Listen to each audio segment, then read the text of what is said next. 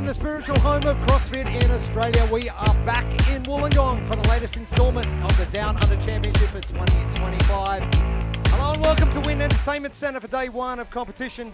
Jeremy Austin and Pip Malone with you. Two-time Games competitor, Pip. First-time Down Under broadcast competitor, if you can put it that way. How does it feel? Oh, it's amazing. It's been 11 years since I've been down here in Wollongong again. And to be on this side of it makes it extra exciting. So plenty of memories for yourself here in this arena. If you go back to when you qualified in 2014, the field was off limits. We weren't allowed to go anywhere near it. Now the athletes are running and throwing implements for the last couple of years all over it. And now running up and down the beach with some med balls, which we're going to get to shortly. So things have changed considerably, but the standard obviously has gone up. Oh, that's right, and it's so great to see how the sport has grown over that last 11 years, and I'm kind of jealous that they're now using the field and the beach here. It makes it way more exciting with the events to be able to open it right up, use more implements, more equipment. The sun is shining. It has been a pretty blustery day. The windsock at the top of the hill giving an indication of exactly how much that is blowing. Big tanker out to sea as well. Very picturesque as we get into event number one. This is called Sandstorm. There's definitely a sandstorm down on that beach with the wind blowing. Oh, is there? There's 2 rounds for time of 1 kilometre med ball run, 2 kilometre assault bike, 100 double unders. The med ball for the men 9 kilos, 6 kilos for the women. They've got a 21-minute time cap. So let's talk about that for a second. Running in the soft sand, difficult enough. We've seen in the past they've run to the lighthouse here and back with a dead ball. But a med ball that's not that heavy, but gee, it's annoying. Oh, it's just adds that extra fatigue on the body. Just more awkward. They've got to run all the way around. You can see the athletes really trying to use that harder, wet sand, take the pressure off the calves. If you've ever run in soft sand, you know it is not a nice feeling at all. Athletes have been at it all morning here at Win Entertainment Centre. And we've got 3 full days of competition. We will move inside the Win Entertainment Centre later on this afternoon. But we have got a massive schedule for you lined up. We've already got through our intermediate teams and our masters. Our adaptive athletes are to come very soon as well. And the crowd, they're doing some work as well, running up and down that hill to see what's happening on the other side and then back down to see the athletes finish.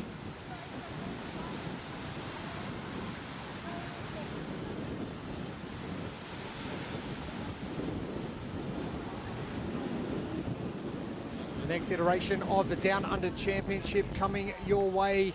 We're going to be here live for the next 3 days. And let's hope we get some weather like this for the next 3 days. Normally we're used to being here and it's used to being really cold, but it's actually quite pleasant out there, and you can see the boys with their shirts off. It's quite pleasant once you do get in the sun. Oh, it sure is. Aside from that wind, the sun is beautiful, and as you said, it's very nice to be in Wollongong at this time of the year and not when it is freezing cold. I'm going to put you on the spot now, Pip. We're going to go back. Your favourite moment as an athlete at Win Entertainment Centre, because there's so many different stories that's come out over the last 10 years of coming here. What's been your favourite? And you can make it personal as well. There's quite a few. I think the final event of 2014, punching that ticket to the CrossFit Games, you know, leaving it to that very last event to take the ticket, that's probably my most fond memory. If we go all the way back to 2012, we actually shared the floor together here in team competition. We were both unsuccessful going to the games that year. But how things have changed. They have, and we've spoken to a few OGs today talking about the good old days back in 2012 when we were all in the team competition on the floor together. But it's great to see how much things have evolved and how much talent we have down here now. Plenty of old heads coming back and volunteering their time over the weekend as well.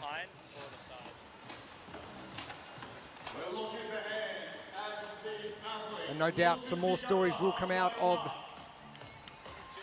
the Down Under Championship 2025. Alongside Pappy and Poppy. Few of the athletes starting to look down the field. Ticking over the halfway mark here is Pappy and Poppy.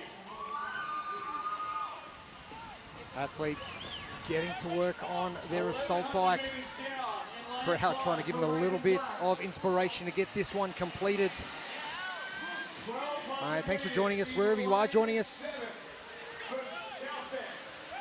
And a big thank you to Double Take Sports and also our broadcast partner, Frog Grips, bring the broadcast to us.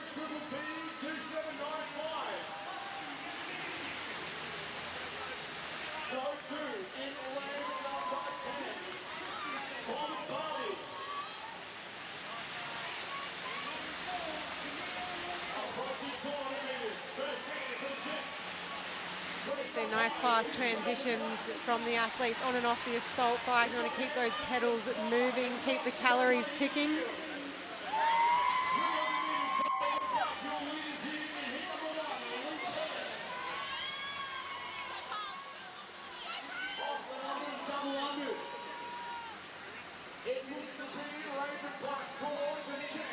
If we go into a competition like this,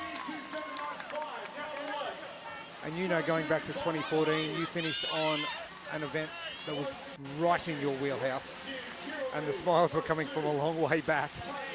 But how do you want to start your competition? Something that's comfortable or something that's a little bit more difficult and gets easier as you progress through? I think every athlete's going to have a different preference, but starting with something like this, a bit longer, allow the body to ease into it for the weekend.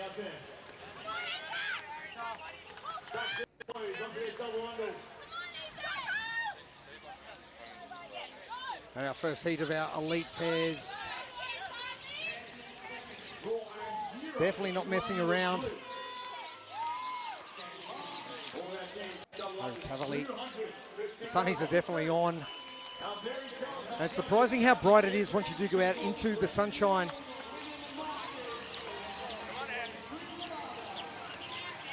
And tough going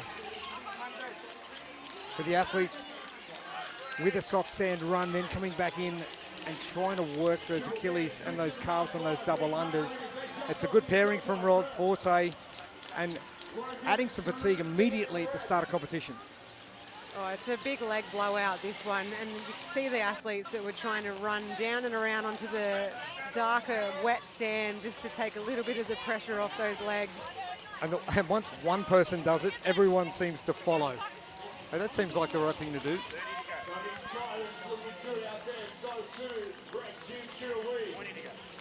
We're looking for our first hands out there in Mansfield.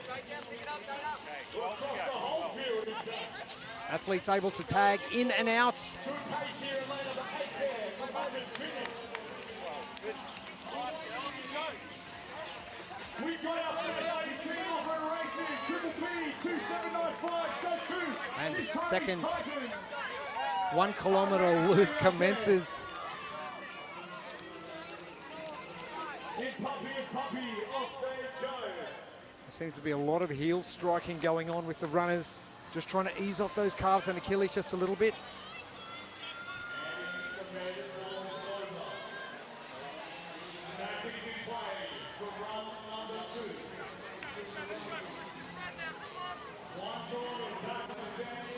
And different options for the ball carry.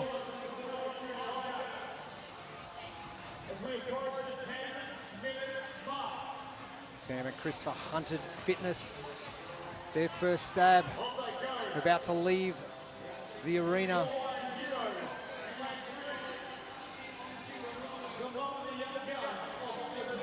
The backfield boys heading out as well.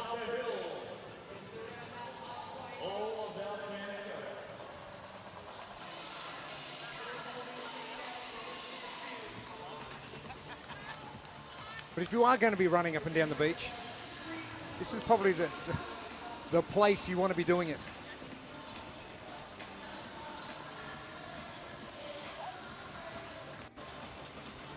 It is a perfect setup here in Wollongong with the stadium, the field and the beach right there for a big event like this.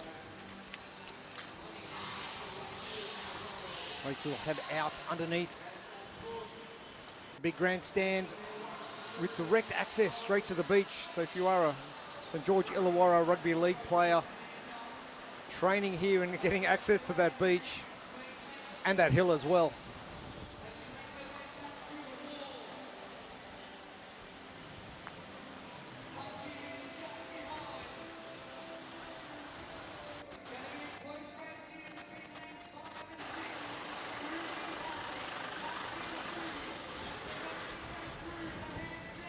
And a big thank you to our equipment supplier, Alpha Fits, as well as our broadcast partner, Frog Grips. Just walking up there now. Providing the broadcast for us right across the weekend. They actually do have a stall here as well. And Sean Coote from Frog Grips.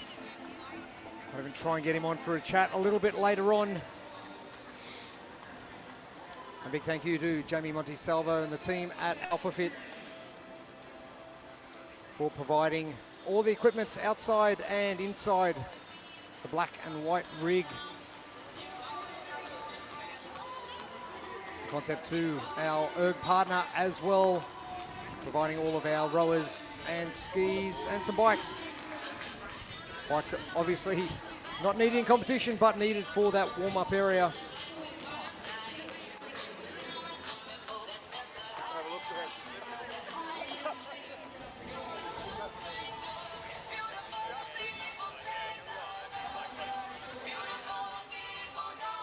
We get an idea of when the athletes are coming back in, when the athletes support crew start sending their way down that hill.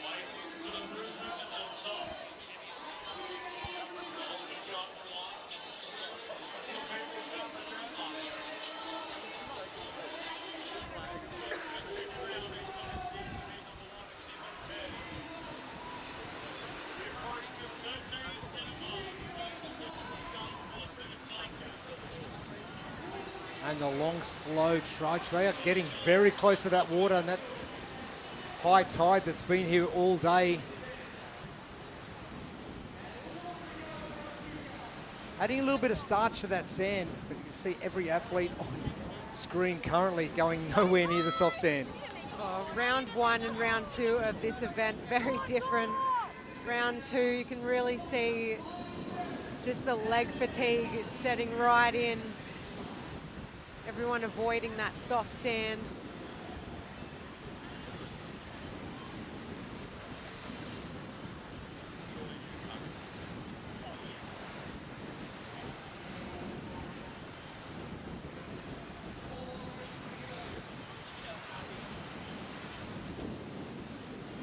Both are athletes opting for the shoulder carry with the med ball.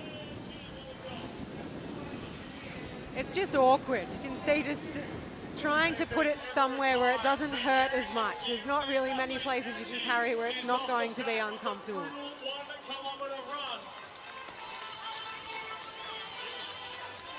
And they're not doing a whole lot of upper body work, so the carry's not really going to fatigue them as much. Onto the assault bike. Down there in lane 2 in third. Our first ladies pairing is back. A great way to start things off for Down Under Championship 2025. On the assault bike first for the ladies.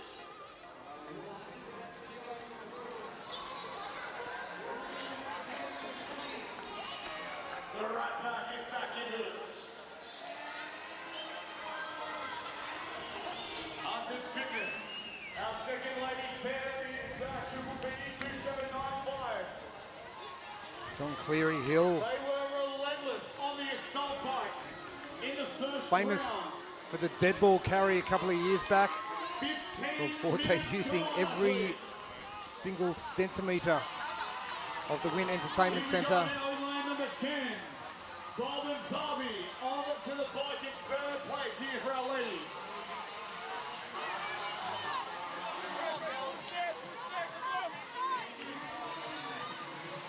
2 kilometers for the Bob and gents. Barbie, lane number 10, currently sitting in third position. Scout and Tyler. Happy and Puppy, 800 meters gone. Raven Clark, They're in the light blue just to the right of screen. 1 kilometer halfway. 1 kilometer as well in lane number 7, South End. Approaching. 1 kilometer is Bill's Rat Pack. It is tight in the men's heat. The males getting through 2 kilometers on the Echo bike, the assault bike, apologies, and the females 1.5. And it's an easy changeover, so it's a matter of just getting on, getting off. They really want to keep that assault bike ticking over. You do not want those pedals to stop. See the athletes switching out nice and quick. Pretty much as soon as one athlete starts slowing down, that's when you'll see them pop out, swap over while their handles and pedals are still moving.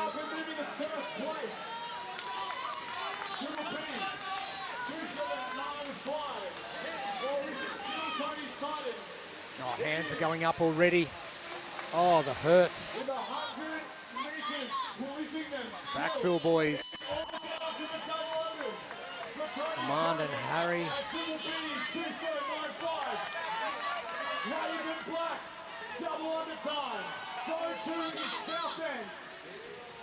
This is where you've got to try and minimise the damage on and the fatigue on that body on the assault bike. Moving on to your doubles, you don't want to use your legs too much. It's going to make for a massive struggle trying to get off the ground.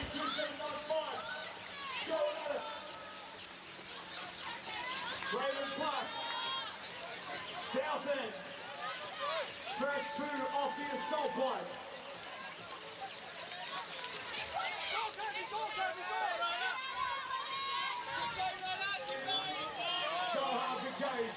Athletes getting close to finishing off. Judges have to be dialed in to count the reps. The first event of the day. Mum and the young gun.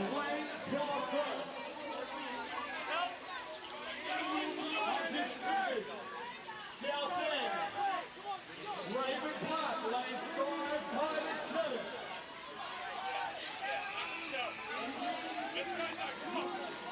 Just about all of our teams now on to the double unders. Final 100 meters for the last 2 pairings. Our And judges all bar. try and read their body language. One team now onto the final set of double unders. South End, Raven Black with your first 200 double unders to finish. What's a good way to separate between the 2 team members? I'd say a lot of these teams would be coming in with the plan of doing 100 each. But after running in the sand with a med ball, that plan might go out the window. Most of these athletes are holding onto those ropes. And great to see Regan and Jess down there in the orange. Lane number 14, jumping up from the RX division from last year. Closely followed, Bill's Rat Pack and South The End. gentlemen getting the job done, well, some of them anyway. 5, nicely done, second place for the ladies.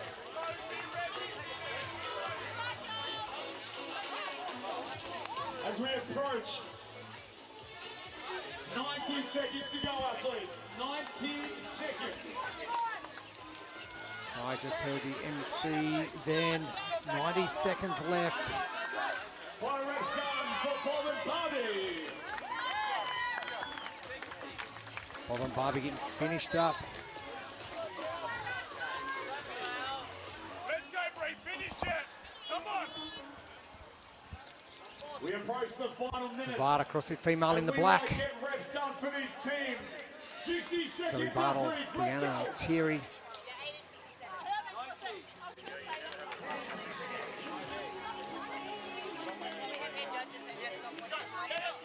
Done and done. 21 minutes for an event. The start of competition, not normally what you're used to seeing. 20 reps to go for the mum and the young gun. 21 minutes is a nice time, I think, Jeremy. It's not too hot out of the gate, and it's not too long. Although with the weather today, Says us not doing it. yeah. Raw Iron Hero, let's go. Well, you've got to pick your poison, don't you? You've got to work out exactly where you're going to struggle most He's got 10 and put your seconds. efforts into that. 5, Backdrop of frog grips there. A couple of big names 2, 1. and champions here at the Down Under, not here this weekend. Going to head off the Northern Hemisphere and go and play Rogue Invitational. Natty Sturt, Jade Crouch, Grace Walton, Ricky Garrard's out there as well. A couple of big names we're used to seeing. All right, let's head down to the third member of our team, Gemma Ashworth. We are here with Ready with Black, our Heat 1 winners. Great start to the weekend. How are you feeling leading up to that first event? Jack, a little bit nervous running in sand, and then we're running on sand, then a bit of water came in, made our shoes really heavy, but I'm just glad we got it done. First event. And what goes through your head when you turn that water and you see the heat? Very long, but it's good, just chipped away. Amazing. First workout done, plenty more to go. What workout are you looking forward to most and why? Probably the last one. Clean snatch gymnastics, isn't it? Yeah, 29.59. Yeah, I think that should be fun. Perfect. Well, good luck for the rest of your weekend. I'll send you back. Good job, guys. As you can tell, first ever event, let's go. Thanks, Gemma. And what a great start to the weekend. Getting away with a heat of win for your first event. Like, talk about ticking boxes. It's a great setup for the rest of the weekend. Just a nice confidence boost.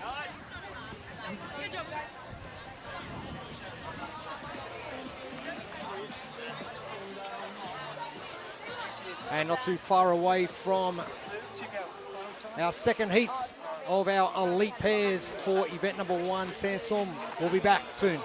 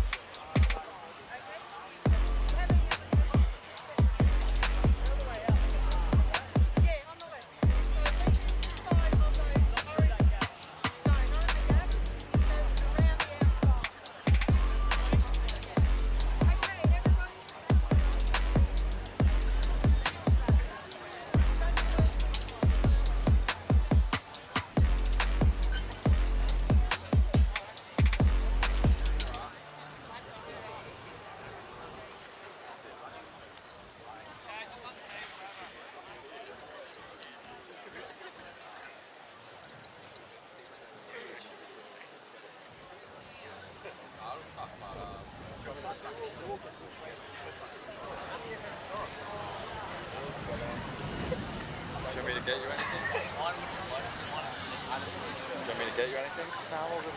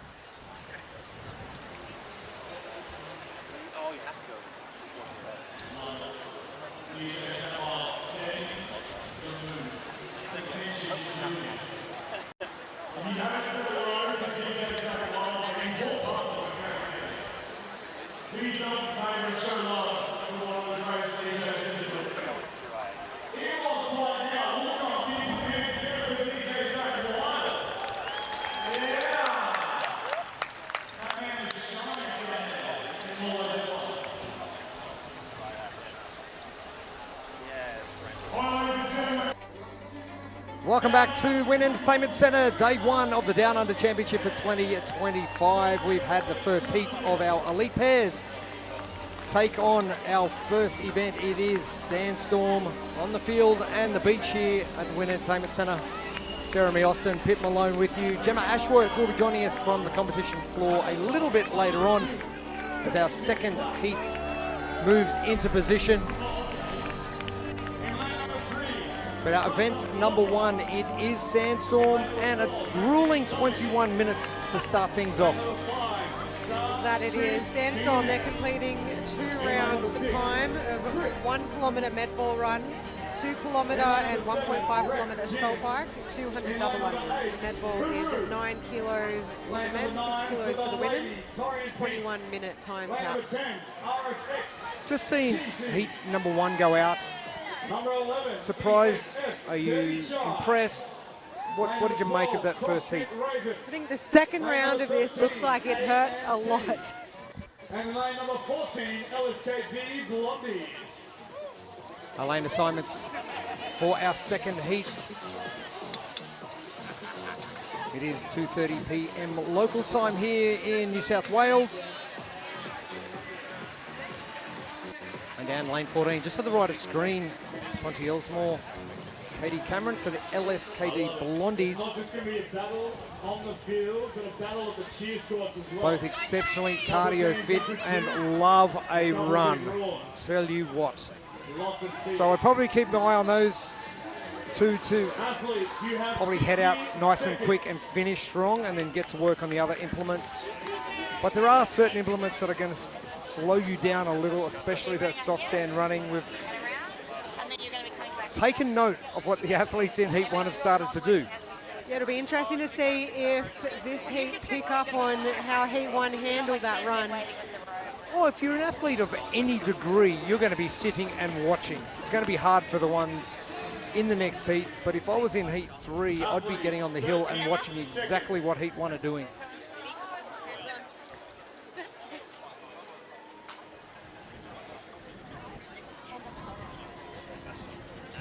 Tanaya and Alia for A&T. Very descriptive names. I'm assuming the A&T is 10 seconds. Alia and T is Tanaya. Well done. I could be wrong though. Here we go. Underway, Bronte grabbing that ball and she's gone.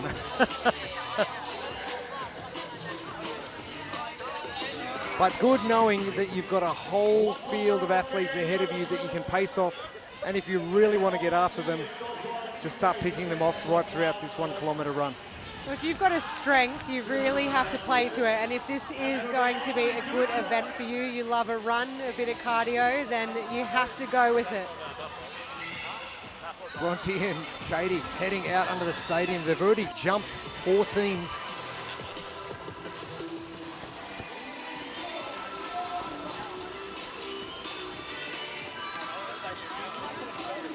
And the ocean does not look happy at the back there. The wind is really blowing here outside at the Wynn Entertainment Centre. But a beautiful day so far. We've gone through all of our intermediates. Started off the day. Moved on to our masters. Our 4 different masters divisions, 55 plus, 48 to 54, 41 to 47, and 35 to 40. And then we moved on to our futures. Our RX pairs were next up, and just finished off with our adaptive athletes just prior to our elite pairs starting. Our first heat of our elite pairs done. This is heat number 2 and heat 3 to come. And then we cast our attention after a short break to our individuals. 3 heats of our individuals before the athletes make their way inside. Currently inside we have our Masters divisions going on for event number 2. And a couple of shoulder carries. Got a Zercher carry. We've got all sorts of different options for these athletes. It's going to come down to a comfort level, surely. Personally, the Zercher carry, not my not favourite. Not my favourite either. The shoulder is probably where you're going to see most athletes holding it, just for most comfort. It's also not a very arm-heavy event. You can get away with holding it up. Quick shoulder switch as well. See all the athletes coming back on that wet, hard sand. You're an elite weightlifter. You know about keeping that barbell close to your center of mass. It's the same principle here, just a lot lighter, but it's still going to be annoying for these athletes, especially as you mentioned, getting into that second round when that fatigue has really punched you in the face. That's right. You just want to make sure that that med ball is not doing too much damage to that run. Now, question for you. Do you swap during the run, or do you just have one person take it on the first run, one on the second? We've seen some teams where we've had one athlete do all of the med ball. You probably find that if there's an athlete that is maybe stronger on the run, it's going to be better for them to hold the med ball so their partner can keep up with them. And not too far away from the athletes coming into the field here at Wynn Stadium. To the far left is where the indoor arena is and the main grandstand. Our DJ Zach Weil down there on the field as well, bringing the athletes in.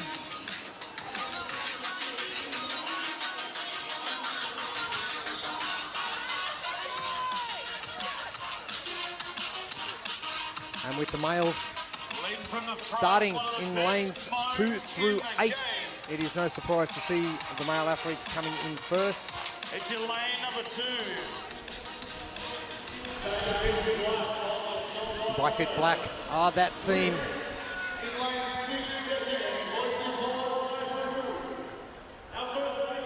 Marty Strong, Francesco Paradiso. Marty Strong, no stranger to competition either. Seen him a number of times at Down Under and Torian. And interestingly, Francesco and Marty swapping out very quickly, so that might be the plan, getting onto the assault bike. Quick changes and just try and tick over as many calories as possible. The good thing about the assault bike is you get a little bit of residual credits. So if you get the arm spinning, you get the pedal spinning, you can actually jump off and you can actually get the incremental load ticking over while you're swapping partners.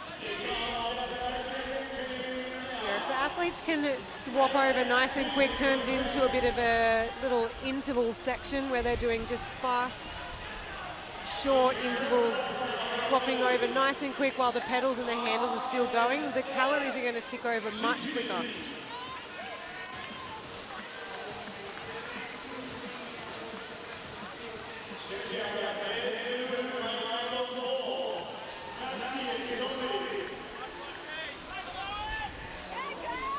Your leaders all the way down to the far right of screen. Francesco and Marty for Bifit Black. Ran into Bailey O'Brien and new bride Maddie just before. And they're filming plenty of content.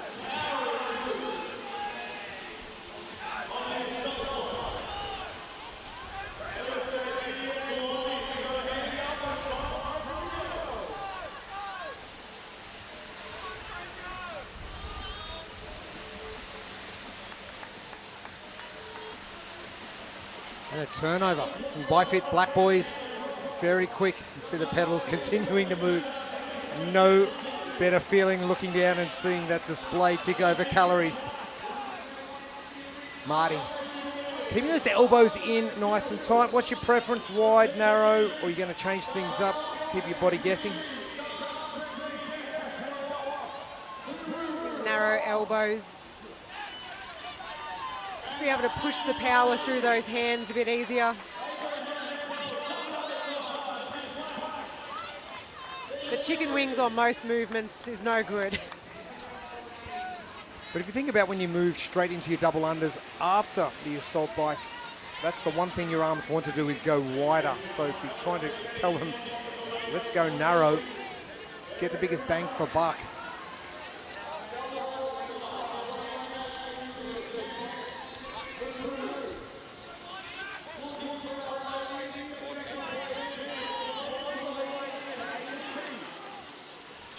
Matos Locos with Nick Fuentes, Alvaro Alarcon down there just alongside boys from Byfit Black.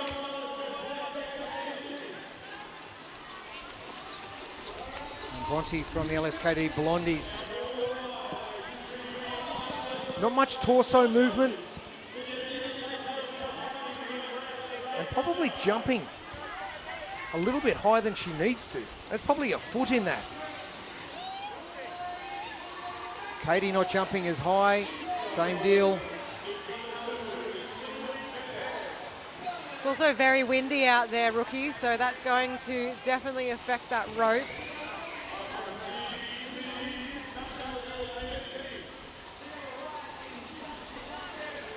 Ali Antonea just to the left in the black and whites from A&T. LSKD Blondie doing a great job. They are just to the far left, just outside of your viewpoint of the entire field.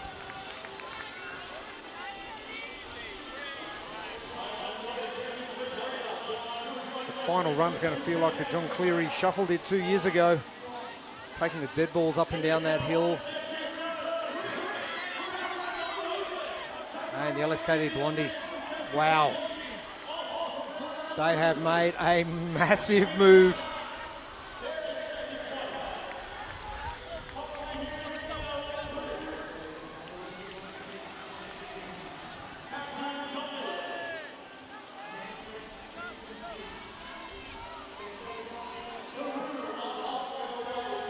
Team Chris well in the lead already. Ethan Vandervelden and Brody Scotts.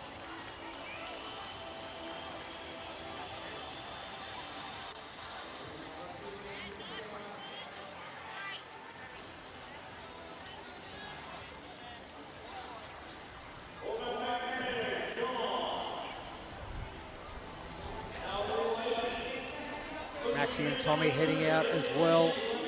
Max Lees, that beautiful dyed blue hair. What are we going to see from him inside the arena for the course of the next 3 days?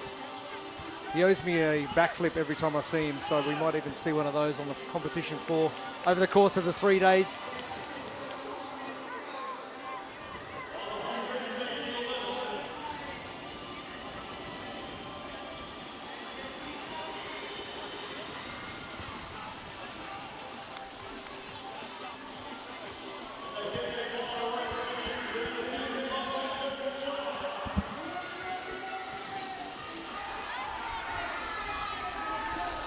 I could be wrong. Second biggest steel city in Australia after Newcastle? Not exactly sure. Big shipping port though. A couple of tankers just off to the horizon. You see exactly how windy it is. That ocean is not very happy at all.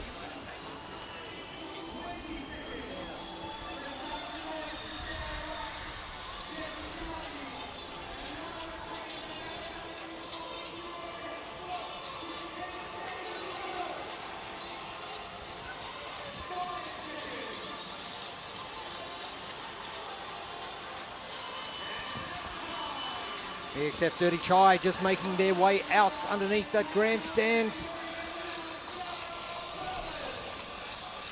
Lana Panapa and Tamara Dinsmore.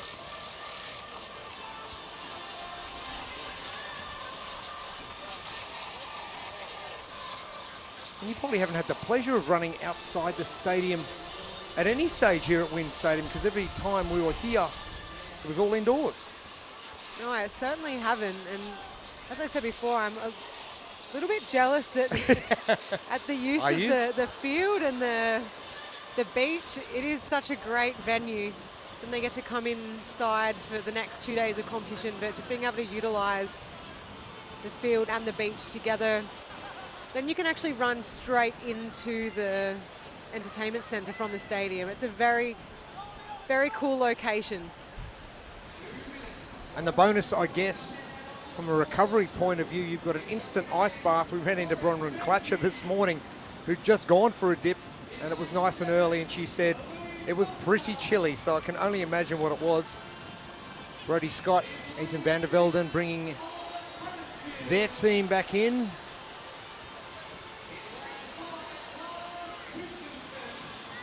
Yes, the ocean is still absolutely freezing here at the moment. We say freezing, probably at about 16, 17 degrees or something similar. But the team from Freezing Hot CrossFit, they are called Chris.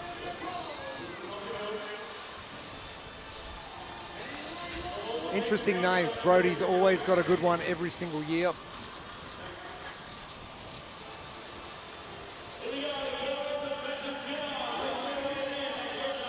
And Ethan, telling Brody to get a little bit of a move on and get started. Good non-verbals. Just a reminder, we are just about at that halfway point, over the halfway point of that 21-minute time cap. This is event number 1. It's called Sandstorm. And a grueling event number 1 to start competition. If you've just joined us, the athletes are completing 2 rounds for time of 1 kilometre med ball run on the beach, 2 kilometres on the assault bike, or 1.5 kilometres for the women, and 200 double unders. The med ball's 9 kilos for the male pairs, 6 kilos for the females. Just annoying enough.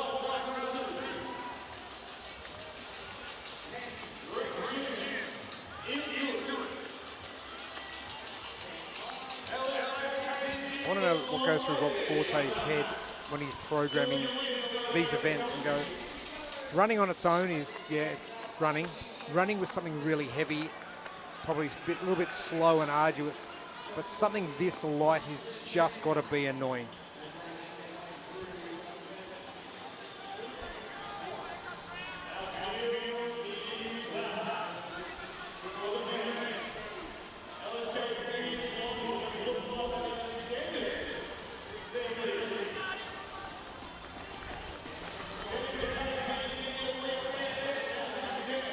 We are at the back end, 6.5 minutes left.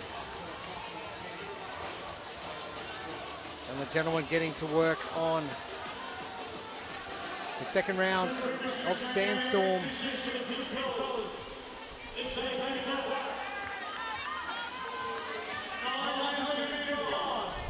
Two kilometres on the assault bike.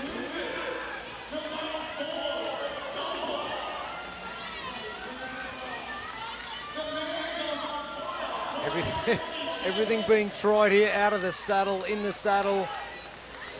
Arms wide, arms narrow.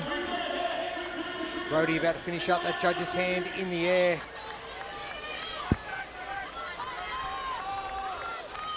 Dylan Seeley and Dylan McGregor from Star Strength DNF just next door.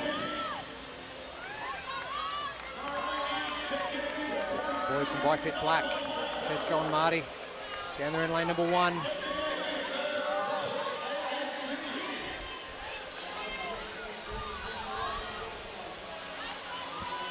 And Team Chris are about to finish up.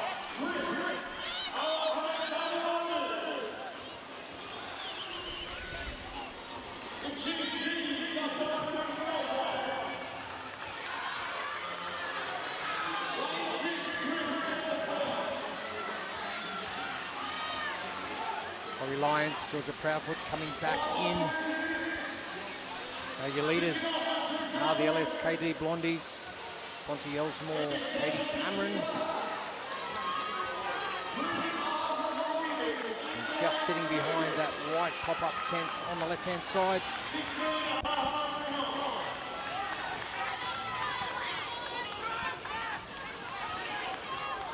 Brody Scott buckled over at the back on his assault bike. Very good athlete, so this must be hurting. Well, we know he's got an engine, so he's buckled over. We said that round 2 looked absolutely brutal from the last heat. At this point, they're just holding on for dear life on these double unders, try and get them done as quick as possible. The same with Bronte and Katie on screen. Very good cardio components. Katie in the back buckled over. But it depends how much intensity you put into it. You want to make it hurt more, you go faster. I think Bronte took off on that second run way faster than what Katie wanted. Saw a bit of that last week on the Gold Coast. Run for Bronte, she was loving it.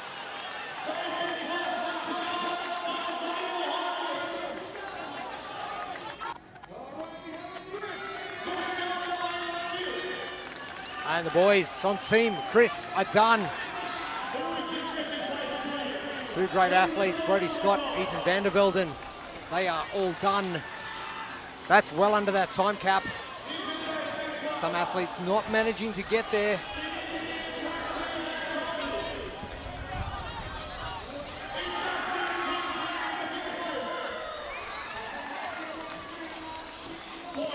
Nick Lucic and James Keane in there as well. Boys on Bifit Black are in. Tesco and Marty.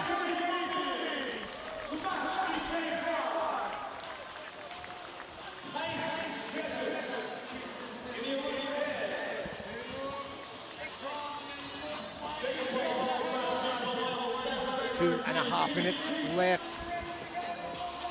Well, Moses Patello in the crowd with the high five for the girls from LSKD Blondies.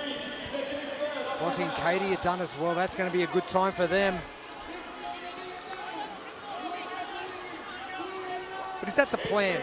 You know you're going to do well in an event, you just shoot your shot and go, hey, here we go. Oh, you definitely have to shoot your shot. If running and the aerobic component is your strength, and especially starting off the weekend, event 1, you have to go for it. Every pairing is going to have that event where it might not suit them. But if you do have one that suits you, you have to go for it.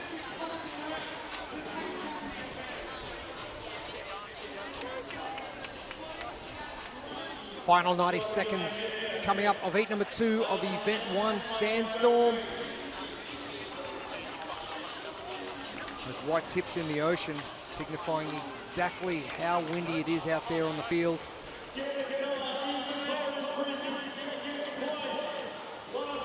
Little part of Tommy and Maxi. Maxi not looking great on the floor. It's going to be no backflips at the moment.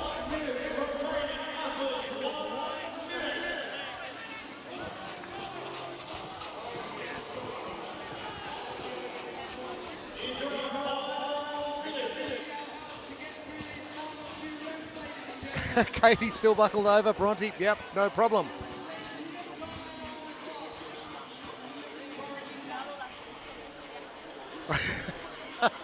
That's some tough going. The final 30 coming your way. One more heat of our elite pairs coming up before we cast our attention to our elite individuals. 3 very tough movements brought together by a very nasty Rob Forte. On their own, not too bad. Mara Dinsmore.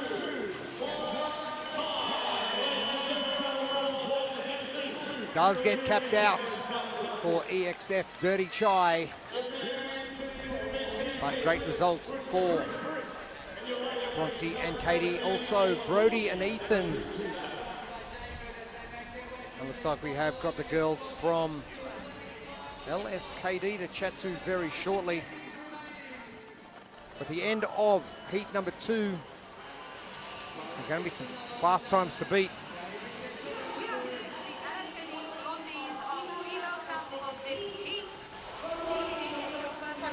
Elite at Down Under. First workout, first win. How's that feel? Definitely a boost for the confidence coming into the weekend.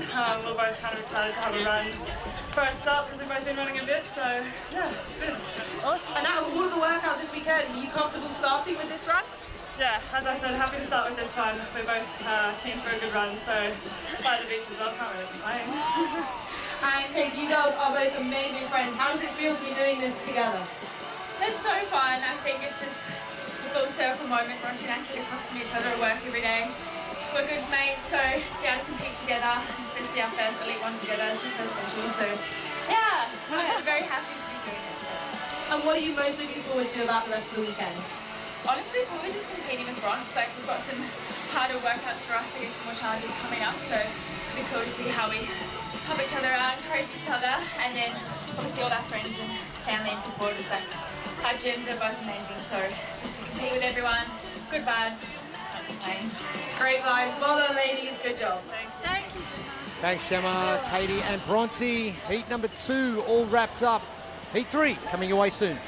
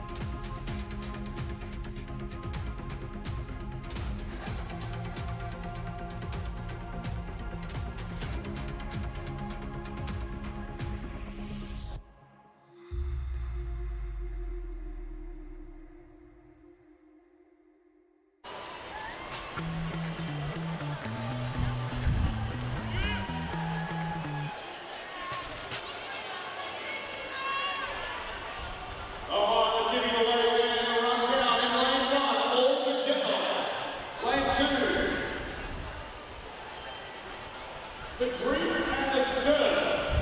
Lane 3, Concept Titles. Lane 4, Chase at Work. Lane 5, Father and Son. Lane 6, Geo Boogeyman. Lane 7, P1 and P2. Lane 8, Grit Programming. And for the ladies in Lane 9, the Titan Girls. Lane 10, Bonja. Lane 11, All Grit, All Brute. Lane 12, Pepsi. Lane 13, Team QHP. Lane 14, Team Barney. Lane 15, Red Gym Girls. And lane 16, Tyler's.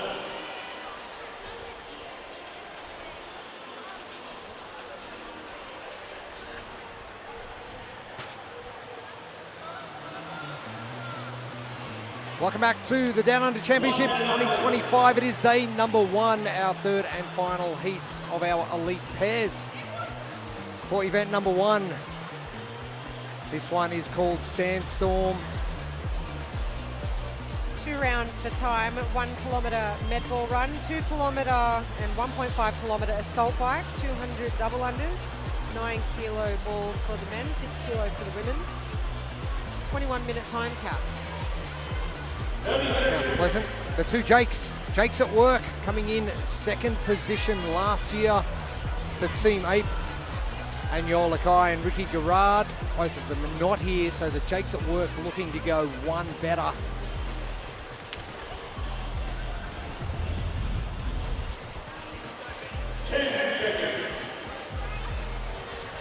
Father and son, Khan Porter, Zach Thomas in the background. Plenty to say prior to this. And the Greek and the Serb. It is George and Costa. And number of athletes in this field who are going to be very familiar. It looks like Khan Porter and Zach Thomas have sprinted out in front. And they're going to go close to leading the entire pack out. Interesting strategy. I think if we were going to pick a pairing that would love this event, I think Zach and Khan certainly are the ones I would pick.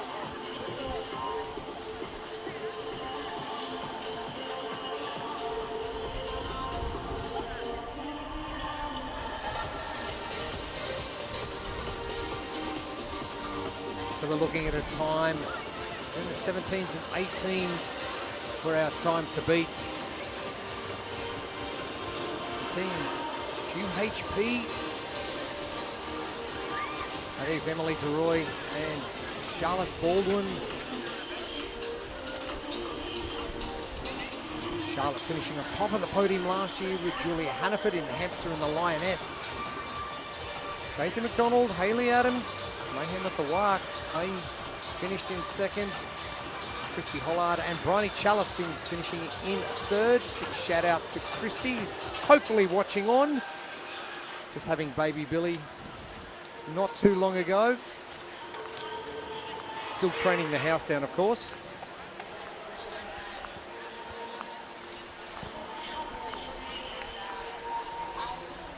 A bit of cloud cover starting to creep in here at Wynn Stadium.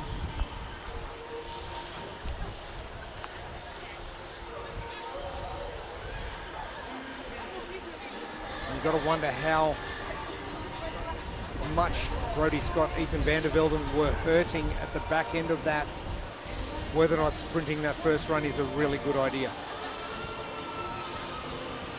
As we were saying before, shooting your shot on that event, play to your strengths. Sometimes you've just got to go for it. And this event hurts in round two, whether you're sprinting or not. True story, that's. So Khan originally partnering up with Luke de Jong. Luke unfortunately picking up a little bit of a niggling injury. Zach Thomas jumping straight in. And no doubt Luke will be around here somewhere. Zach Thomas bringing the ball back. Khan Porter, absolutely no stranger to this arena either. And he's had a whirlwind last 6 weeks, spending a week in the States via Saudi Arabia for the IF3. And actually competing alongside Zach Thomas and Luke de Jong for Team Australia.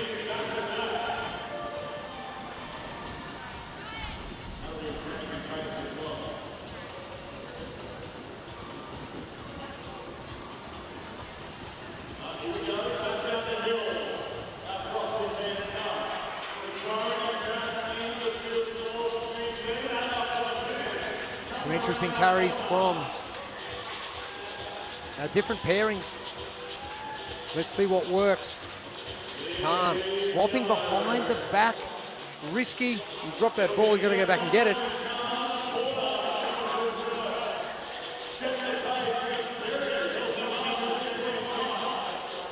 Great to see Zach Thomas back in competition at the Torian Pro earlier on this year. A bit of a health scare last year, but well on track. And if anyone wants to know all about assault bikes, it's Mr. Khan Porter. It's going to be interesting to see what their pace looks like on round two. This is the first heat as well where we've seen all of the pairs come back up high in that soft sand. A lot of the pairs in the earlier heats opting to go out wide onto the wet sand, a little bit nicer on the legs.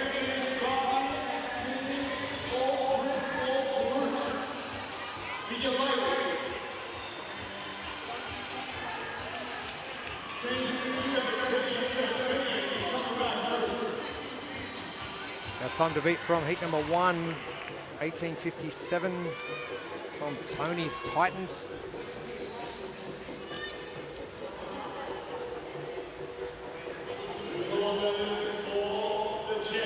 And no surprise,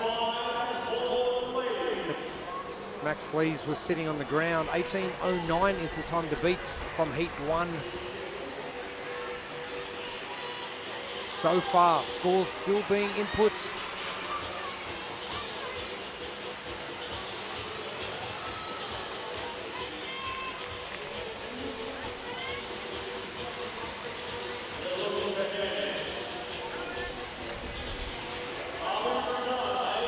Emma Iredell, Clara Alamond making up team Time Birds.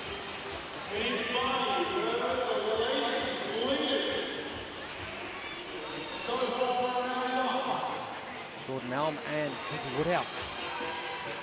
Track Gen girls.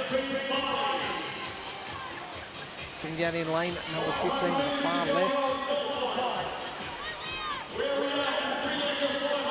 Plenty of people out and about today. Khan Porter about to finish up, move forward to the 200 double unders.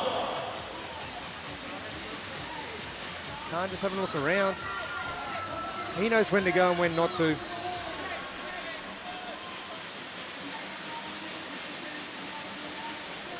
Final 2 calories.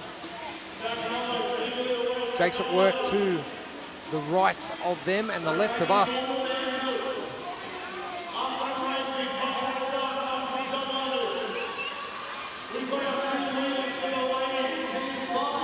Brandon Gaskell, Liam forward. 2 athletes that are well on their way, progressing upwards. They had a great Torian Pro earlier this year, both those gentlemen. Brandon Gaskell setting the world on fire with event number 5.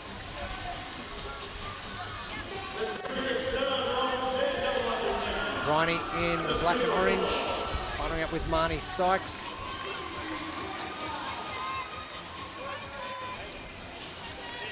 Charlotte Baldwin with the ponytail in the mouth. There's a new one. Smart though, because she does have a long ponytail, and if you've ever had your ponytail caught in the rope, very annoying and slows things right down. And if you're talking about Wynn Entertainment Centre and blonde ponytails, do you know who I'm talking about? Amy Alessi ran into Amy last week on the Gold Coast. I said, surely you're coming down. She goes, I am well and truly done competing. I said, don't have to compete, just come down and watch. I think we've seen though over the years how many times people say they're done and they keep coming back for a reason. Pip, you're going to make a comeback. I'm back, but behind the desk. Okay, just confirming.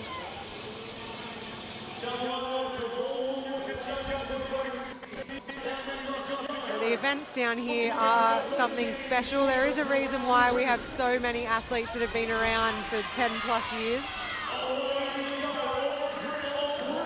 B1 and B2, Brad Spreadborough and Ben Hickson.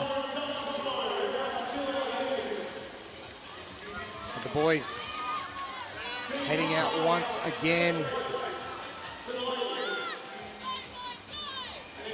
Khan's got a bit of purpose about him.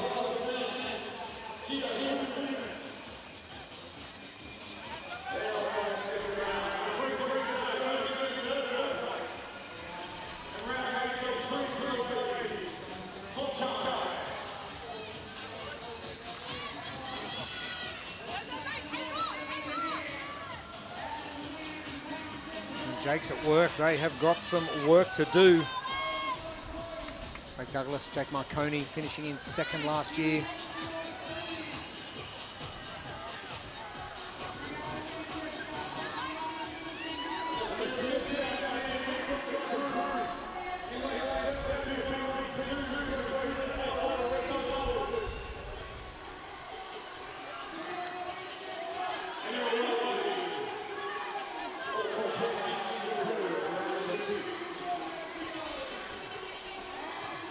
Coming up to the 10-minute mark.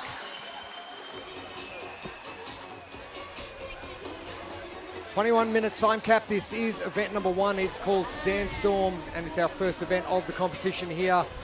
3 grueling days of competition coming up.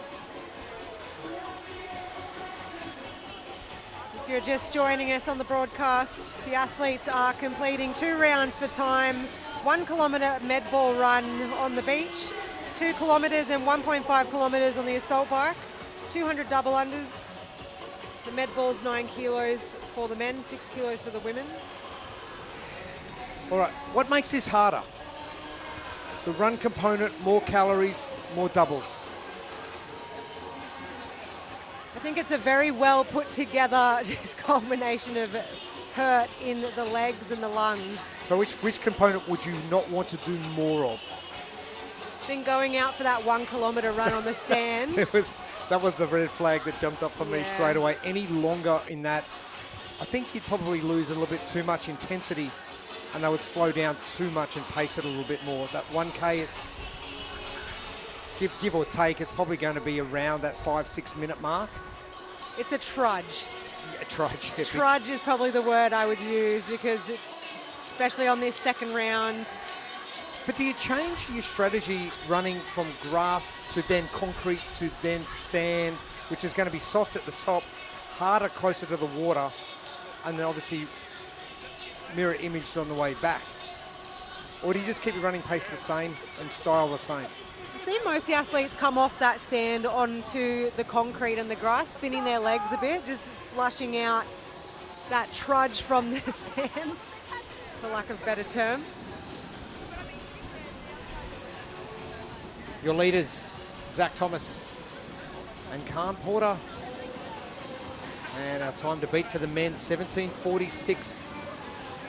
Team Chris, Brody Scott and Ethan van der Velden. Maxie and Tommy hanging on to that second position currently. For our ladies, it is the LSKD Blondies in 18:22. Katie Cameron and Bronte Elsmore.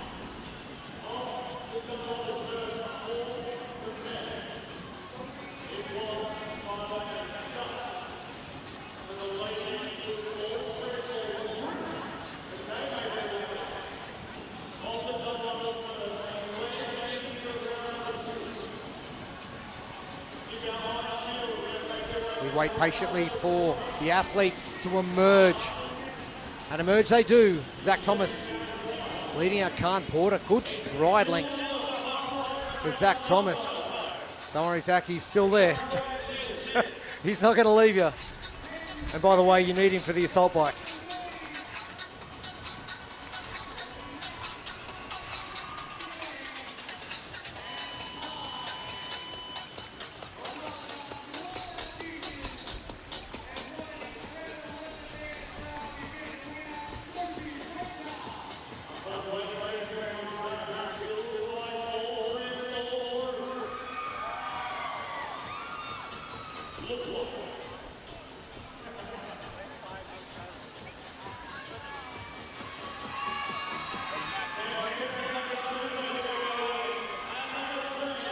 Pacing's got to be something you've got to be really wary of. Costa Ilic finishing up. Serving the Greek. George Regas coming in now. If you know you're coming onto the assault bike second, you can maybe push that run a little bit harder. But if you do come in first, you've got to get on that bike straight away. You're not going to come in and start resting.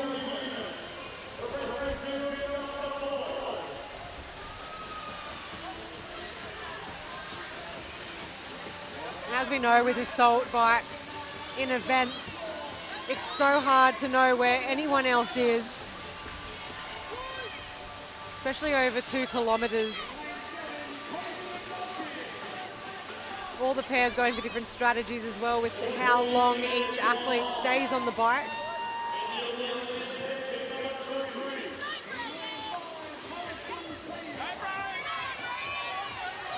Emily DeRoy coming back in.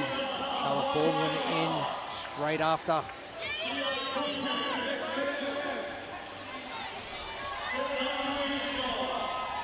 Farah Alamont and Emma Eridell at the far left.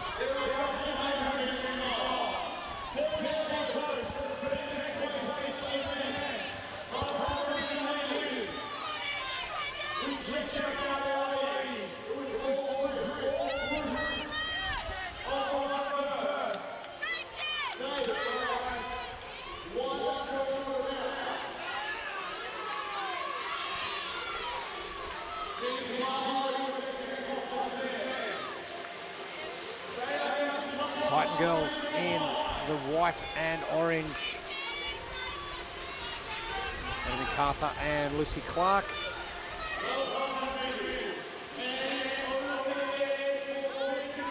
We're trying to chase down our female leaders, all Brits, all brutes. Brodie Preston and Clem and Emily Clements. Great to see Brodie Preston back to competition after that shoulder injury. It's Khan Porter. The father and son. I see Khan Porter as a father. You can tell him that later.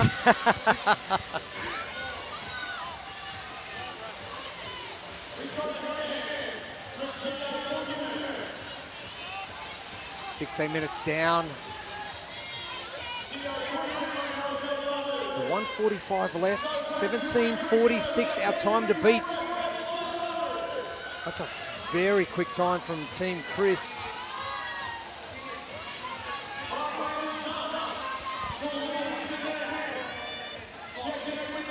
Ronnie Chalice trying to creep up that podium as well, especially after last year. Not too far behind second and first place. Brodie, look at great position for doubles. The body is barely moving.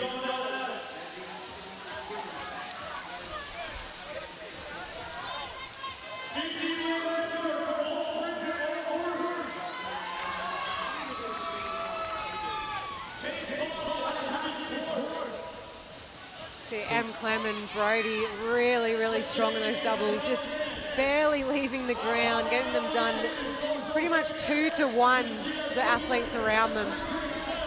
Thinking about efficiency of movement under extreme duress and fatigue. If you can maintain good body position right throughout, it's going to make things so much easier. Khan Porter, Zach Thomas. They won't take our fastest time.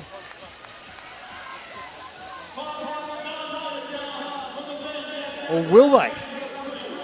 It's going to be tight. We'll have to go to the official time clock. But it's either going to be first or second.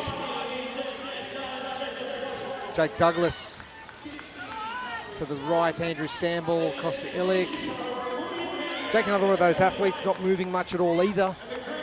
It's a lot of body to move though. 18:22, our time to beat for our females. So our fastest time will come down to all grit, all brutes.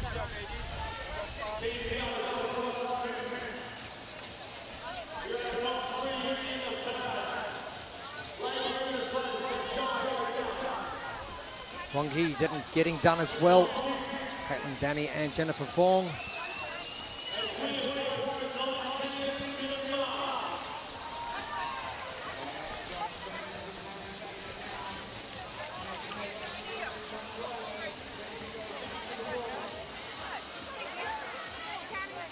Pepsi with Georgia Pryor and Maisie Wild in there as well.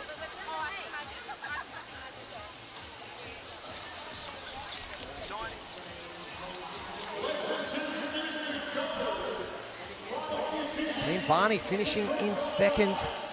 That's Bryony Chalice, Marnie Sykes.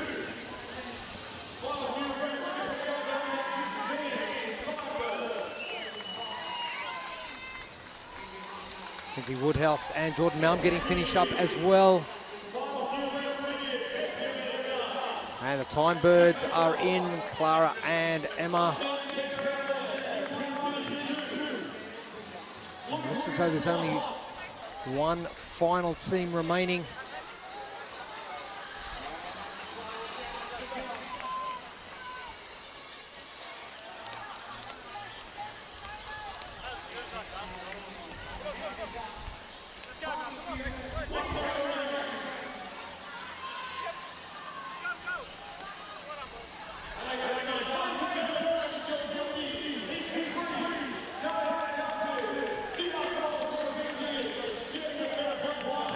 Well under our 21-minute time cap. All of our elite pairs getting finished up.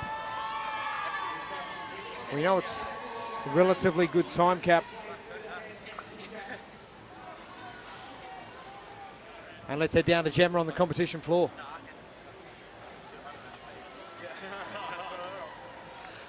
We are here with father and son. I'll let you guess who is who. I'm here with Khan, a veteran of the Down Under Championships. You've been travelling around, just come off 3rd place at Masters. Is it good to be home? It's extremely good to be home. Very, very good to be home. And what is your best memory here at Down Under? So the best memory is the one in front of you. And I know this is a really big week. And for Zach, he's been looking forward to competing with someone like me for a very long time. I know how much it means to him. I know how special this has been for him so far. I just want to give him, the very best possible father-son weekend we can. He's going to be saying that all weekend long. I already know. This guy never lets me have it. He fucking always beats me.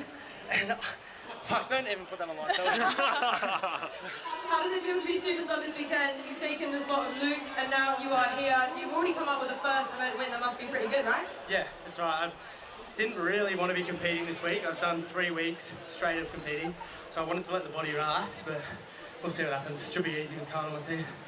So yeah. Perfect. Well done. Great start to the weekend. Well done, boys. Thanks, Gemma. And if you were offended by that language, apologies on our behalf. What a great start, as Gemma said, to the weekend. And if you want someone to learn off and to mentor you, and I don't mean that derogatory at all for Zach Thomas, Khan Porter's got to be close to being one of the best over the last 10 years. Oh, definitely. He's still absolutely killing it. Someone's got to do it, and it may as well be Khan. That's right. He does such a great job at it. But he's had a very busy last 6 weeks, as Gemma said, finishing in 3rd in the Masters competition over in the States, staying over there to help coach Jordan Cabrita at the CrossFit Games adaptive competition in Vegas, then going to Saudi Arabia to compete in the IF3 and finally back home. But yes, he said he was very happy to be home because it took a while to get here. But great start to competition for our elite pairs, our males and our females, all grit, all brutes, doing it for the ladies as well. We'll be back with our elite individuals coming up very soon, so don't go anywhere. Day 1 of the Down Under Championship coming at you very soon.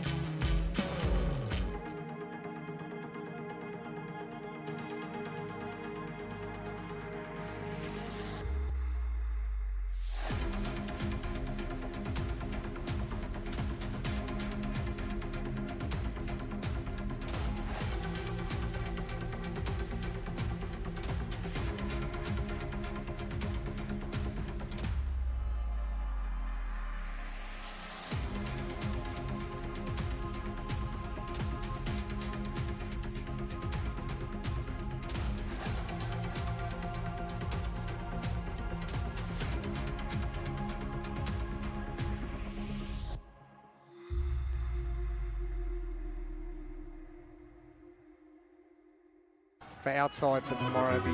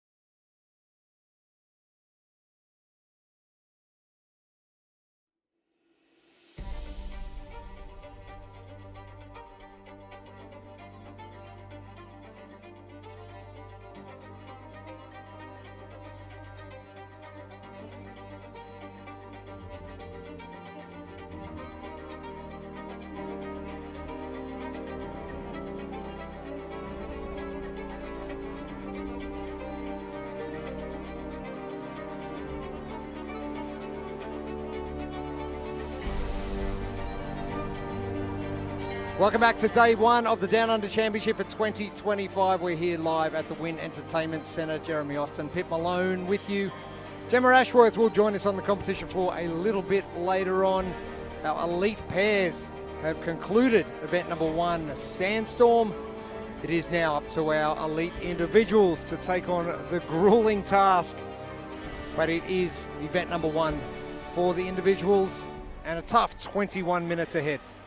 2 rounds for time, 1 kilometre med ball run, 2 kilometre and 1.5 kilometre assault bike, 2 for the men, 1.5 for the women, 100 double unders, it's a 9 kilo med ball for the men and 6 kilos for the women.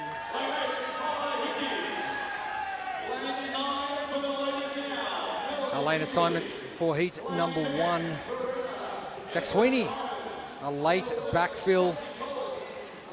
And some very familiar faces. Cam Kuzla, great to see him back in competition again.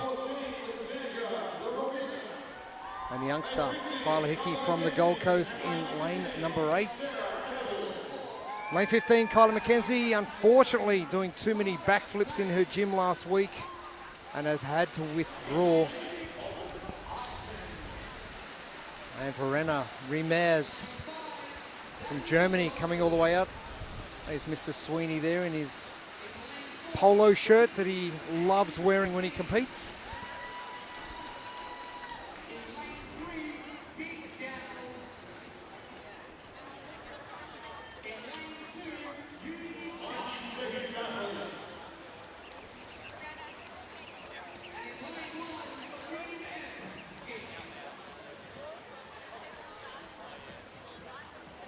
Sam Whitworth as well.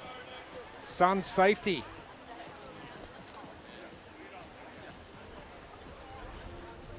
Man from the UK. He can't bypass this big hole we've got in our ozone layer. Well, the individuals have got, it's a little bit more pleasant out there for them. The sun's not beating down as hard as it was for the pairs. Felipe Chardonge there as well from Charge CrossFit in Melbourne. Saw Felipe get a backfill to our elite competition at the Torian Pro earlier this year. There's Cam Kuzler in the white and red. Training very hard. Competing at Elfits in Egypt in the last couple of years. And over at the Asian Championships as well.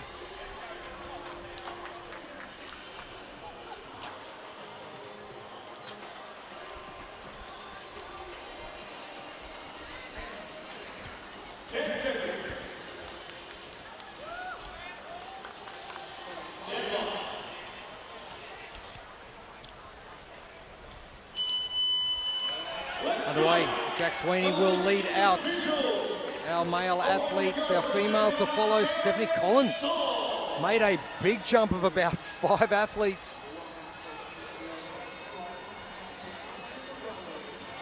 It's all well and good to go out hard on the run, but you've got to be able to maintain it. Oh, I think we saw Stephanie Collins earlier in the year, the Torian Pro. She's got an engine on her. I think if we're going to pick an athlete in this heat to do something with it, I would say Stephanie Collins, this has got her name written all over it.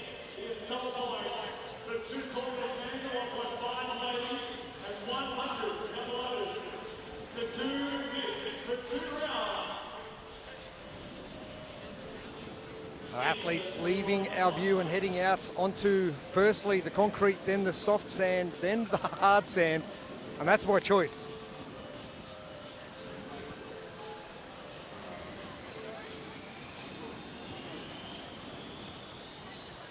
And is it more trying to dig that toe in to get a push off or plant the entire foot so your foot holds a lot stronger? What's the best way to go through this soft sand run? If you can tick your legs over just that little bit quicker so it doesn't feel like you're spending so much time sinking into the sand. But that's easier said than done. Because you can tell yourself to move quick through sand all you want. It's just grueling. See some of the athletes opting to go down onto the wet sand, a bit easier to manage. A smart tactic if the run is not your strong point.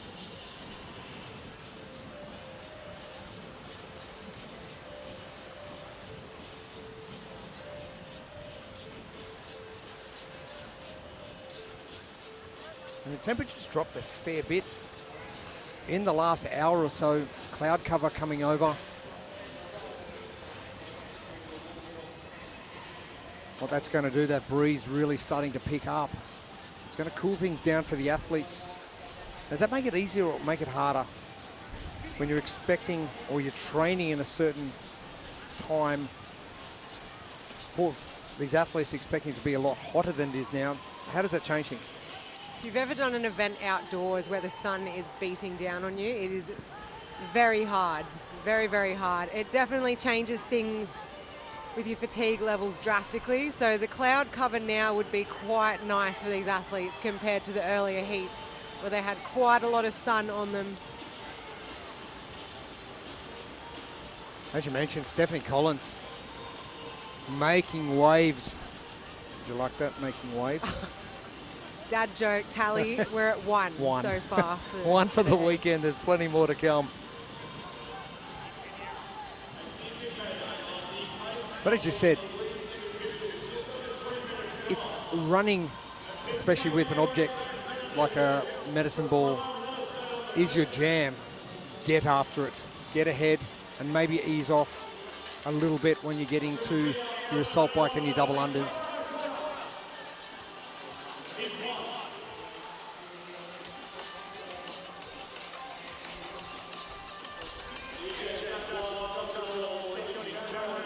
Athletes making their way back in.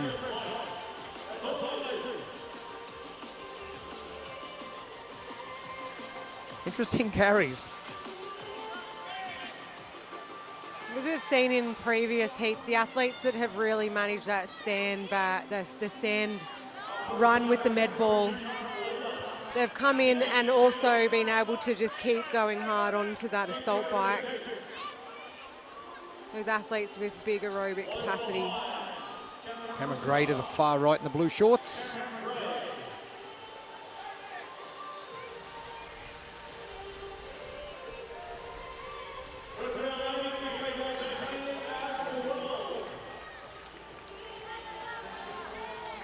Cam Kuzla just taking a little bit of a peep.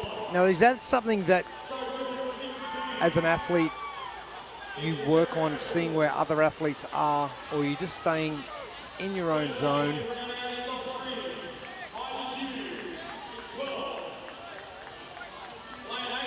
Nick Basanadakis in the black shirt next to Cam Kuzla. Steph Collins. Heidi Hughes, two of our girls from WA. Is that something you focus on? Focus on, hey, if I want to overtake the person in the lane next to me, I need to be improving my cycle rate, improving my time. Is that something you focus on in training, or is that something you just leave so you can just stay inside your own wheelhouse? Well, it depends on a lot of these athletes if they train alone or if they train with others. A lot of athletes do train alone. So when they come out here,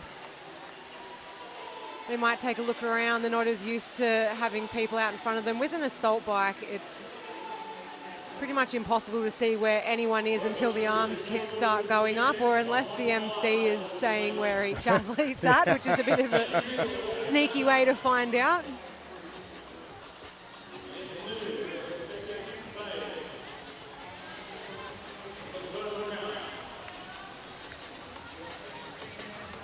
Verena Rimes, in the center of your screen, a black shirt with the white writing, just to the right of Stephanie Collins. Competed at Touring Pro earlier this year.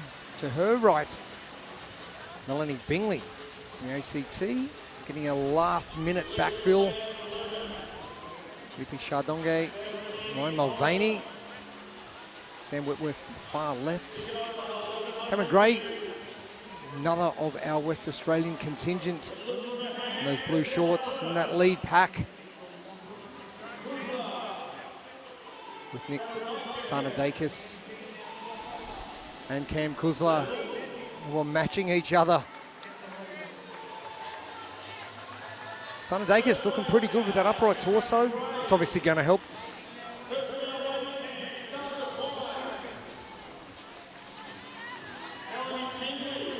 Cam Gray, legs are done, it's all arms.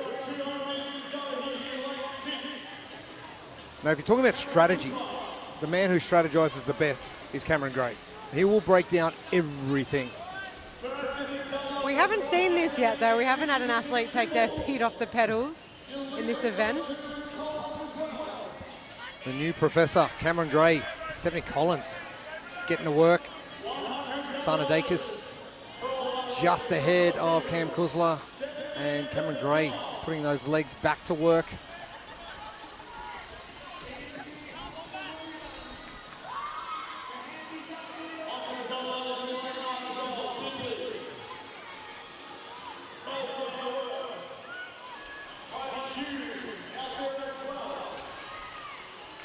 Heidi Hughes with a big jump in those green shoes, pink shorts.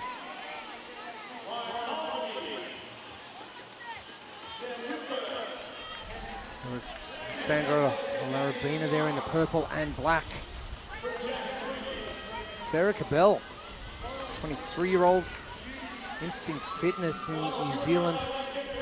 Another one of those backfill invites. You've got to take it, surely. You get a backfill invite, hey, got to go. And for a lot of these athletes that get the backfill invite, it's always cool to see them come and then do something special on the floor, especially when, and they all say the same thing, they didn't think they were going to be here, so why not? We've got nothing to lose. Well, that's it. And if anything, you take away a wonderful experience of competing on a floor like this with some great athletes. Collins called your shot early. She's killing it. She looks very relaxed going out on this second run with the ball. Sarnadakis, the first of the males. Cam Kuzla, second. Cameron Gray just loping down the field here in third position.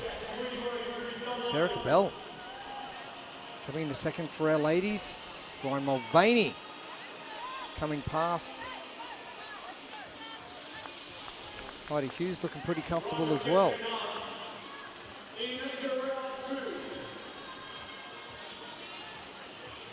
I've seen this with our elite pairs, and it got grueling really quick round two.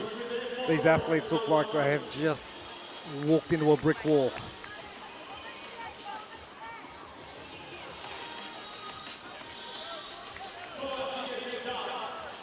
This is the sort of event that on paper it looks like it hurts, and then you actually put it out onto the location that it is, which is running in sand and then out on the field, out in the sun, and it is much worse. So let's talk about recovery, not just for event number 2 coming back into the arena later on this evening, but for the entire weekend. How do you recover? Because this is obviously very grueling, especially on the lower body. How do you recover quickly to turn around not just the event this evening, but also for the rest of the weekend? Well, these athletes will be focusing on getting their legs recovered after this one. So whether that's going down into the recovery center using ice baths. The big ice bath that's out the back. Compression boots are a personal favorite of mine.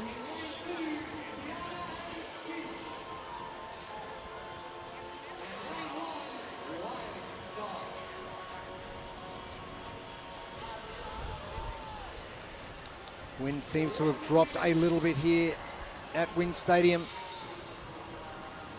Only 2 more heats to come following this one. There's Jack Sweeney down the bottom of screen in the black and whites.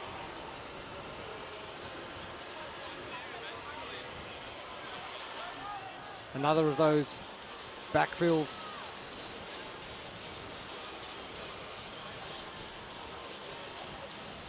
Nick Prasanadakis and Stephanie Collins.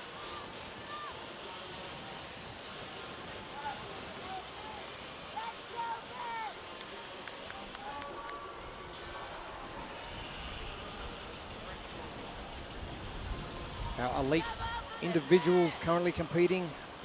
Head back 10 minutes or so. It was our elite pairs. We had a good battle.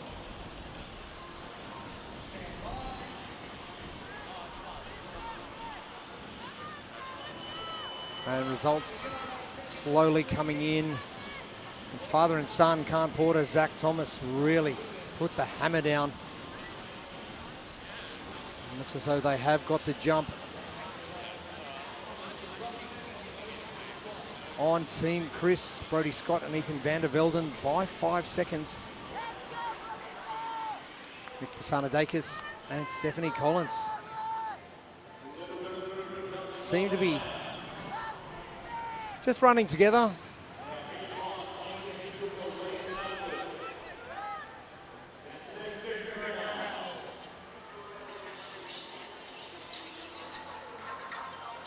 Pasanadakis, another of our West Australians out of Avada CrossFit Fremantle.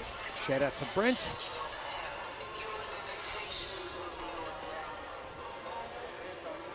Great team over at Avada, over in the West.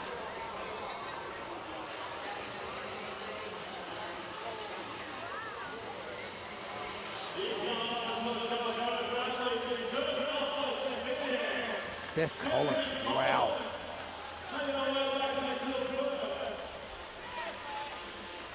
That ball has not moved. She looks so smooth. Working as a vet, specialising in horses. Tell you what, draft horse is underway. The Clydesdale. Load her up. She can take on more than that. Potentially could see one of our fastest times of our elite individuals. Sanadakis just ahead of Cameron Gray. So 3 West Australians leading the charge.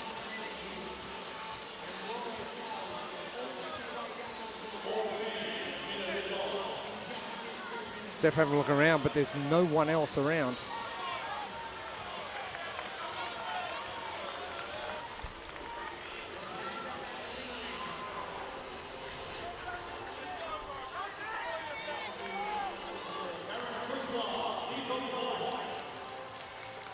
Cam Kuzla back. Felipe Chardonge is about to jump back onto that assault bike. Nick Sanadakis. Oh, it's starting to hurt. We saw with the pairs, they were able to switch in and out off the assault bike. The individuals, though, are looking like they're in a lot more pain. They're not able to get out and switch off with anyone. I know they say, like the trademark phrase, slow reps is better than no reps. Is it a matter of just reducing that intensity, get the heart rate under control, breathing under control, and just tick over those calories at a pace where your body can actually start recovering a bit? You just have to keep it going. The men have 2 kilometres to do. The women have 1.5. Especially for these athletes that have come in off the run first. Just try and keep it ticking over, extend out that lead over the athletes that are coming in now from their run.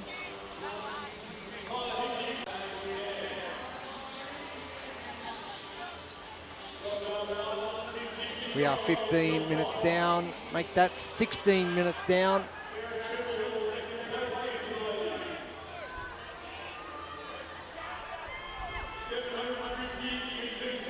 Steph Collins continuing to eat up heat number 1.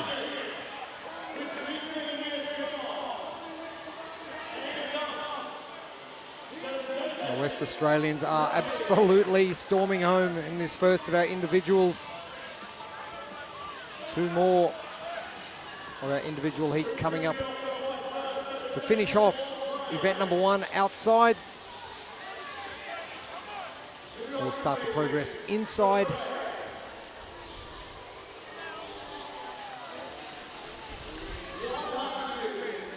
Sanadakis just ahead of Cam Kuzla. That looks like it's going to be Cameron Gray off first. Legs and arms staying inside the vehicle this time.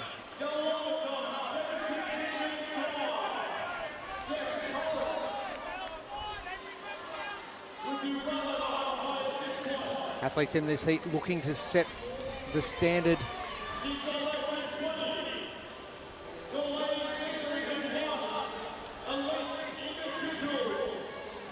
Steph Collins looking great. Oh, done. Unofficial time of 17:28. Steph Collins. That's quick.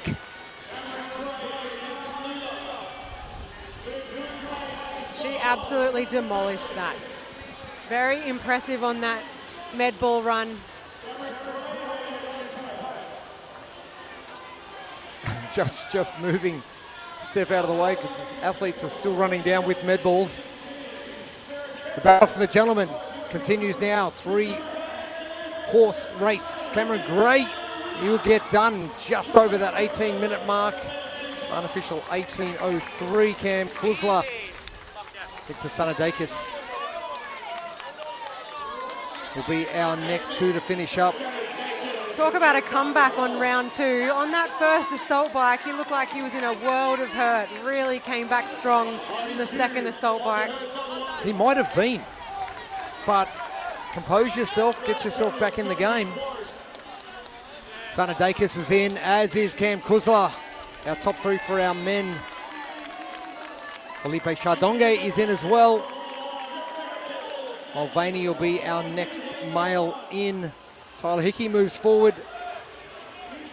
Melanie Bingley just to his left. Heidi Hughes will be the next female to finish up. Melanie Bingley, very strong cardio base.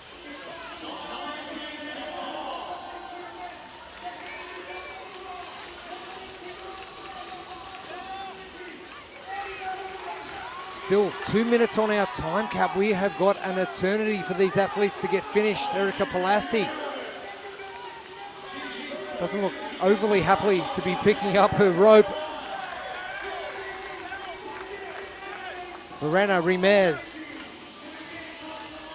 grabbing her rope and getting to work. Bingley battling it out with Hughes to finish up next. It's going to be Bingley.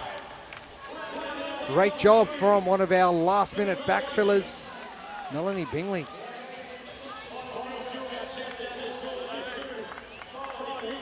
And Steph Collins, as Tyler Hickey finishes up. Steph Collins' time of 17:28, unbelievable. Are we going to see anyone beat that?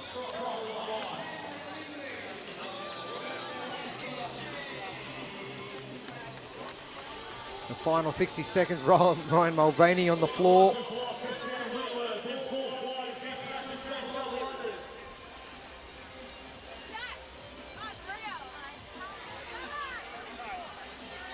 And Verena Rimez, she gets done. That's a great comeback. No requirement for the athletes to skip a certain way. Skip towards the crowd, away from them, sideways if you want to. Erica Pilasti doing just that. Final 30 seconds coming up. Felipe Chardonge, he's going to be around for a while, I reckon.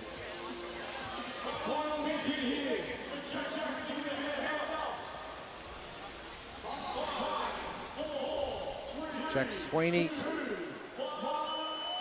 time will beat him.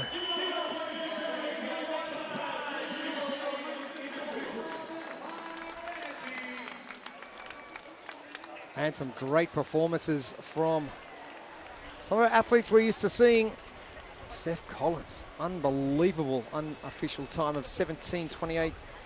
Cam Gray in 18:03. We'll get those times double checked once they do hit that leaderboard. Head out to compcorner.net. Let's head down to those two standing by with Gemma Ashworth.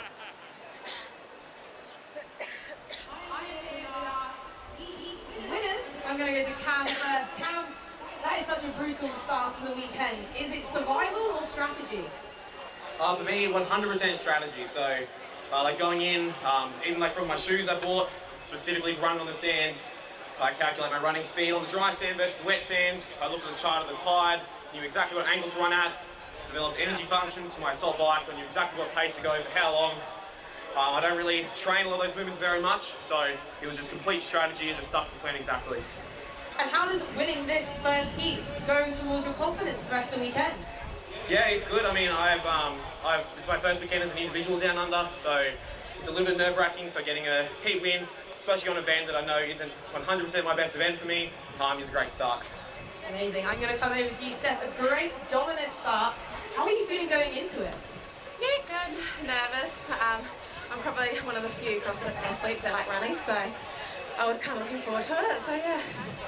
And it's a long weekend. How do you keep yourself fired up?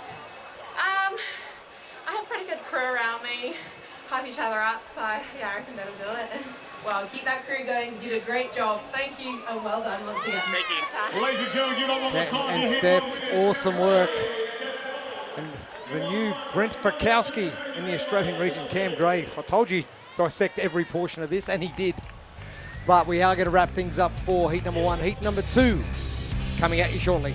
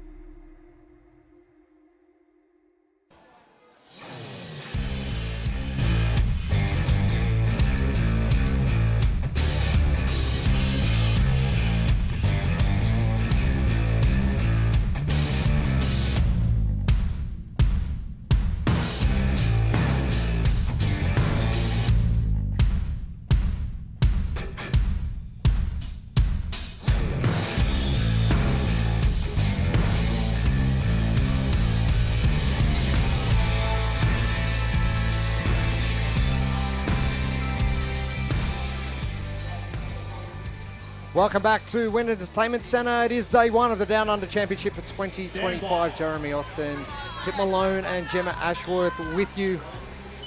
Seen some remarkable performances from our first heat, our second heat underway. All chasing down a top female time of 17:28 for Stephanie Collins and Cameron Gray 18:03. We're going to see something special from our second heat, but it is event number 1. This one, it's called Sandstorm. 2 rounds for time of 1 kilometre med ball run on the sand, 2 kilometres and 1.5 kilometre assault bike, 100 double unders. It's 2 kilometres for the men, 1.5 for the women, and a 9 kilo ball for the men and a 6 kilo ball for the women.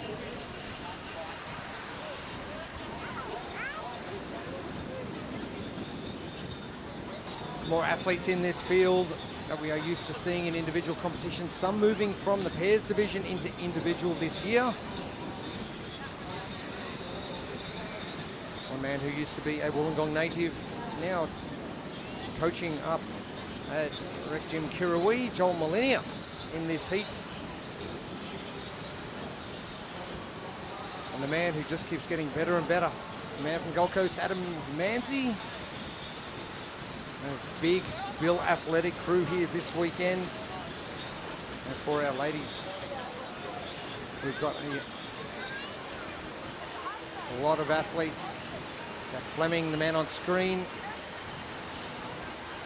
Starting in lane number 4. Oh, wow. Now that's a lead early.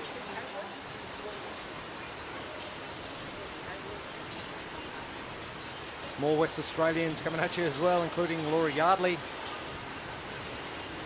Beck Glenister popping her head up again. Poppy Hay back to competition as well. Events like Down Under in our off-season, we really do see some great performances, and it's a great lead up to the season next year. It's where we see some fresh talent come out.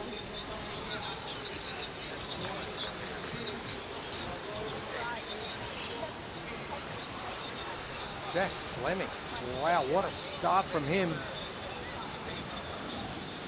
Boy from Melbourne.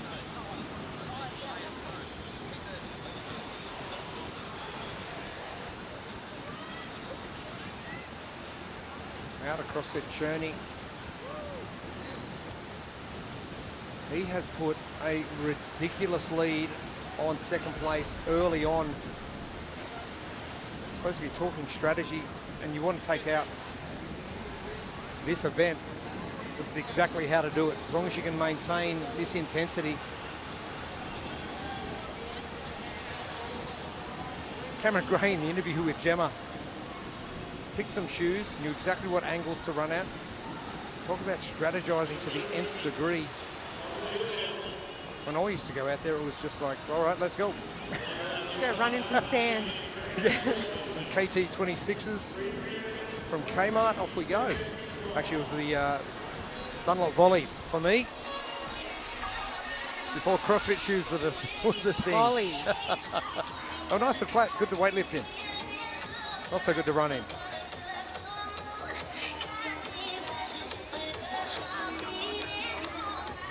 Fleming straight back in. That's a super fast time. Under 4 minutes in the sand. It's going to be interesting to see how he holds on to this lead moving into round 2, where we've seen a lot of athletes really slow down on that second run. But if his second one is even half that speed, I'd say he's going to be doing pretty well. And you got to think, how often do you practice running with a med ball?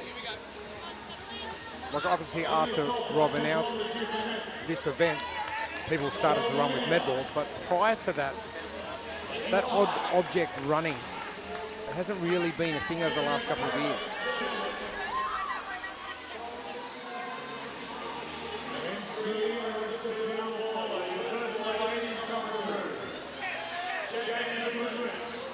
We've definitely seen an increase in running at these events in the last couple of years, but going to take it that step further, add an odd object to it.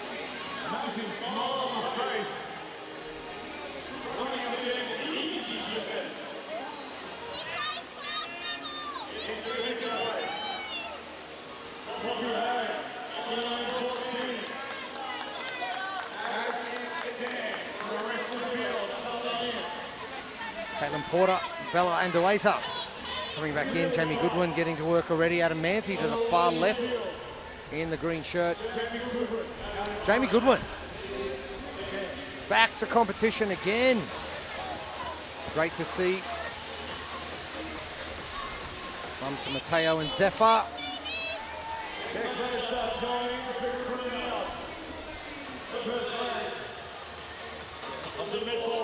Labels herself as a semi-retired fast exercise racer. Semi-retired. Semi-retired. She's still dipping the toe in the water. Lana McElhaney.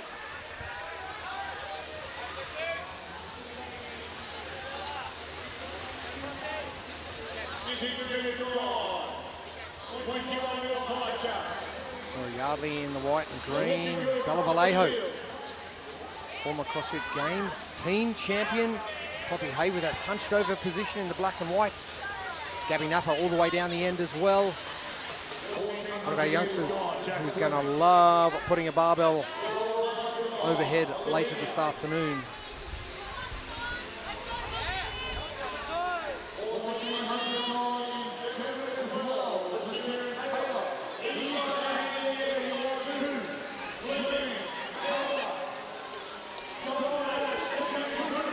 The burden is to follow in the arena as Fleming about to finish up. Millennia in the black shirt as well. Jamie Goodwin's come off really well after this first round.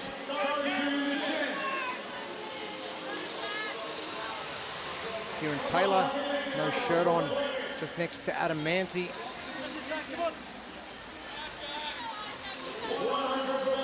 He's about to finish up those calories as well. Fleming done.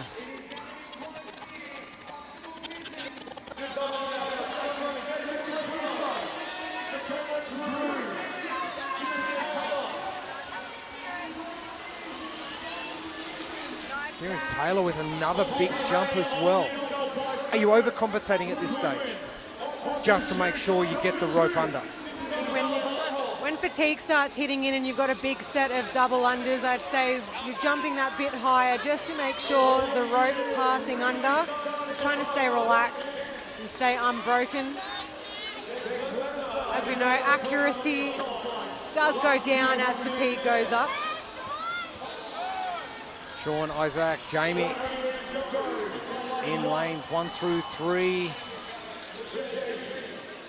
Sean Young, another of our WA contingents. There is a lot of them, always has been at Down Under. And there will continue to be. Beck Lemerson, something happening with her rope falling out of her hands. Fleming, are we going to see the same lead from round number 1? Sheriff just taking a little bit of a break.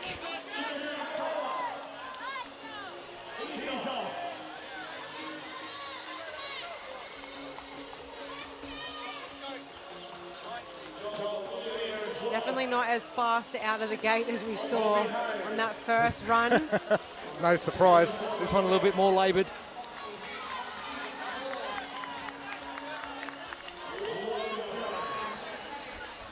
Poppy Hay.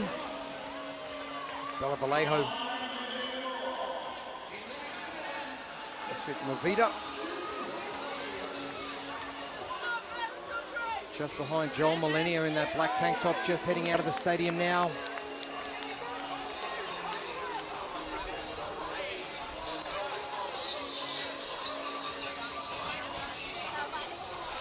Connor McElhaney will head out next.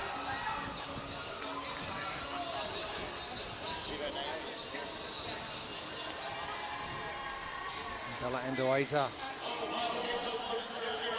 And the red and black heading out, but just behind her, Laura Yardley. Adamanzi, Sean Young.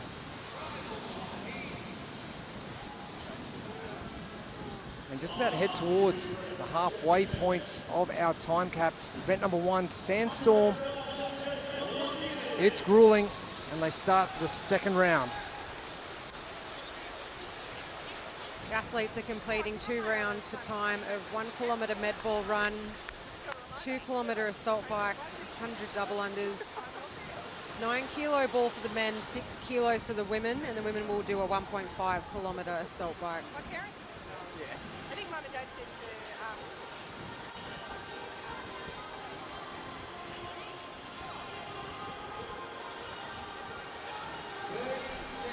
And big thank you to our event partners, our equipment supplier, Alpha Fits. We'll get full use of their equipment later this afternoon. The pull-up rig, the black and white rig inside the arena at the other end of Wynn Stadium this year. And a big thank you to our broadcast partner, Frog Grips, as well.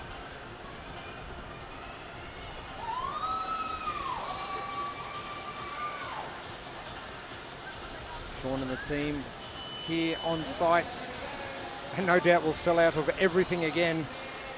And Pip and myself decked out in Frog Grips. We're dripping frog, almost paint ourselves green.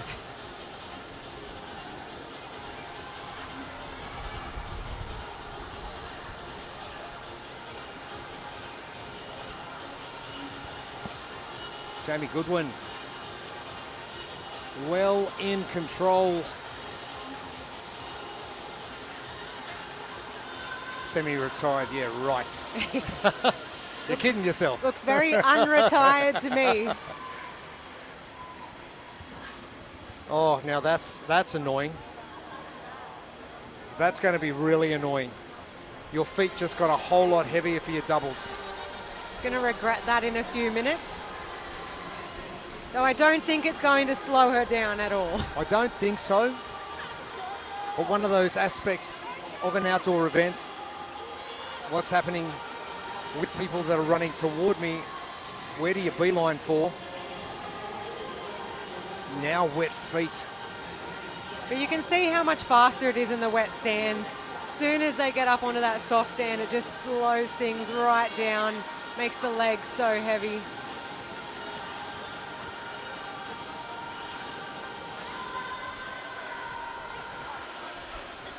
I'm not sure if they're big waves out the back or they're actually whales breaching. Could be a bit of both. So if you just have a look to the, just near the front of that tanker on your screen, you might see some whales breaching. Whale season up and down the east coast of Australia.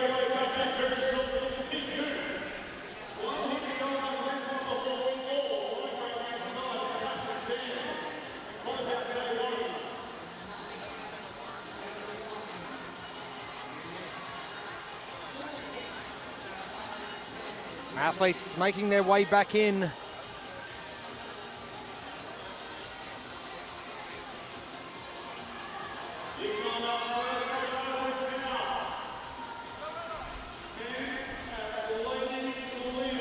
Bella Vallejo making a massive move, leading the female division. John Linear for the men.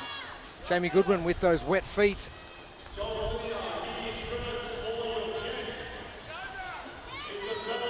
Oh, they'll be squelching all the way.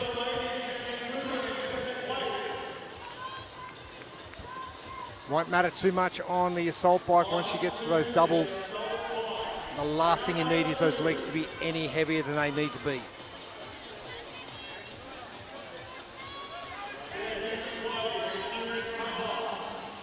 Kieran Taylor, second for the men, and Fleming, who set the world on fire on that first run, coming in third. Did he go out too hot?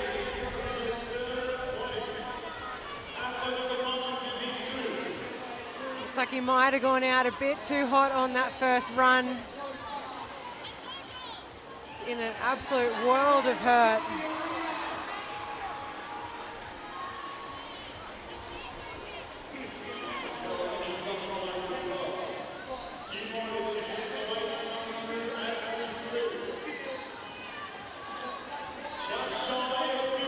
Kilometers to complete on the assault bike.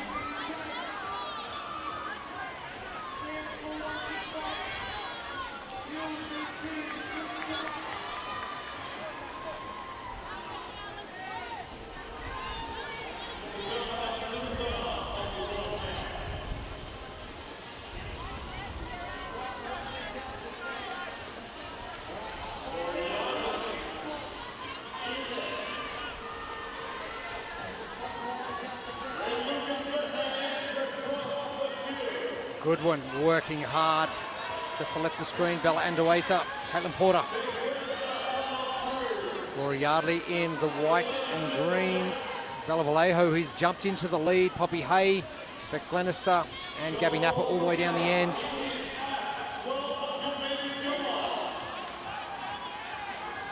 Bella Vallejo, all that experience, CrossFit Games, teen athlete, knowing exactly when to push. She's probably seen Jamie Goodwin go into the water and gone, okay, this might be the time to jump ahead. Do you do that as an athlete? Try and negatively impact the experience of a person that you're competing against in the same heat. Pushes ahead and goes, haha, your feet are going to be a little bit heavier.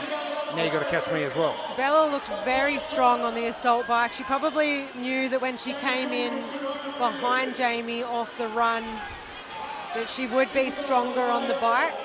Just being able to push that bit more. If you look around and you can see other athletes that might appear to be suffering a bit more than you, it is a little bit of an incentive to put the foot down and go that bit harder.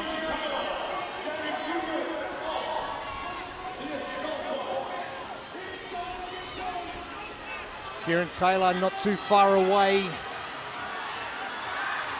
Connor McElhaney. Bard Millennia will be the first to grab his rope. 16:40, trying to chase down that time of 18:03 from Cameron Gray from heat number 1. Fleming is starting to hurt. I can tell because that mouth is just gaping for air.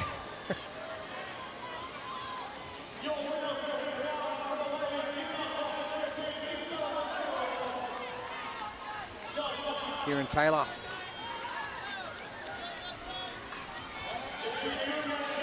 Bella Vallejo getting the job done. That is going to be your fastest time so far. Faster than Stephanie Collins. I didn't think it was going to happen. Jamie Goodwin has done that as well. Stephanie Collins will end up third after the second heats of Sandstorm. Oh, Millennia, your new leader in the male division. Impressive. It's that heat 1 curse, setting the time to beat. These athletes come out knowing they've just got to stay ahead of that time.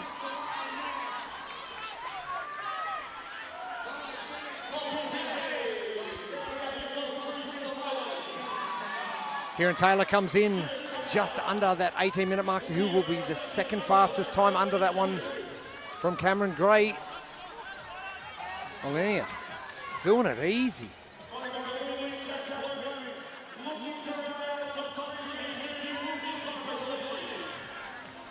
So Caitlin Porter is in as well. Lane number 11, Bella Ndueza is in as well. Poppy Hay has finished. Quick times from the ladies in Heat 2. And it just doesn't hurt as much when you win, does it? Not after. No.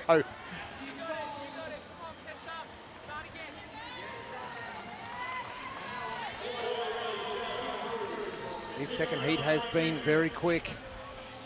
Isaac Sheriff all the way at the far right of screen. Sean Young, Adam Mancy to the far right in the green top. Part of the big crew from Bill Athletic from the Gold Coast.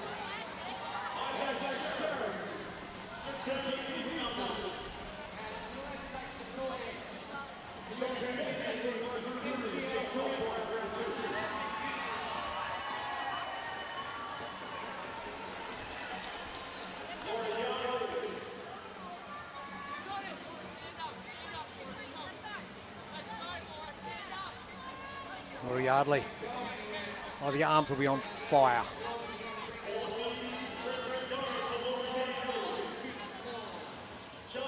And Laura's arms just coming out a little bit, which is going to be normal at this stage for an event like this, and that's the last place you need them to be. I think that's the definition of having nothing left at the end of this event. Lungs gone, arms gone, legs gone.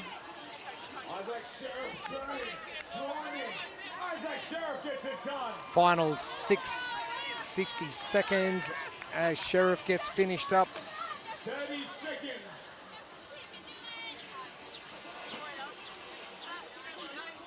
Reps to go, Laura Yardley. Laura Yardley gets it done. Yardley, she's done with 30 seconds to spare. Jamie Vesey. Working hard in lane 1. He gets off the 5. How many reps in the double unders did he get? Jamie Vesey down the end from Bill Athletic as well. It is going to be a battle to get to the end. Vesey not able to get many double unders completed, but a grueling second heat for Bella Vallejo. Joel Millennia setting the new times to beat. I'll have to check that official time from Bella Vallejo. It was around the realm of 17 minutes. And let's head down to Bella Vallejo and Joel Millennia with Gemma Ashworth. I'm here with Bella and Joel, our heat winners for this event. Maybe Joel first. Joel, was that an expected win for you today? Not really one of my strongest workouts, but I've been doing a lot of running and a lot of prep for this comp, so I feel like I executed very well, so I'm happy with that. And what does your prep look like in the lead up to this very unique event? I actually did this at my house. We got a real steep hill, so I practiced on that, but nothing really prepares you for how soft that sand is out there. It was really sticky. Yeah, as we've had so many heats already, it must have been incredibly difficult, but an incredible win for you. And also here I've got Bella. Bella, you are no stranger to the competition floor here at Down Under. What brings you back? I guess I really just enjoy doing CrossFit and competing, and yeah, new kind of appreciation after having kids. So yeah. And you're a mum. How do you balance that with going to this elite competition? I have great family and friends to help me with the lilies, and it gives me more energy doing this stuff to look after them. So it's something that you just do to make it work. Well, you definitely made it work today. Really well done. Congratulations to you both. Thank you. Ladies and gentlemen, give it up one more time for Joel Molina and Isabella Vallejo, the 2 winners. And some impressive performances from Joel Molina and Bella Vallejo in the 17s. We'll work out the official times a little bit later on. Some great performances as well. Jamie Goodwin rolling it back. Dipping the toe in the water, see what happens. But heat number 2 all completed. Our final heats of our individuals coming up for Sandstorm just after this.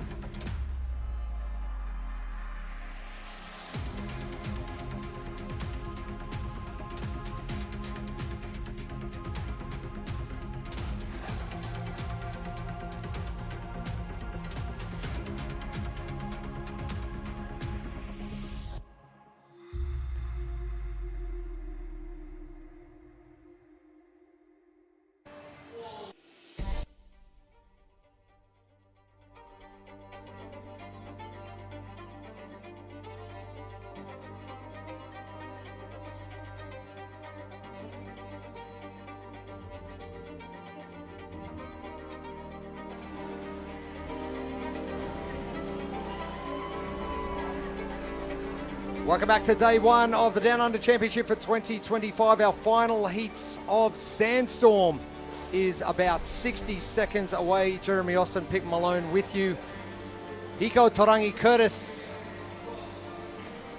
ready to set the world on fire. Zane Shelley Healy, Bailey Martin, wonderful to have him back. Isaac Newman in this heat as well. This is going to be a mad dash. Jeremy Austin, Pip Malone, Gemma Ashworth with you. And make sure you look out for Ben Fowler, who's ready to set the world on fire as well. For our ladies, with a few athletes not here, it is going to be interesting to see how experience at the CrossFit Games has played out for a number of the girls who are looking to get on top of the podium in season 2025. We're saying it before, Jeremy, it's such a good event, Down Under Championships, for these athletes to come out outside of the regular season, really test themselves, and for some of them to really stamp their name ahead of 2026. This is event number 1. It is our final heats of Sandstorm and 21 final minutes ahead of us. 2 rounds for time of 1 kilometre med ball run, 2 kilometres and 1.5 kilometres on the assault bike, 100 double unders. The med ball's 9 kilos for the men, 6 kilos for the women.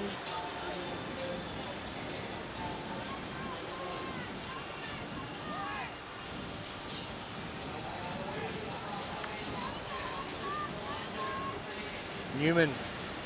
Oh, here we go. Here's something interesting we haven't seen in any heat. Looks like it's Shane Zelabere Healy.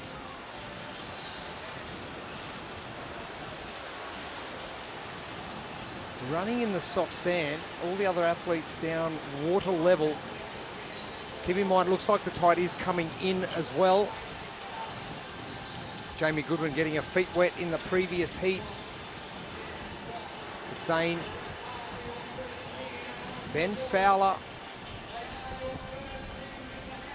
and Bailey Martin looks like he's carrying that ball to the side as a plan. Interesting things we've seen, but it's obviously going to come down to personal preference. We have seen a mixed bag. We saw with the male pairs, we saw Khan Porter and Zach Thomas. They did both of their runs all in the soft sand, no problem at all. If your legs can handle it, it is going to be quicker if you can keep the speed up. I've seen a lot of the individuals, though, opt to run further down on that wet sand. But with the tide coming in quickly, could change things.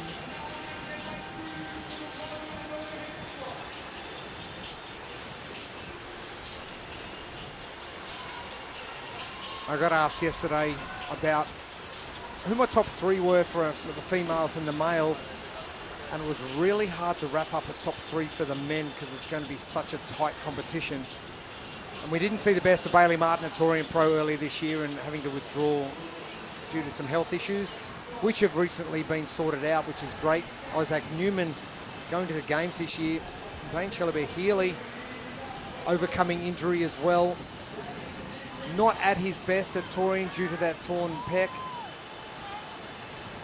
but coming into position now, probably with a couple more months, way more confidence under his belt. But Ben Fowler, I just think he is due for a big result. And what better? Put the Kiwi boy on top of the podium. I have to agree with you there. I can't pick one or even, 2, 3 for this weekend. I think it is all those names. You've got about 4 or 5 there that really it's any of them. The ladies doesn't get any easier as well. Christina Lividatakis, Daisy McDonald, Gemma Hoke. Maddie Gilmore had a great Torian Pro as well.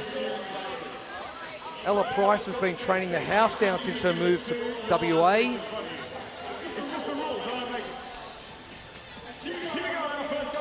Well, you see athletes like Daisy McDonald, looking at her 2026 season, she'll be looking to make a run back to the CrossFit Games. Zane Chalobert-Healy doing exactly what he did at the Torian Pro earlier this year, out of the gates hot for event number 1.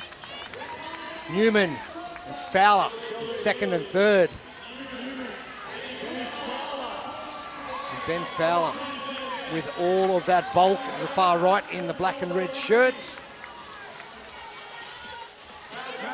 Looking to get going, but he's got some good company.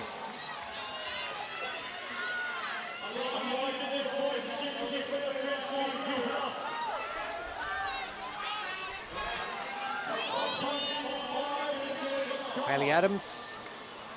There's Daisy McDonald in the blue and black. Christina Lividatakis just coming in now.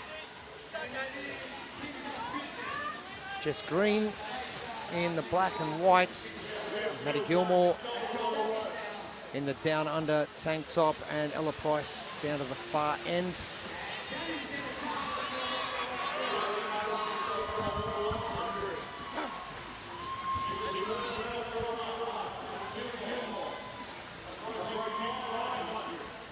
First 5 minutes down. Probably the best 5 minutes of the entire event. I think the best part of this event is the first run on the grass and on the concrete, and then it's all downhill once they hit the sand. Daisy McDonald to the far right, just nice and smooth with the assault bike. Gemma Hoke in the light blue. Some other big names in this heat as well. Connor Smith, Tavaro Teixeira. And Riley Martin all the way down the far end to the right in that light brown shirt. Alexandra Bullock, coached by Zeke Grove, who knows every inch of this floor inside the Wynn Entertainment Centre.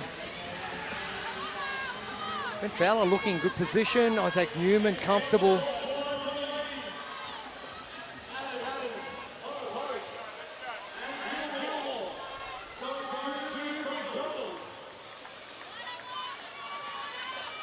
And the athletes that we think are due for big results, this is the perfect opportunity to throw it down and get on top of that podium.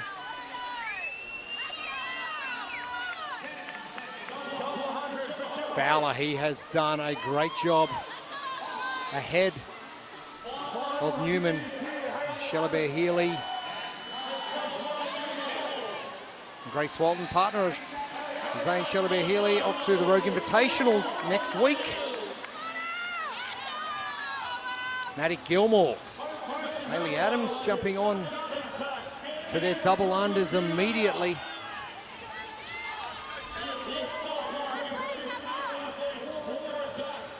The top three, Hoke, Adams and Gilmore. Fowler, the first to move for the men.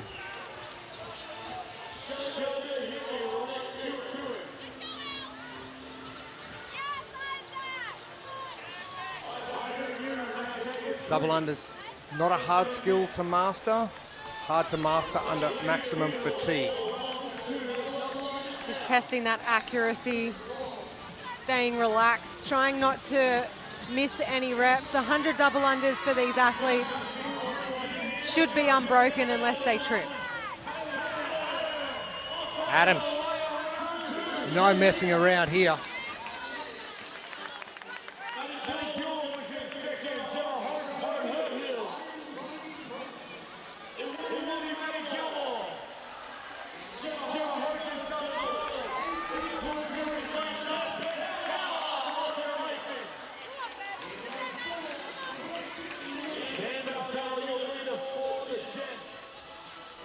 Riley Martin, Hiko Tarangi Curtis, Shelby Healy, Bailey Martin, Isaac Newman. Oh, look at that lead from Hayley Adams. Finding herself in the top heat at the Torium Pro. The final event of the day. Maddie Gilmore in second and Ben Fowler. Here we go.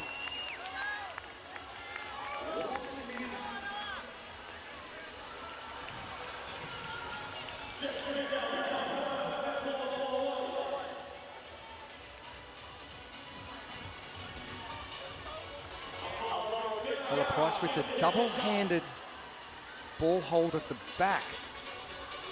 Obviously something she's practiced. We spoke about it before. There's no real comfortable way to hold that med ball, especially on the second run. You're just holding onto it for dear life. See, on the second one, a lot of the athletes are moving it around their body, trying to find somewhere for it to sit. At this point of the event, you just have to pick a spot and stick with it because it's going to hurt no matter what. Crowd moving.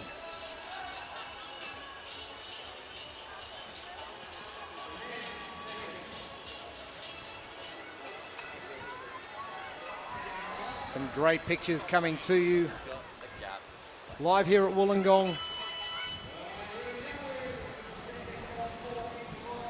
I was about to hit the halfway point. Our final heats of our first events of the first day of competition. Hayley Adams well in front. This is event 1, Sandstorm. 2 rounds for time of 1 kilometre med ball run, 2 kilometres for the men and 1.5 kilometres for the women on the assault bike. 100 double unders. It's a 9 kilo ball for the men and 6 kilos for the women. Hayley Adams has just taken off down the beach. Hasn't she? What?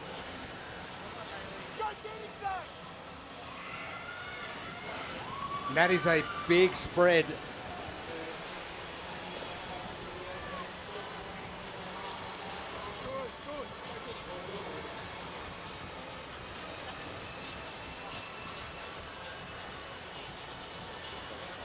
$11 minutes down. Hayley Adams just taking a quick break. Maddie Gilmore, Ben Fowler about to turn. Looks like Zane Shellabear Healy has made up a lot of ground on this run. We're just seeing how sticky that sand Here is. we go, Hayley Adams. And sticky isn't the word. The more traffic that's been there, the harder it is to try and find something stable to run on. Livitatakis heading back the other way. And Maddie Gilmore has made up a lot of ground.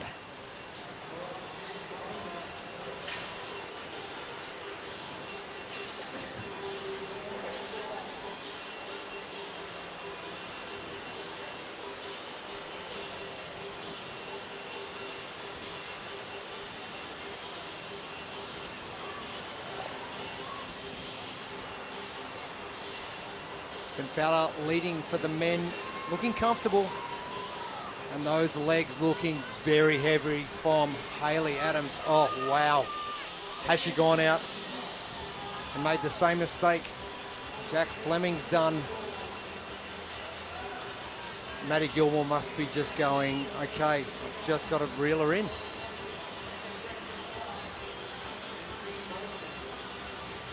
think we're going to see the effect on those legs as soon as these athletes jump on that assault bike and what paces we're moving at. I think Zane has jumped into first ahead.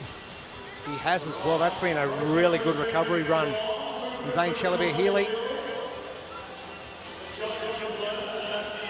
who's looking for a big back end 2025 and a kick-off 2026 with a bang.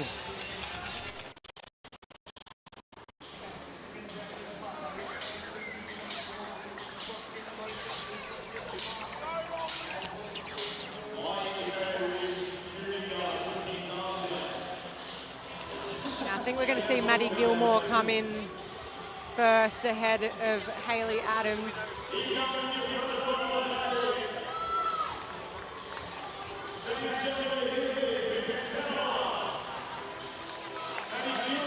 That's exactly where Ben Fowler wants to be. Knows exactly where his competition is. Hayley Adams, you have to give it to her. She was hurting through that sand, but she has stuck with Maddie Gilmore so well.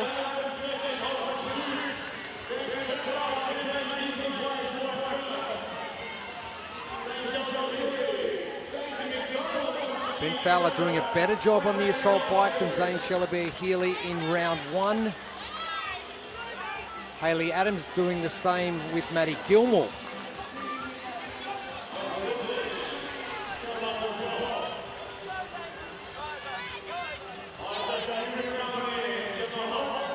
Gemma Hoke moving back into position in fourth. Daisy McDonald in there now. Alexandra Bullock as well. Hayley Adams, this is really starting to be a grind.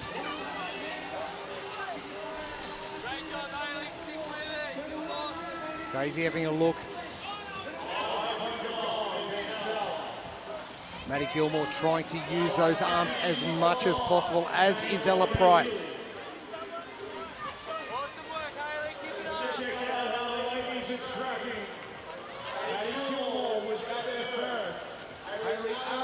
Final 6.5 minutes coming up.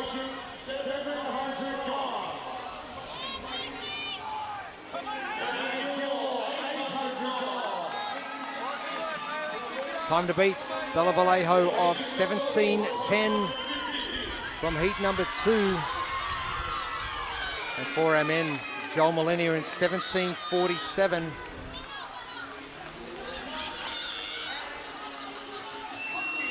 So under that 3-minute mark for these athletes to get through the assault bike calories.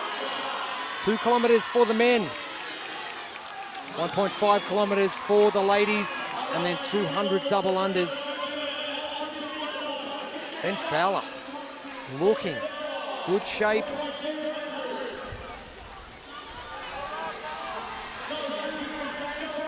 You can almost tell the amount of torso movement.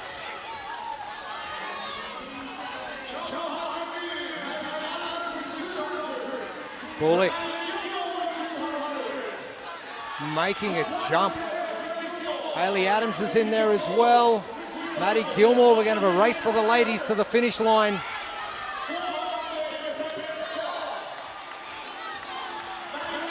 Gilmore. Oh, he's seconds ahead. Daisy McDonald jumping in now. Oh, drop from Hayley Adams, and the pain face is on. Oh, and starting to miss those legs. Suffering from that run. That soft sand run just catching up with Hayley Adams. Ben Fowler. Isaac Newman making a charge.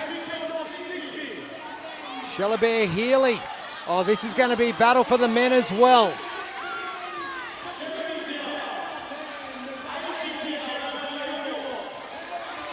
Gemma Hoke moving now in fourth position. Ella Price in fifth. Gilmore is going to be your leader and finishes. And that is an electric time from Maddie Gilmore. Daisy McDonald jumping into second. 16:55 from Maddie Gilmore. That is going to see her the top of the leaderboard after the first event. Daisy McDonald as well, unofficially jumping in ahead of the times to beat from the previous heat. Ben Fowler. That is going to be the fastest male time of the day so far. Can Millennia hold on to that second place?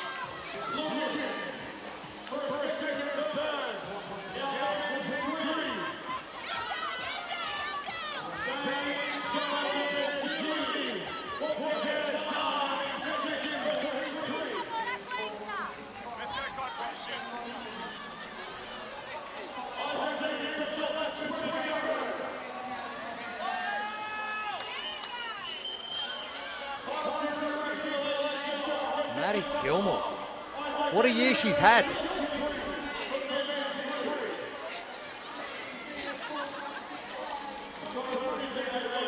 Isaac Newman finishing up. Sheila Bear Healy is in. Looks like Riley Martin is in as well as Livita Tarkas. Daisy McDonald, I'm going to go back on the assault bike to cool down.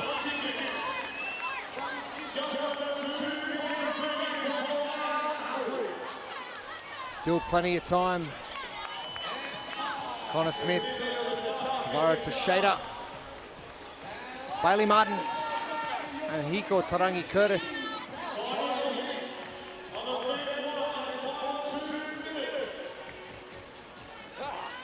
Connor Smith all finished up.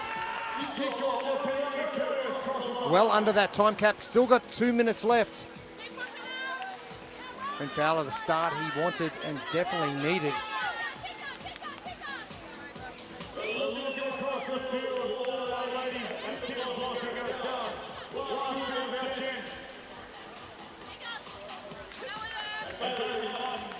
Bailey Martin getting finished up.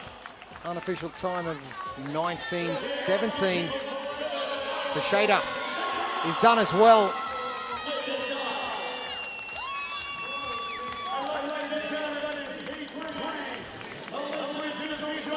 Lara, another impressive performer at the Torian Pro earlier this year.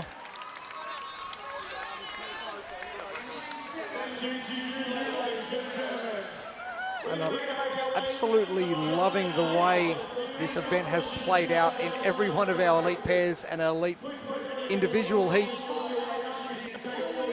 No one has led start to finish.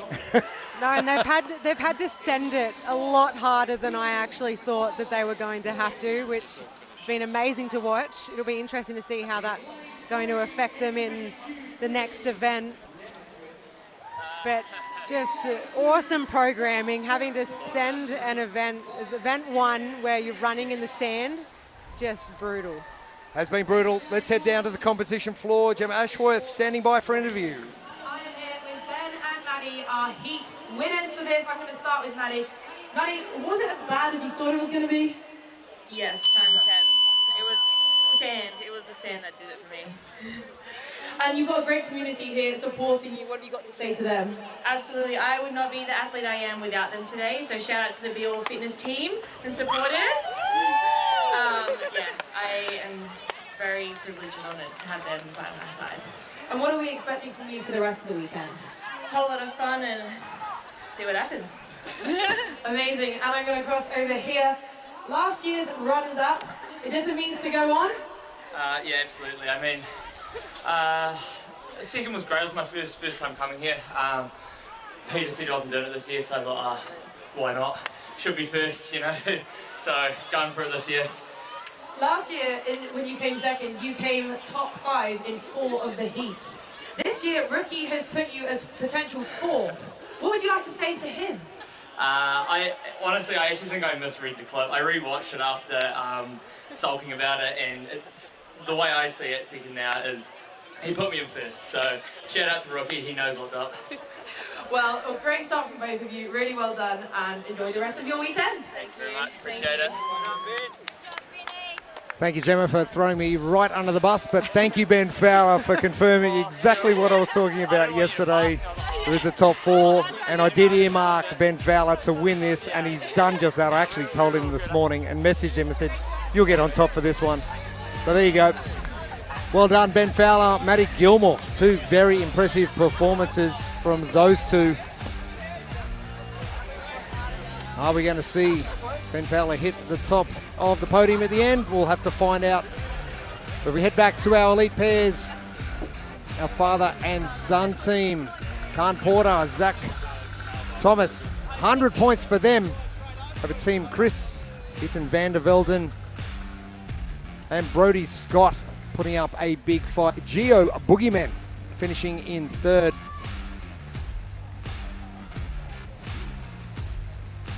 And all the Jedi from CrossFit Selwyn, Ben Fowler's gym down there in Christchurch. I know there is going to be a lot of Kiwis tuning in. Be very happy to see Ben Fowler there. For our ladies, all grit, all brutes. Fastest time, Team Barney. And Vongi, I'll have to get the pronunciation of that one. I'm probably totally obliterating it, but we'll have to find out. Nonetheless, KD Blondies, Bronte Elsmore, Katie Cameron, starting off the first heat of the day with that electric time as well. If you're beating Emily DeRoy and Charlotte Baldwin, you're doing okay. CrossFit Raven, unfortunately, having to pull out of competition. And that will wrap things up out here on the field for the first day of competition. Our first event is in the bag. We're going to head inside the arena. We're going to take on the burden, which is event number 2. Don't go anywhere. Day 1, continuing for the Down Under Championship 2025.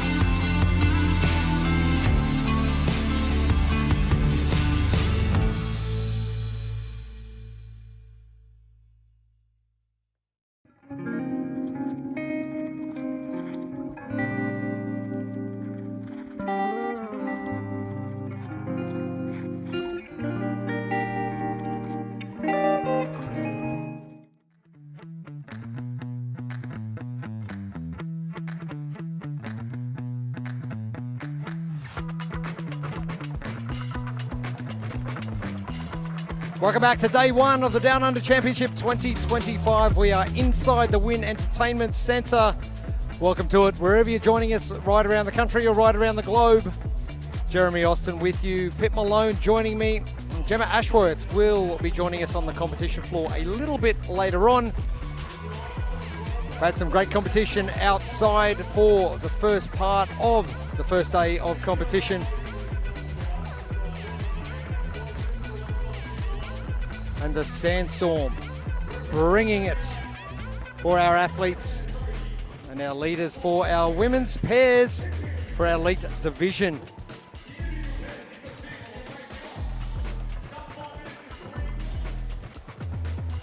We'll see all grit, all brutes heading things up.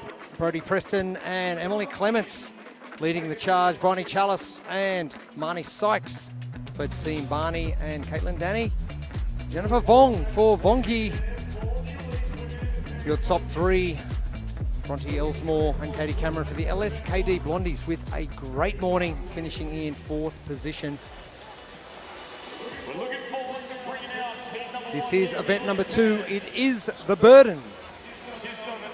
For time, partner 1 is going to complete 10 overhead squats, while partner 2 does a 20 and 15 cow row.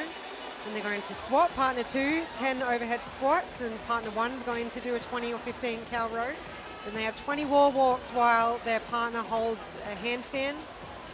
And then partner 1, 10 overhead squats, partner 2, 20 and 15 cow row. And then partner 2, 10 overhead squats, and partner 1, 20, 15 cow row. 92.5 kilos for the males, 60 kilos for the females. You make it sound so nice. 7-minute time cap to get all of that work done.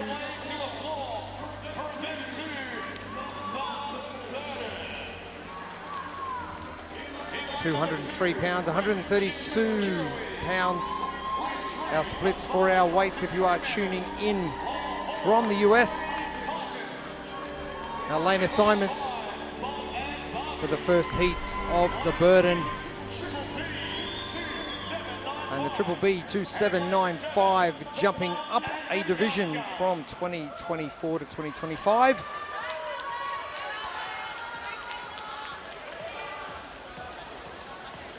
And great to see Regan and Jess making that jump up. Progression very good. We love to see it. Oh, big time. And a way to test yourself even more. Big thank you to our equipment provider, Alpha Fits. So the Burden, ladies and gentlemen, event 2. We got a 7-minute time cap. And the pairs will work through 10 overhead squats, 65 kg on the bar for the ladies. The other person will work through Taylor Zietler and Alice Latham. Lane number 2 for Rec Gym Kirawee.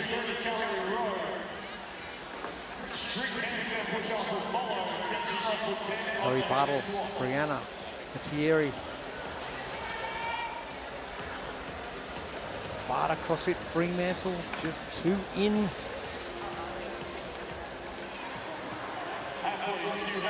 Zoe the youngster.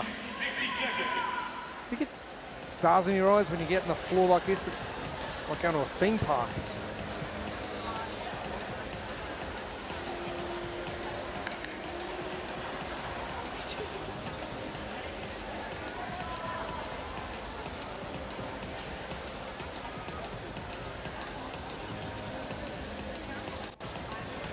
Tony's Titans in lane 4. Ruby and Dana in the light blue center of screen.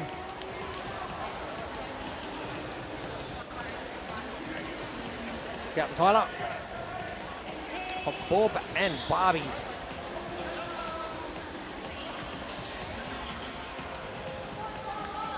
And Mum and Young Gun all the way down in lane number 7. Emily Manning, Shanae Watson. Fittest female police officer in Australia and the second fittest in the world after taking on the Service Cup. We are underway for the Burden.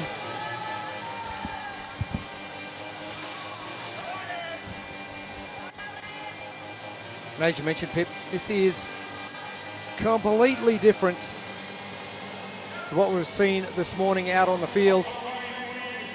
Right through all of our divisions. Tell you what, they're going to be feeling every bit of that med ball run in the sand on these overhead squats. I just had a quick chat to Maddie Gilmore. She was just sitting just near our broadcast area, and she goes, I think it was word for word just what you said. She goes, oh, my legs. And she goes, it hurt way more than you would imagine. So I went, okay. She goes, it's going to be tough.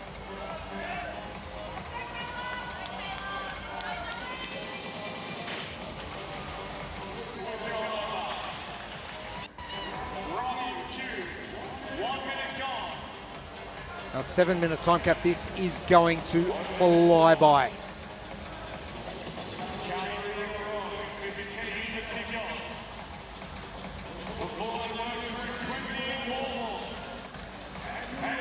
Rekjim Kirawee getting right after it.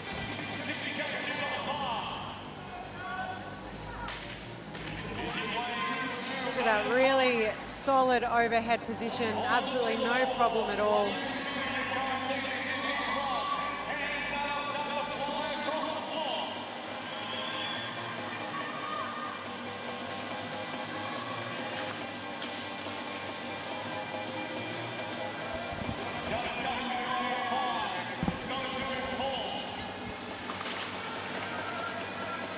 Now 20 wall walks. We've seen the wall used many times here over the years. A 20 is one of those numbers for the wall walk, which is going to cause a fair bit of fatigue considering that your partner's got to be upside down at the same time. Well, 20 is a rough amount. Zoe Bartle looking in great position in the red.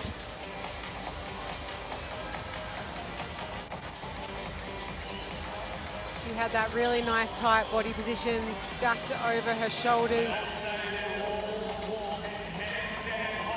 The shoulders are going to fatigue enough doing 20 wall walks.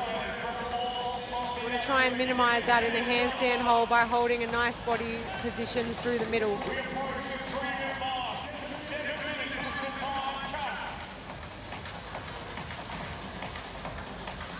Probably the benefit of coming into the sport now is that you can teach your body the right way to do things. I know back in my day, probably Rob Forte is the exception to this, is that we did things the wrong way and then we had to relearn.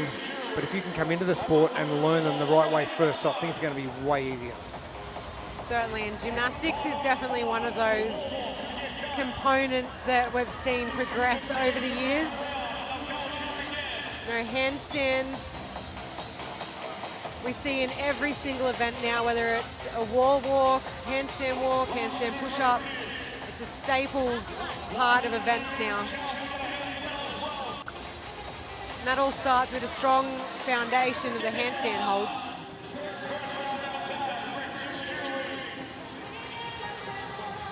Alison Kayla heading back.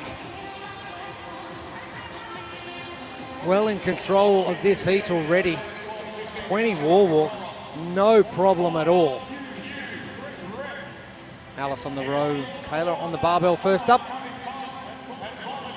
And then the switcheroonies on. And what's the best way, do you think, to partner this up? It's going to just depend on that fatigue on the wall walks.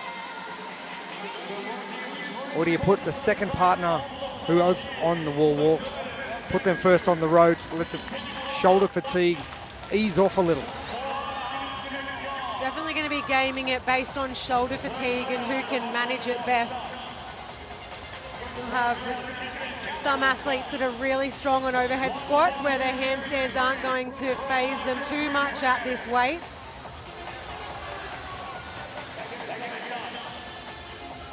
The swap occurring now for Kayla and Alice, bottom of your screen. Rekjim Kirawee doing it well. The individual male competition, Joel Millennia currently sitting in second from Rekjim Kirawee as well.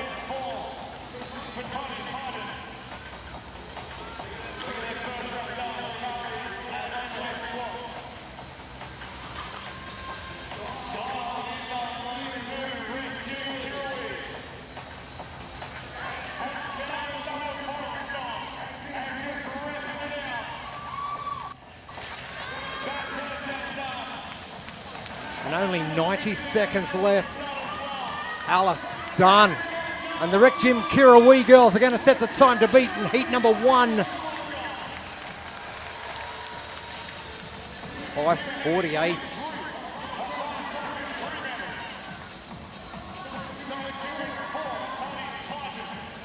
We approach the final 60 seconds. Ruby Camps in the all blue center of screen trying to get those reps done.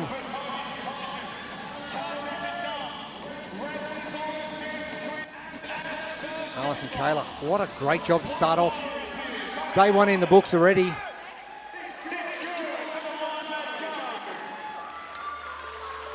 And Tony's Titans, the girls are in. Hannah Ruby.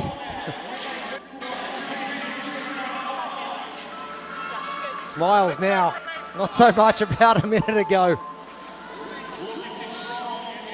This is a good, challenging weight for these ladies to hit the floor with. The final 10 seconds now. And it's going to come down to the number of reps.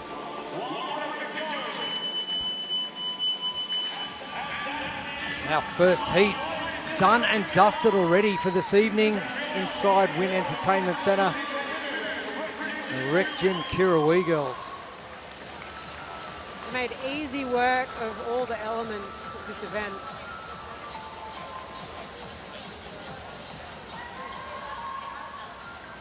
Great experience for the youngsters to hit this competition floor. All right, let's throw down to Gemma, who's on the competition floor. We are here at the Down Under Bar down in Wollongong. I am here with our heat winners. First of all, you've just come straight off the back of a very difficult running workout. How are the legs feeling? Legs are fine. The lungs are burning. No, the legs are good. Was that going to be a good workout for you from the get-go? Yeah, I think that was one we were looking forward to. And can I ask you as well, so you're here together, how does that help being on the floor with someone you work with and train with all the time? It's super fun. We just know how we move together, and it just makes it a lot more fun, I think, than doing it just one of us. But it's good. Awesome. And what would you say to your Rec Gym community right now? We love you guys. Right, well, thank you very much. A great win for the start of this first set of heats. Good job, ladies. Thanks, Gemma. Heat 1, done and dusted. We are not far away from hitting heat number 2. We'll be back soon.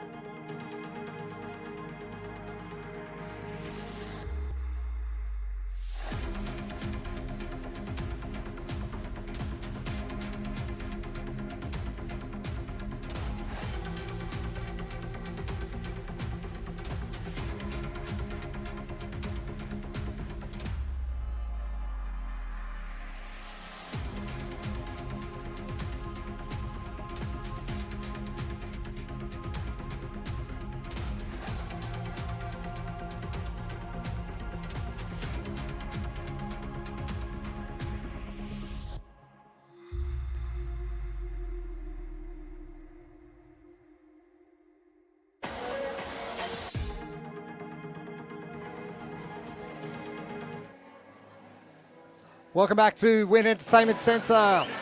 The Burden has welcomed the athletes from our elite division onto the competition floor. A grueling test underway now. This is event number 2 and a quick 7-minute time cap. For time, partner 1's doing 10 overhead squats while partner 2 does a 15 cal row. Partner 2 then does 10 overhead squats and partner 1 does their 15 cal row. They then do 20 wall walks while the other does a handstand hold. And then partner 1 is going to do 10 overhead squats while partner 2 does 15 cal row. And then they'll switch again for 10 overhead squats and a 15 cal row. 60 kilos on the bar for the ladies. They made quick work of it in the last heat.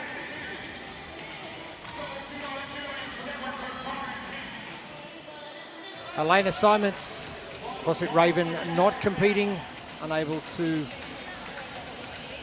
get here. But the big engine that is the LSKD Blondies. The row component not going to cause them any issues. It is going to come down to see what those legs have in the tank. And then what the arms have got in the tank once they do get to the 20 wall walks.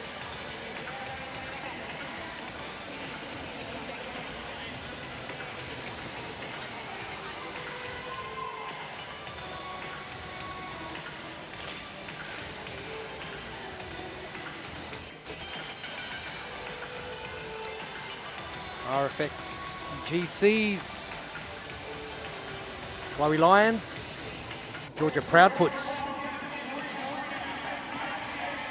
Down the bottom of your screen, EXF Dirty Chai. Tamara Dinsmore will have no trouble with that barbell. Vana Panapa.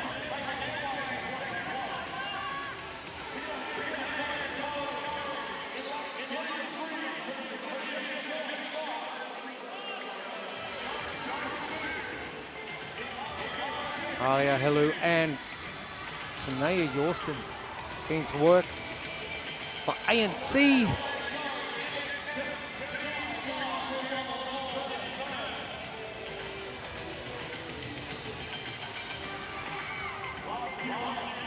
Georgia Proudfoot just finding position.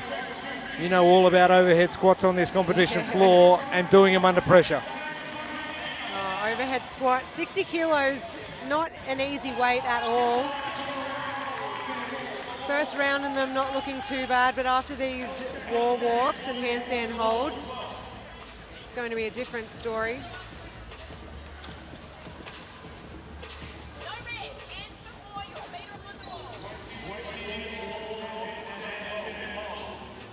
The athletes have to walk their hands all the way to that white line, show a handstand at the top before they can move back down to the floor again.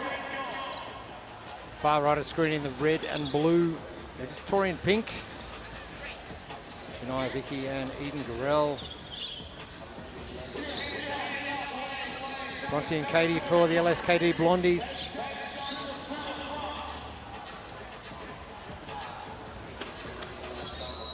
Vana and Tamara getting to work very quickly on their 20 wall walks.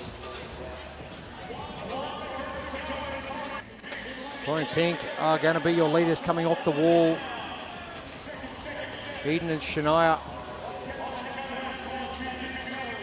Shania's progression over the last couple of years has been exceptional. Calling CrossFit Torian in Brisbane home.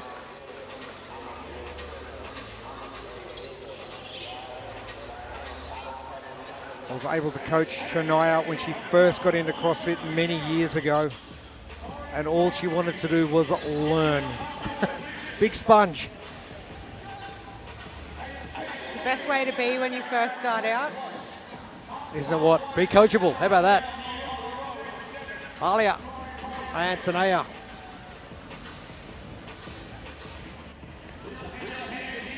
Tanea on the row. And got some work to do if they're going to take this out.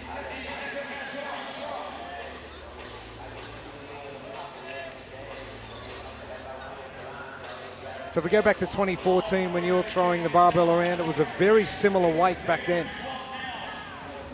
It was, I believe it was around the 60 to 65 kilo mark. Hard enough for 10 unbroken reps. Those of you who know your history, qualifying for the CrossFit Games, right here, 64 pull-ups, 10 overhead squats in the final event of 2014. Having to win to go, and you did. Did both. It was exciting.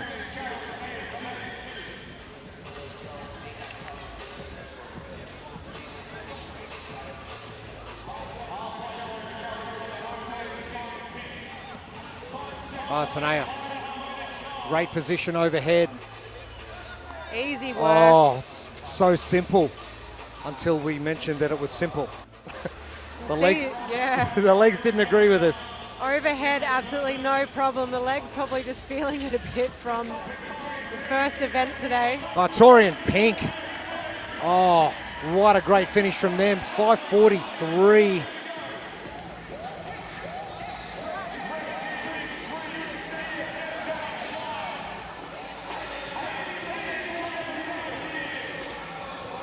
Alia Antonea getting finished up as well. That's another good time under that 6-minute mark with 1 minute remaining now.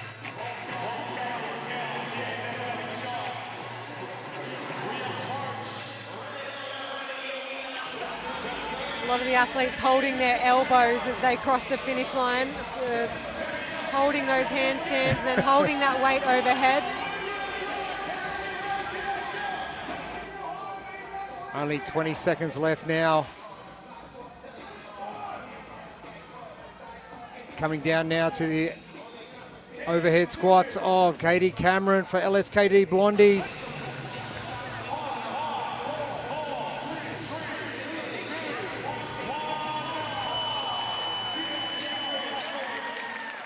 And tough going for some, for others, walk in the park. Depends what you practice, I suppose. I'm sure the girls from LSKD are going to be resting up those legs this evening. But a great performance from Eden Garel and Shania Vicky.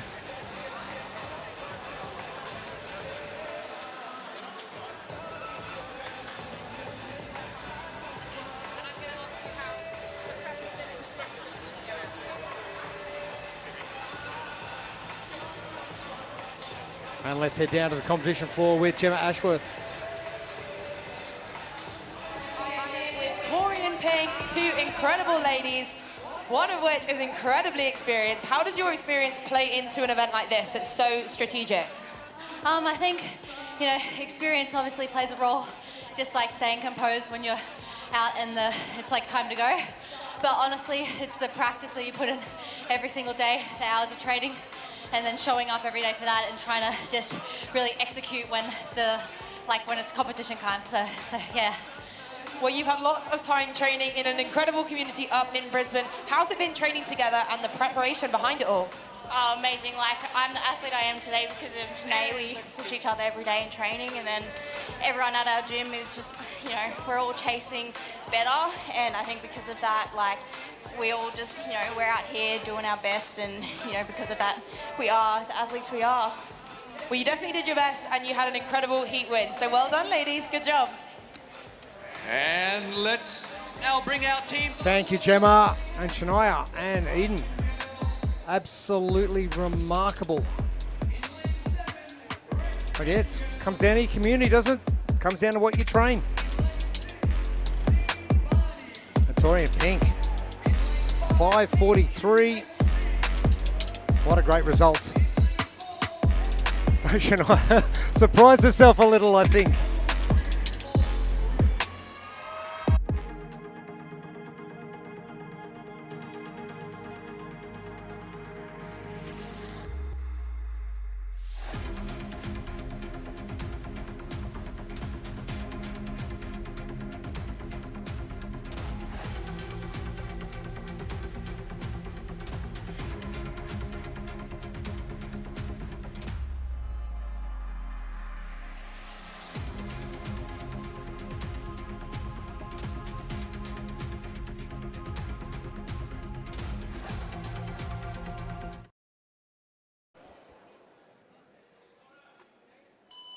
Underway, heat number 3, the Elite Pairs division.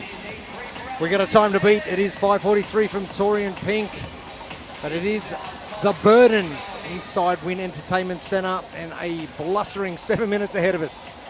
For time, partner 1, 10 overhead squats. Partner 2 will do a 15 cal row.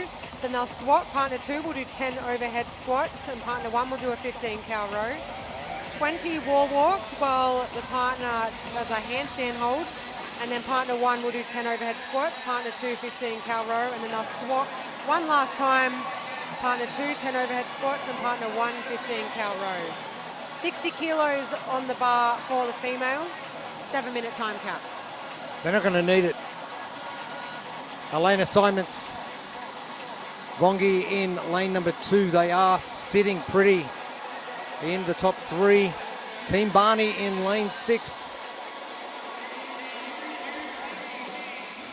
And all grit, no brutes. All brutes are our top 3.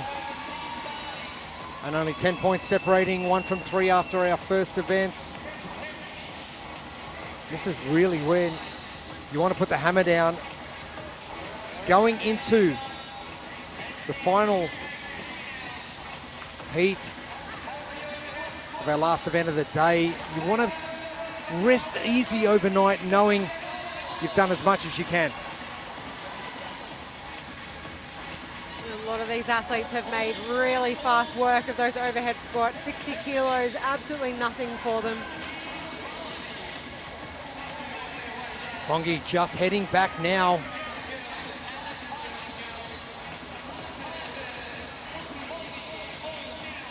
Pepsi and QHP. QHP is Emily DeRoy and Charlotte Baldwin. So much experience for those ladies.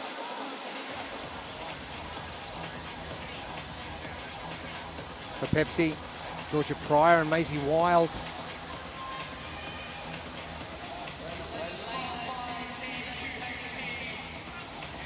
This is going to be a very quick turnaround for the 20 wall walks.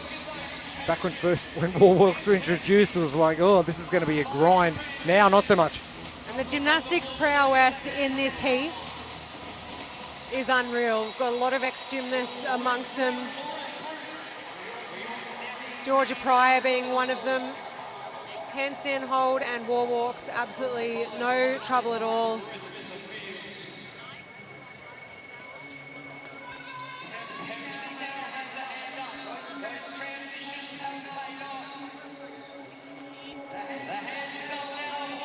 The girls from Pepsi. The girl you mentioned, Georgia Pryor, partnering up with Maisie Wild, 2 of the girls from Snake Athletic. Come on, here we go. It's a quick time, 2, 3 down, 4 left on our time cap. Maisie Wild as well, ex-gymnast. They must have seen this event and gone, this is ours.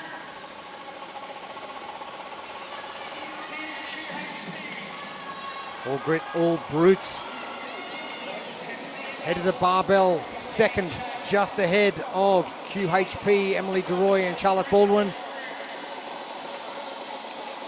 Brody Preston, Emily Clements make up all grit, all brutes.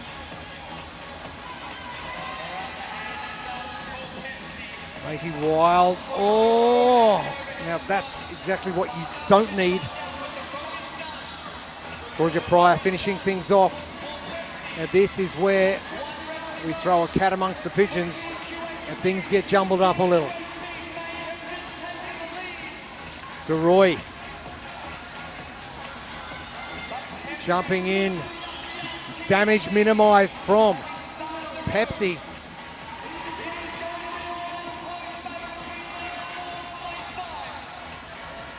Preston testing out that shoulder. To the far right of screen. Oh, Pryor, have a go at that. Wow. At this weight. Maisie, you better get moving on that rower. Charlotte Baldwin, she's about to finish up as well for QHP. Maisie Wild, she's going to bring the team home. That's a result that Pepsi will need to get this done. Emily DeRoy is jumping ahead. QHP. Pepsi jumping in. Both well under that time to beat from Torian Pink. And Baldwin wanting to back up what she did last year, finishing on top of the podium. The Rec Gen girls finishing up as well. Kenzie Woodhouse and Jordan Malm. Team Barney are in. Bryony Chalice, Marnie Sykes. Brodie Preston and Emily Clements. Brodie about to finishing up her row. And will be just on that time from Torian Pink, so results important coming into the second day of competition tomorrow. DeRoy, Baldwin. Wowza, there we go. And just that barbell going down from Maisie Wild opened the door a little. Really is coming down to this second round of overhead squats. Just how much overhead stability do you have after 20 wall walks? But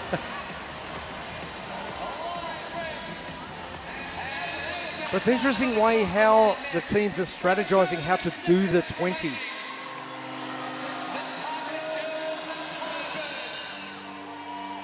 And the two gymnastics girls from Snake Athletic, Georgia Pryor and Macy Wild, they were quick outs.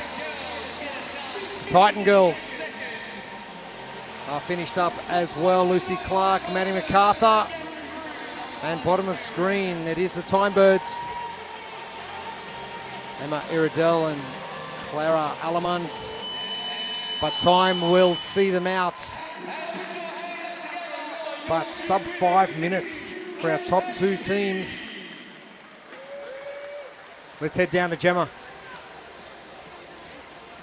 I'm here with Team QHP. I'm going to come to Emily DeRoy first. Straight off the back of the games, but you're here on your home turf. How does that feel? It feels really nice, especially to sleep in my own bed for once. But it's amazing having all these like people who have come to support me, only just moving here 10 months ago. So I'm really grateful to have the people here that I do, and it's just been really, really fun, and I'm excited to show them what I've got. Well, it was a great start to your event weekend so far. Charlotte, you're here as the reigning champion. Last year you were here with Lioness and the Hamster. This time you are here and you've started off with a great heat win. How does that feel? Feels really good after that first one. Yeah, no, it's good. We'll try our best, see if we can keep it the same as last year. But other than that, we're having so much fun, and I can't believe it's already been a year. Well, well done, girls. Great start to your weekend. Great event win, and well done. Thank you, ladies. Thank you, Gemma. And a good start for day one for QHP. Our ladies for our elite pairs, they are done for today. Our gentlemen coming back onto the competition floor for the first time in the elite division. We'll be back soon.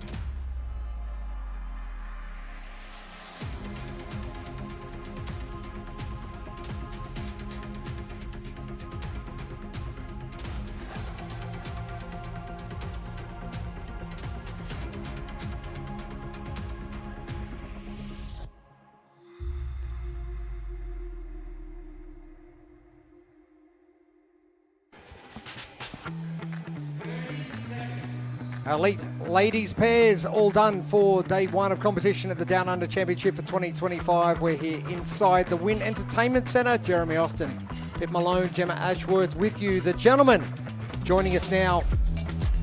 I'm not far away from getting started.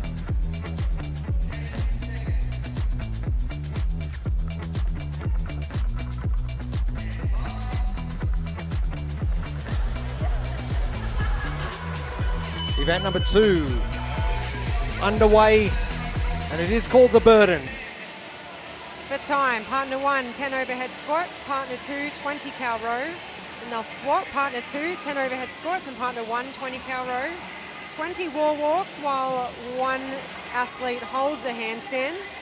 Then they'll do partner 1, 10 overhead squats, partner 2, 20 cal row, and swap one last time, partner 2, 10 overhead squats, and partner 1, 20 cal row. 7-minute time cap, 92.5 kilos on the bar for the men. Our lane assignments. The backfill boys. Harry Cavalier and Armand Pinar. Harry Cavalier doesn't mind a heavy overhead squat, let me tell you. Also doesn't mind a wall walk, so this will be hopefully a good result for the team from the Gold Coast.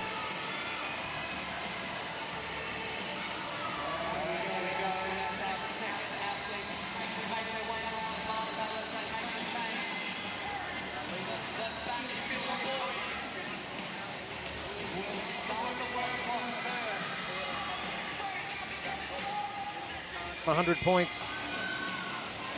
Second place, Team Chris. I like the name. Ethan van der Velden and Brody Scott. Freezing hot CrossFits, sitting there pretty on 95. And the Geo Boogeymen, Brandon Gaskell and Liam Ford rounding out our top three. The Greek and the Serb, Costa Ilic, George Regas in fourth position.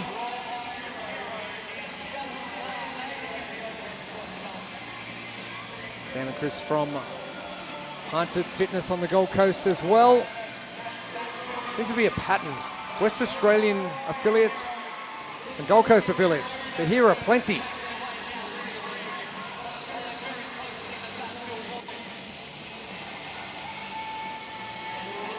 Raw Ryan, Hero, Sam and Ethan. Getting to the wall first. Harry Cavalier wasting absolutely no time. Harry in the white shirt, coming down, having a rest.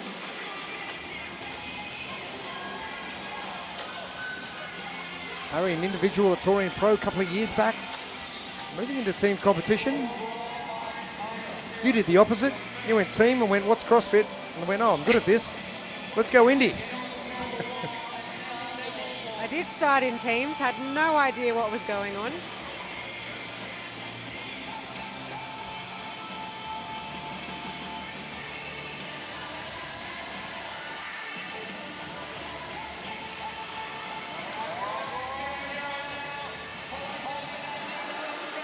Now this weight testing our male athletes.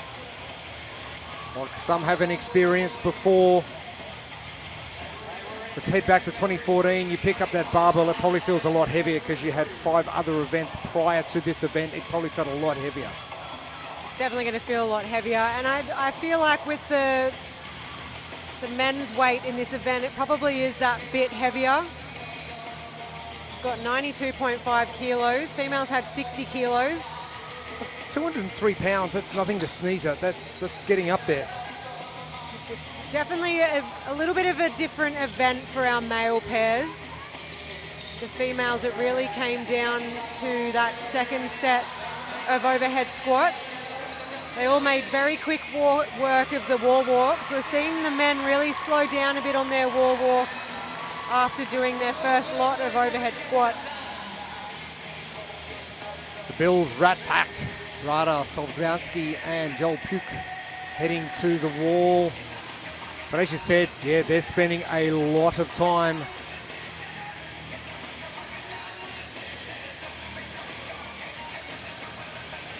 Raven Black, our only other team on the wall, Sam Reed and Jack Stevens.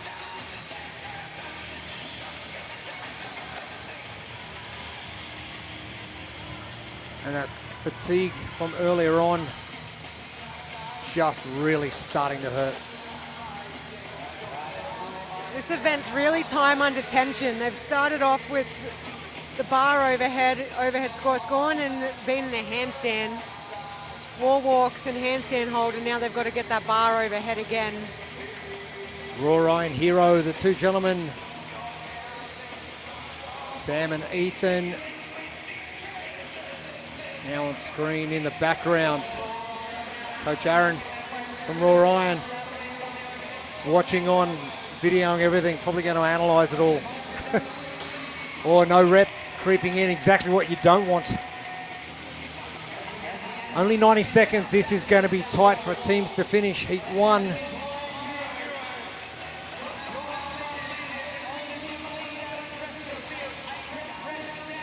The backfill boys are back.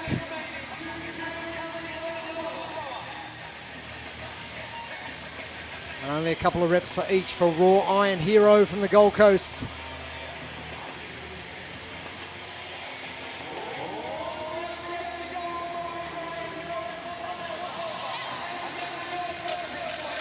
That's hefty.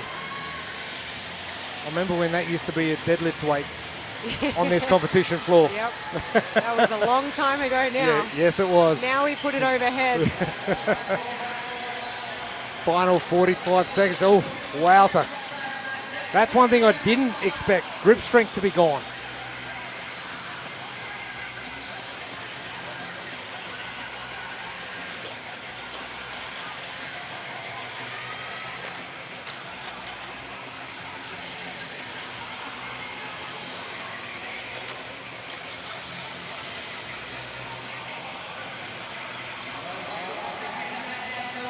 The second lot of overhead squats looking so much tougher than the first lot. And time beating all teams. Wow. That weight, it's tough. Rob, what have you done?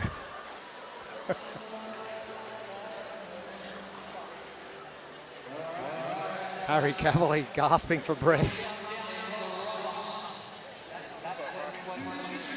Ryan Hero got the furthest. Sam and Ethan, some tough going.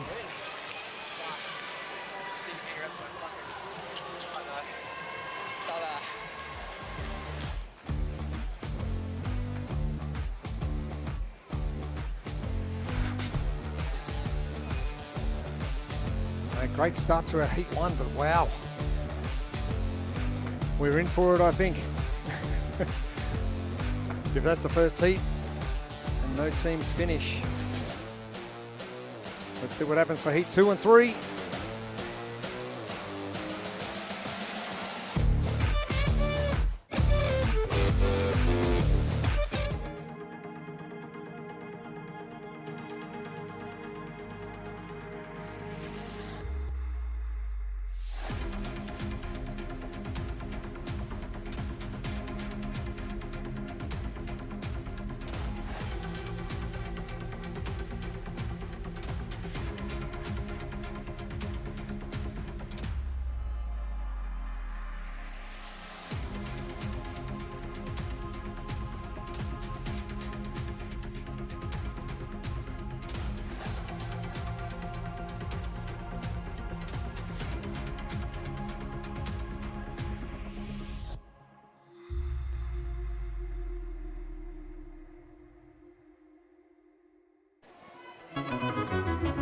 Heat 2 hitting the competition floor for our elite male pairs.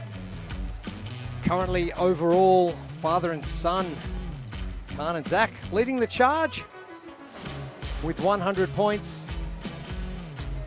Team Chris, funnily enough, are in this heat. Ethan and Brody sitting in that second position, and the Geo Boogeymen, Brandon Gaskell, Liam Ford sitting in third.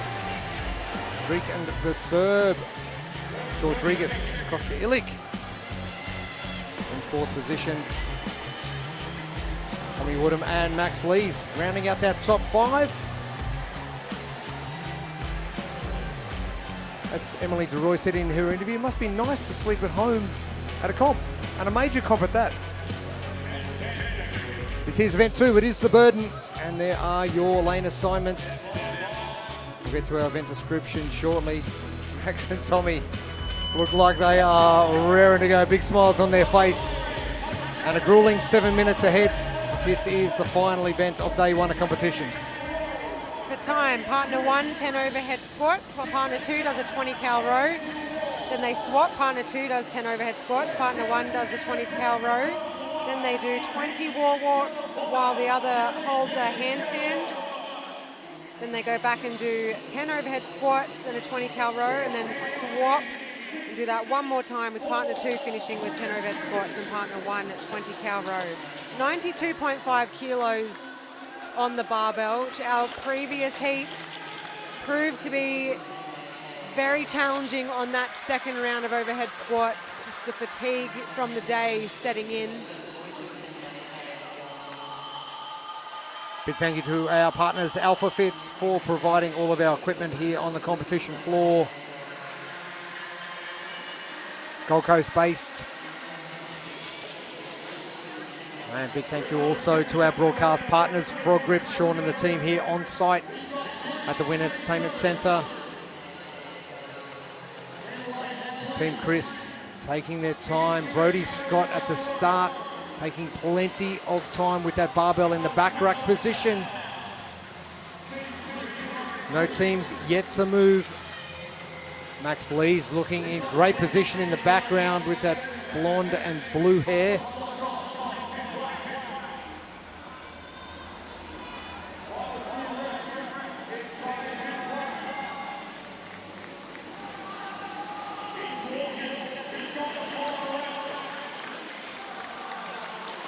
Oh, Max Lees.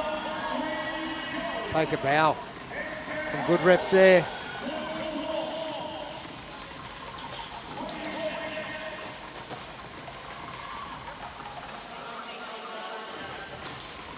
Bifit Black.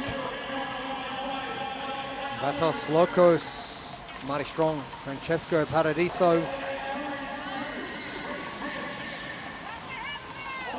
Alvaro Alarcon and Nick Fuentes. Great to see Nick back in competition. Victorian Pro. We've missed you.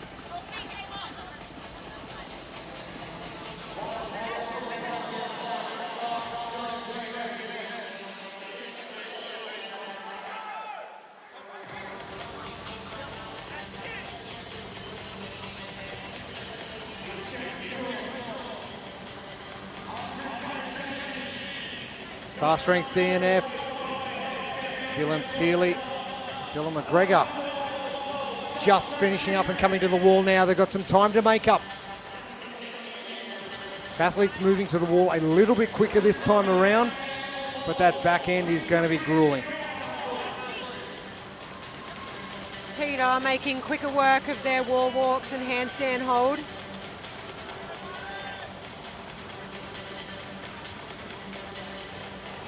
Less time spent at the bottom of that wall walk, the better. You want to get up off the ground as quick as you can. Walk those hands in. This whole event is time under tension. Lots of fatigue in the shoulders. Probably a good way to tax both lower and upper body. And while I'm at it, the midline with your wall walks. 20 wall walks and you're going into an overhead squat under fatigue. Your core is working overtime. It's great programming because they've smashed their legs in this sand run this morning. There's a reason why these overhead squats on the second round are looking pretty wobbly.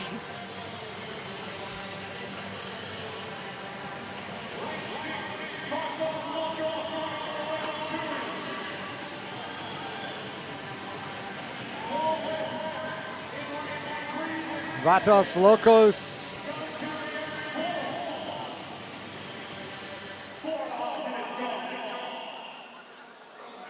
Nick Fuentes jumping on that row. Alvaro Alarcon. Now, talking strategy, do you face your partner on the rower or do you face away? Face your partner on the rower. It's a pairs comp. You need to know what's happening, what's going on at all times. Can't just worry about yourself in a pairs or teams competition.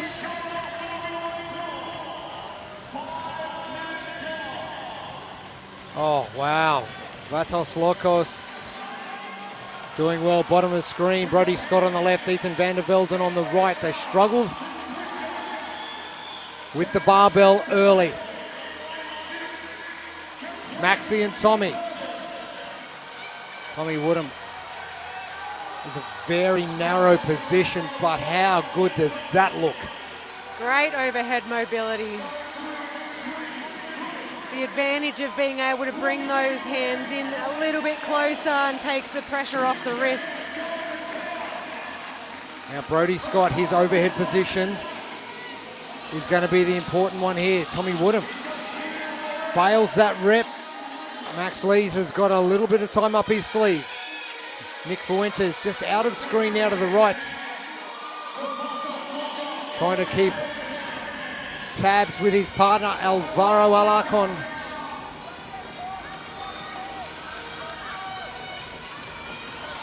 Nick very wide in comparison to Tommy Woodham. Wow. They've still got it. And now it's just patience. Being able to maintain that position. Vatos Locos.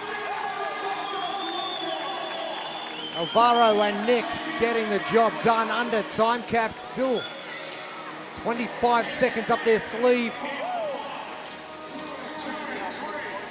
Max Lee's working hard, facing away from his partner.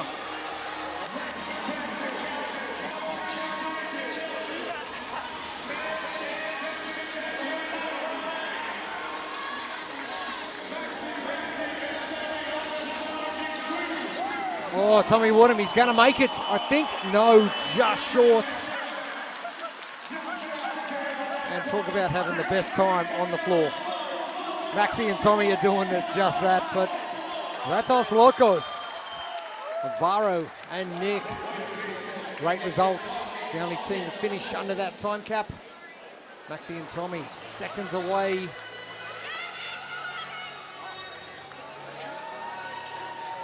The one team finishing out of 2 heats.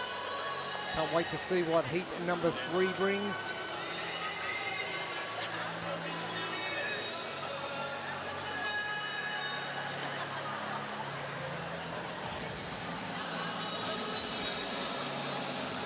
Now, heat number 3 not too far away.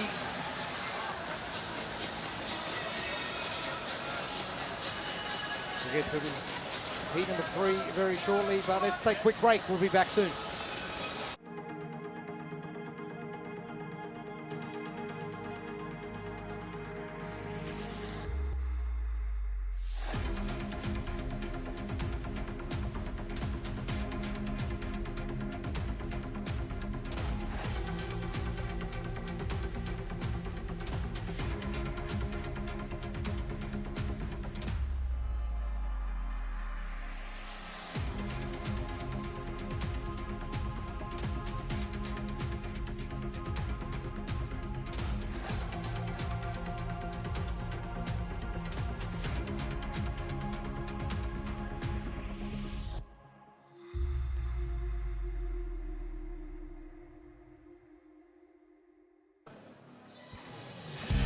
Welcome back to the final heats of the Elite Pairs Division, day 1 of the competition here, the Down Under Championship for 2025. Your leaders, father and son, Khan Porter, Zach Thomas, leading the charge in second position. Taking a bit of a hit just then, Brodie Scott and Ethan van der Velden and Gio Boogeyman, Brandon Gaskell and Liam Ford. Find them in this heat, the Greek and the Serb. They are in as well, and the team that really needs to make a move, Jake's at work. The lane assignments, Jake's at work there in lane number 5. And your leaders, father and son. Khan Porter in that number 93 jersey in the center of the entertainment center here.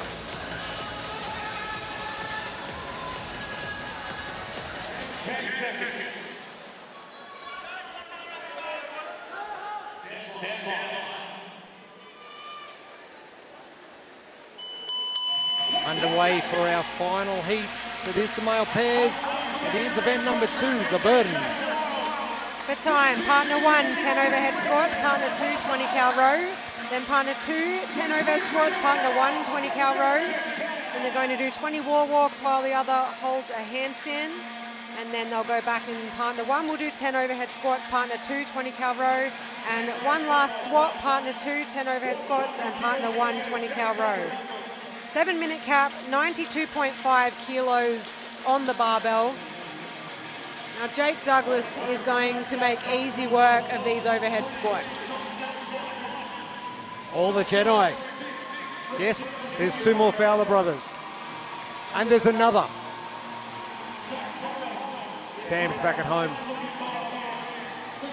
So the 4 boys making up the Fowler clan. Brother Ben currently leading the elite male division.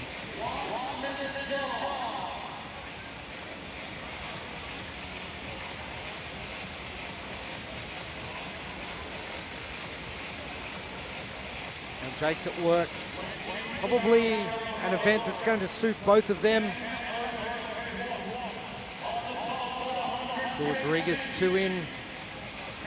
Tim Fowler to the left.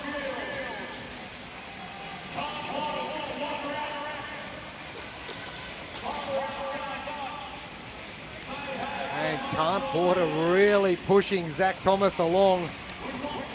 But keep your eyes on all the Jedi, the Fowler boys. We know how good Luke Fowler is upside down. Tim getting work down the bottom left of screen and far out, moving fast. The pancake move seems to be working well for him. Those are the fastest wall walks we've seen all afternoon.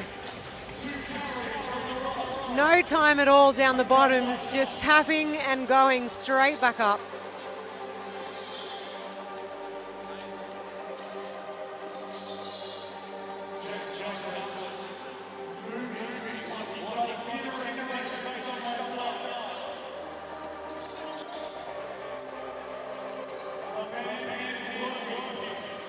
And for the prowess of Luke Fowler upside down, we know how good he is. Tim was exceptionally fast.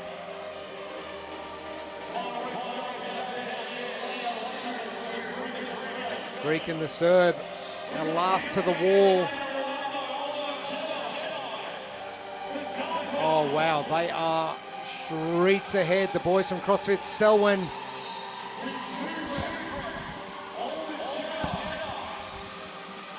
They're doing 2 reps to everybody else's 1. All the Jedi, they're using every Jedi mind trick they can. Wowza.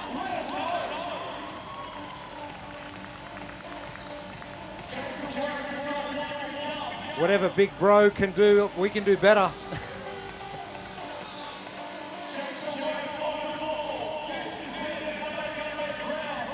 The Jakes at work, not far behind, but they have got work to do. Jake Marconi heading to the row, Jake Douglas heading to the barbell. And Jake Douglas straight in and now in the lead.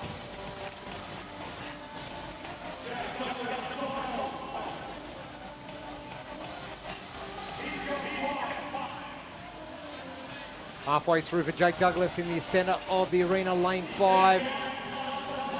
Tim Fowler to the far left. Luke about to finish up on the road to the back left of your screen.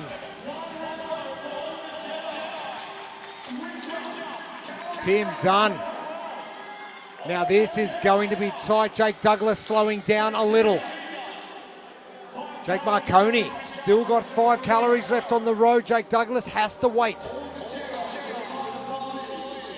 All the Jedi could end up winning this. This has been electrifying from the boys from Christchurch. Oh. This is crazy stuff from the Fowler boys.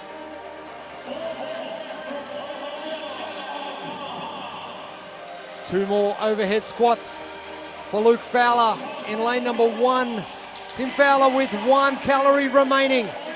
They're on the far left of screen. They are going to bring it home and have swept. Oh, boys. Luke and Tim. They like what Ben did earlier out on the beach. Jake's at work. Making their way back up the leaderboard. Geo Boogeyman, Brandon Gaskell, Liam Ford.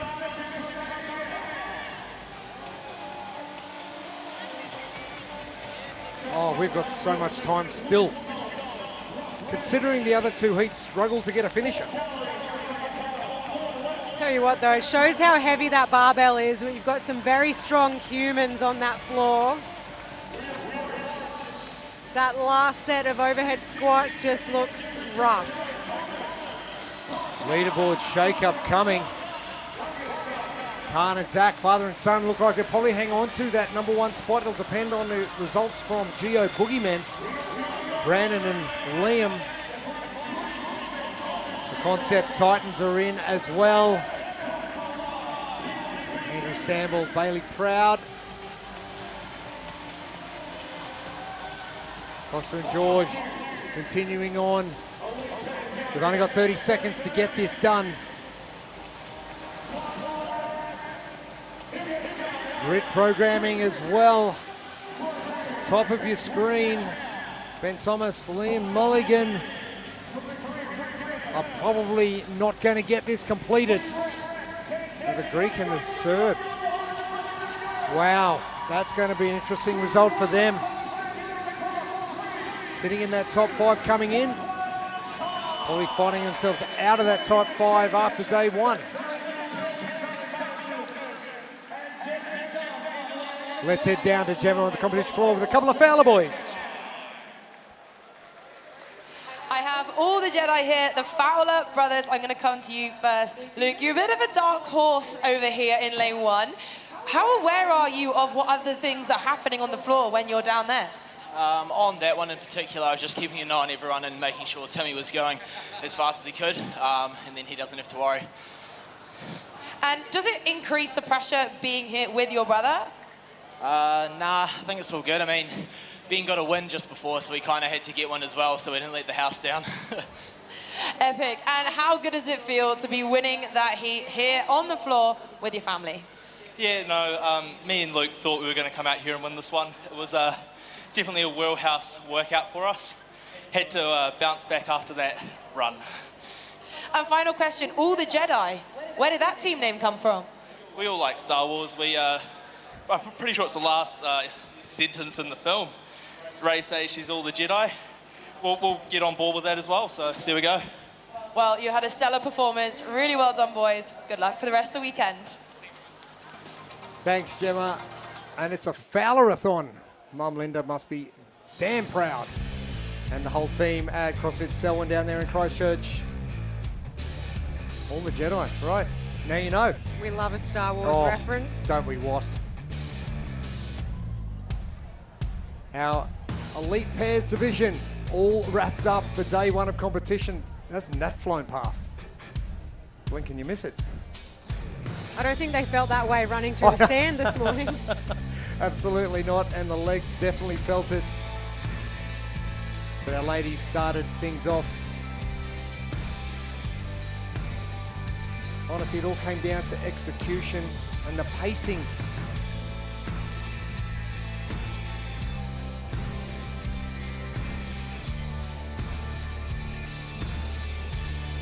And plenty more coming up. Our elite individuals coming up in just over 5 minutes' time. So don't go anywhere. We've got more here from the Wynn Entertainment Centre, the Down Under Championships 2025.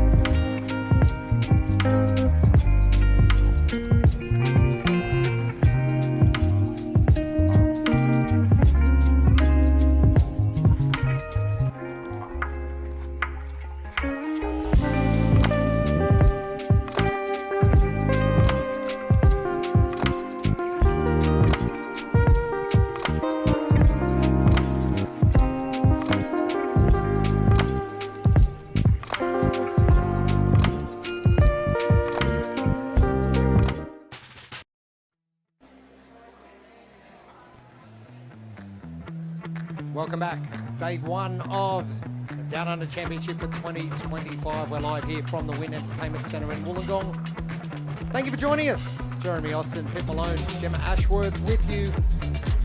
Great day so far. Our elite individuals coming up. Are we going to see more carnage, Pip Malone? I'm sure we will with some of the weights that they're going to be putting over their heads tonight.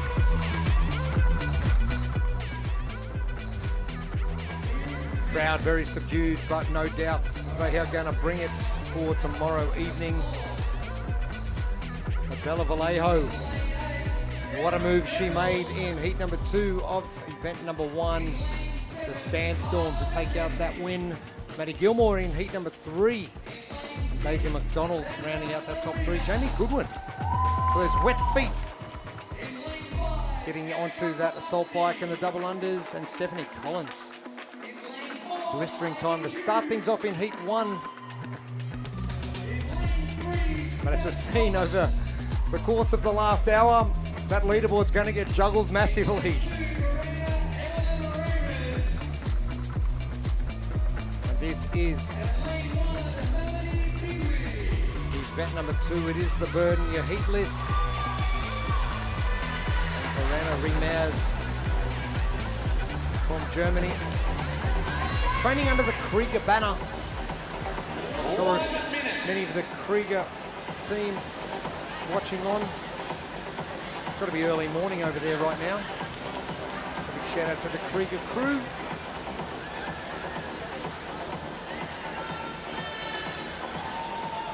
And our second event of the day, and this will wrap things up for our first day of competition.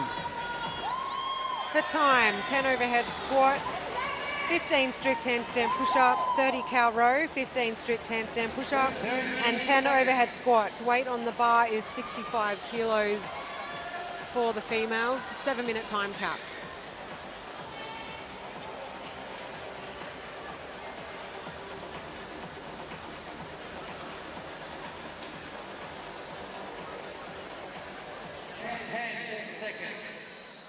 Not far away from getting started for our individuals.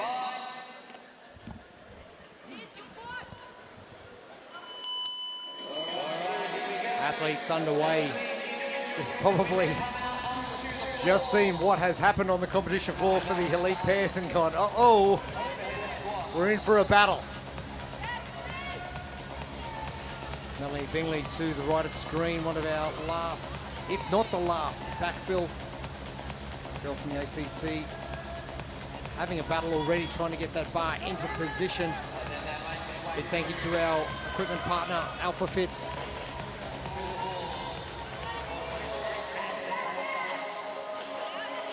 And also our broadcast partner, Frog Grips.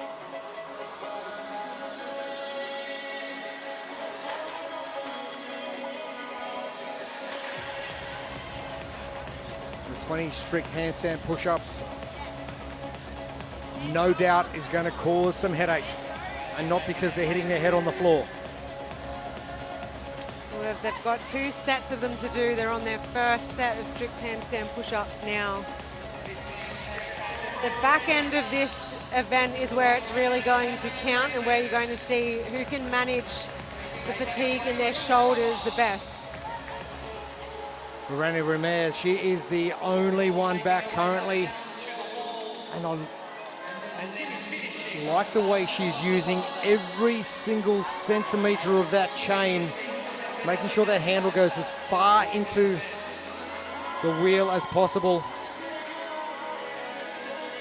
Verena supposed to partner up with Taylor Baker in the pairs division. Injury forcing a bit of a shuffle, a little bit late. Stephanie Collins onto the row as well.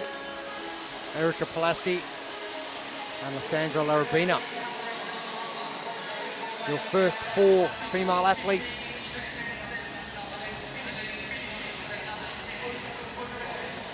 Riemers.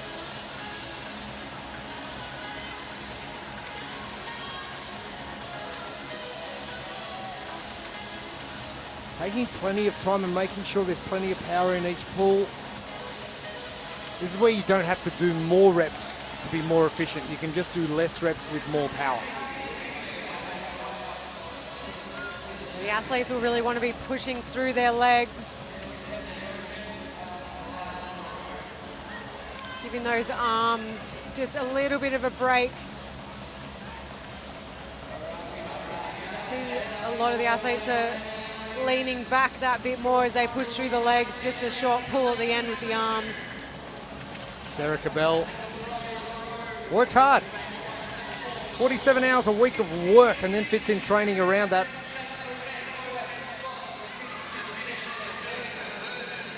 Heidi Hughes to the row as Verena Ramirez heads to the wall. She is out there on her own, and that is why she's out there on her own. And I like the fact that she's taking breaks. Very easy strict handstand push-ups. She's pulling her knee sleeves up while she rests. Very, very smart efficiency there. She's been talking to Cameron Gray about strategy.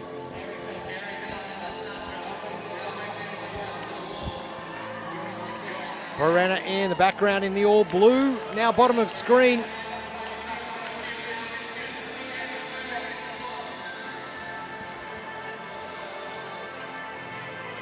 We're just past the halfway point of this time cap. She's moving fast.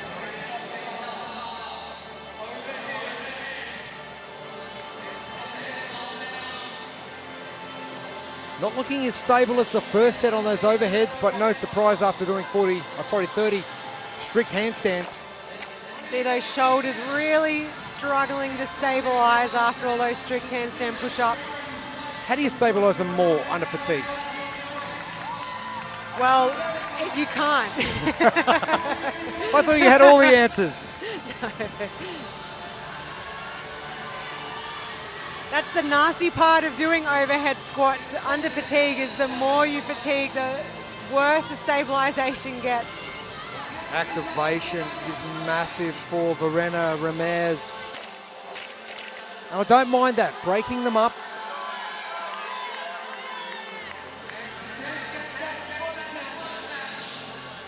Steph Collins having no trouble with these. Only a couple to go for Verena. Oh wow, we could have a new leader from our first heat of Indies. Oh, the bar goes down, that's going to be costly.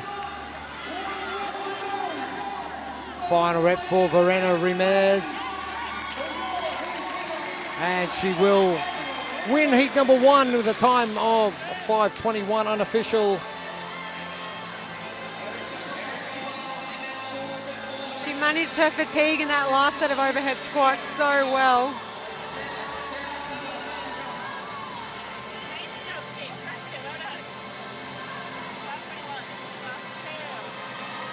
And probably not as fatiguing cardio-wise as event number 1 earlier. Erica Plasty jumping ahead of Steph Collins as well. So that missed rep was costly. Dropping a spot there to Erica Plasty.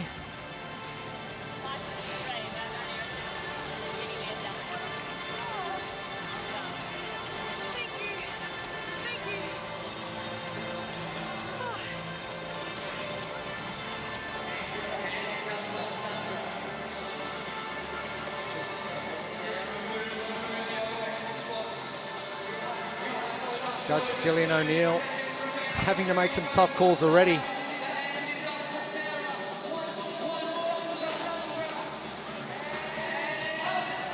And time is going to beat everyone except for Larissa Larabina, who gets done just under the time cap.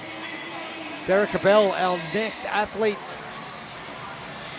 Oh, with only a couple of reps to go, it's going to be tight.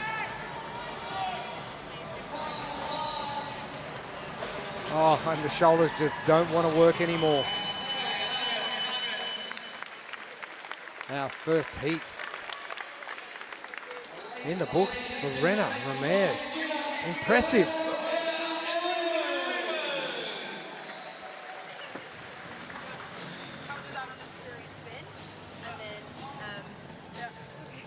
And let's head down to Gemma Ashworth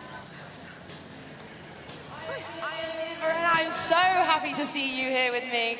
First of all, we saw you here at Torian. What brings you back to Australia? Why did you want to come back here? The koalas, I guess. No, I really enjoy being in Australia and the Australian CrossFit community. It's just fun to compete here.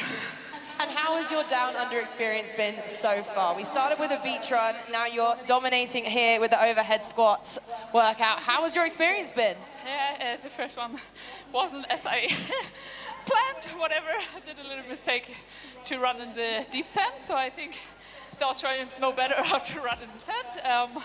But yeah, I was pretty surprised by this one actually, because overhead squats are definitely not my wheelhouse barbell movement, so yeah, I think I'm proud of myself.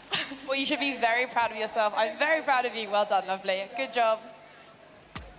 All right, we have in lane Done, 8, Verena Ramirez. Why would you come out here? Koalas. Of course you do. That's a valid reason to come out here. Big time. Koalas are awesome. They are awesome. She can definitely bear it. That's dad joke number 2 for the day on the tally. And in lane number 2, Verena Ramirez. Impressive performance. As she said, not really in her wheelhouse, but getting a job done. That's an awesome result for her for the first day of competition.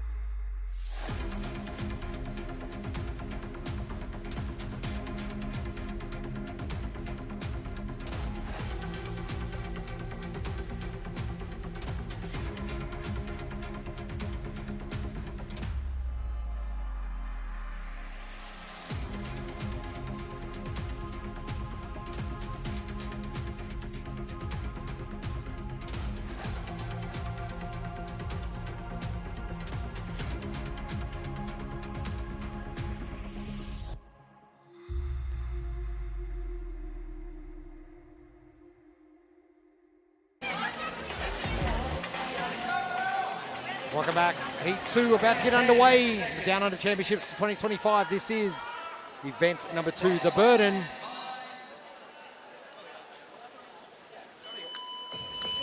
Our heat list. Your leader overall, lane number 5, Bella Vallejo. Osip Mavita. Keep your eyes on Bella Andueza. Loves a heavy barbell. Front and center of the screen.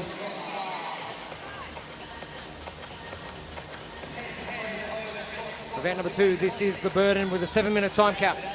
10 overhead squats, 15 strict handstand push-ups, 30 cal row, 15 strict handstand push-ups, finishing with 10 overhead squats, 65 kilos on the bar for the women. And there were some very fast overhead squats. Blink and you'll miss them.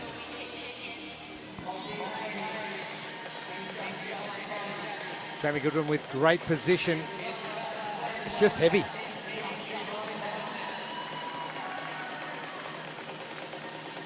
Gabby Napa also loves getting underneath the heavy barbell. The overhead squats, no problem for her at all.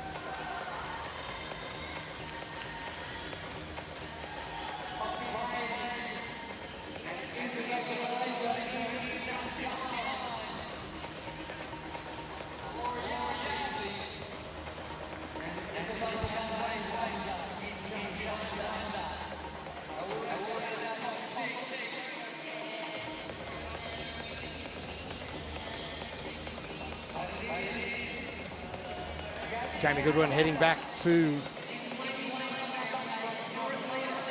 Beck Lannister, about to finish up her handstand. Sabaka screen in the green and black.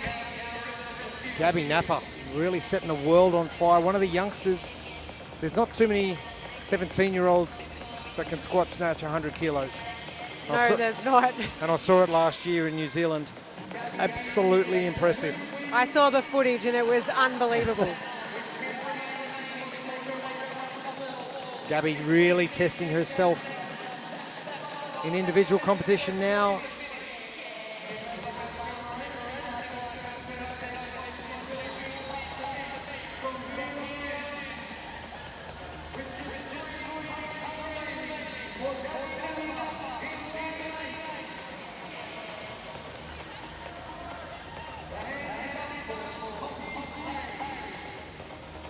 recently getting engaged to JC, so congratulations to Gabby. Oh, she is so in control. She's going to wipe the floor with this time cap. We love to see a strong weightlifter that also is good at gymnastics. Poppy Hay not too far behind and not wasting time transitions.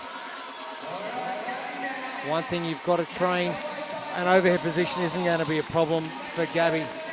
This weight is going to be just as easy as the first.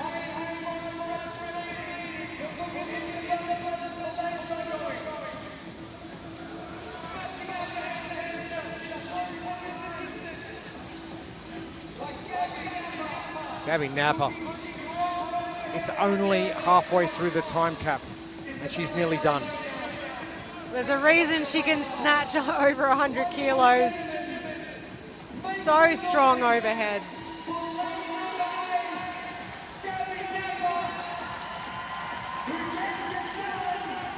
Gabby Napa, you're kidding, 344. And she's so quiet and unassuming. So you put a barbell in her hand and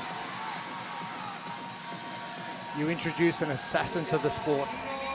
Bella Vallejo, this is going to maintain her position at the top of the leaderboard after day one. And she is done.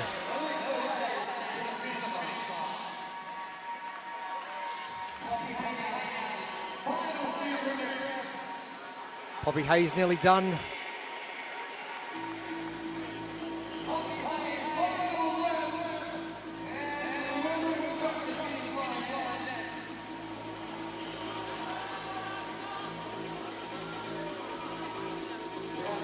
Bella Andoita will probably be next finished. Poppy, happy with that one. Bella Andoita is done. Caitlin Porter. She'll be done under time cap a lot quicker. Poppy and Bella very tight.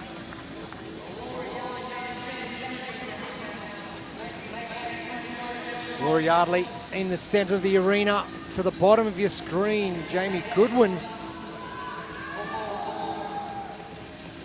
Beck Glenister back at the wall still.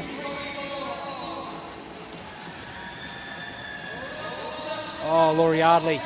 Great focus, determination to get those reps done. Really wide overhead position. Super hard to mix with strict handstand push-ups.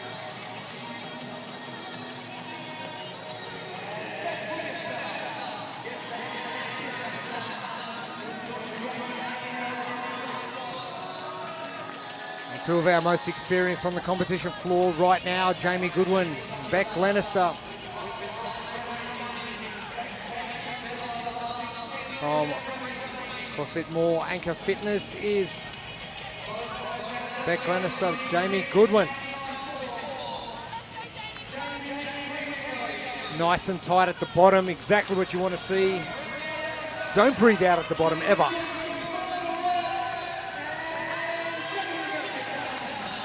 Feet are dry and the job is done. Jamie Goodwin. Beck Glenister now has got just under 30 seconds to try and finish off the burden.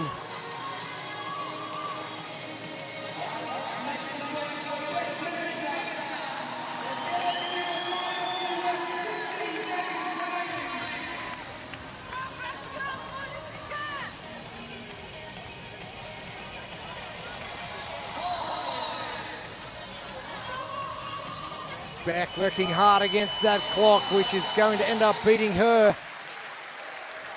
Everyone else from our second of three heats getting the job done. Let's head down to Gemma on the floor with Gabby Napa. With Gabby Napa, what an incredible time.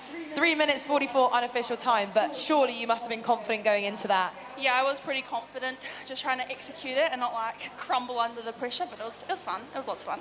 And congratulations, you just got engaged. Who is here to support you this weekend? My soon-to-be husband's over there. He flew in and surprised me this morning. I was so happy. I was like, ah, all day, but yeah. And then the other competitor, Ella Price, who I train with a lot, and she's my biggest inspiration. So yeah, I've got those two. And what does the rest of the weekend look like for you? Just trying to hold on, go hard, go as hard as I can, and just, see where I end up. And yeah, lots of fun. Well, you put up an epic performance. You should be incredibly proud of yourself. Congratulations once again, and enjoy the rest of your weekend. Well on to Gabby. I need some of that enthusiasm in my life. Wow, it's like I opened a bottle of something fizzy and it's like just popped out. It's like, oh. Cuteness overload. Oh, cuteness overload. And everyone else who's watching on from New Zealand, thanks for tuning in. Gabby Napa, clinic. Go in the same sentence in regards to the burden. Righto, Rob Forte, what else you got? She's asking.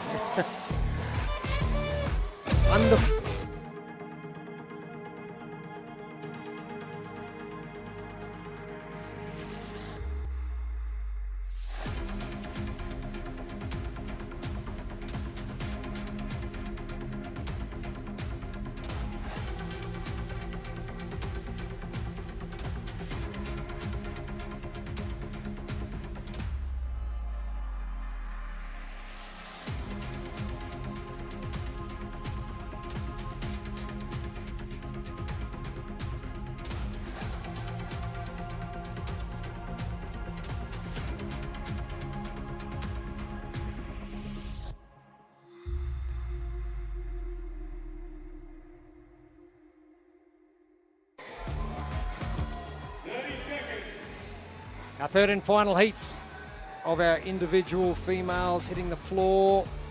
Bella Vallejo coming in second there to Gabby Napa. Will maintain that top spot at the top of the leaderboard. Maddie Gilmore and Daisy McDonald both in this heat. Lanes 7 and 5 with the job to do. Jamie Goodwin with a good result in heat 2 as well.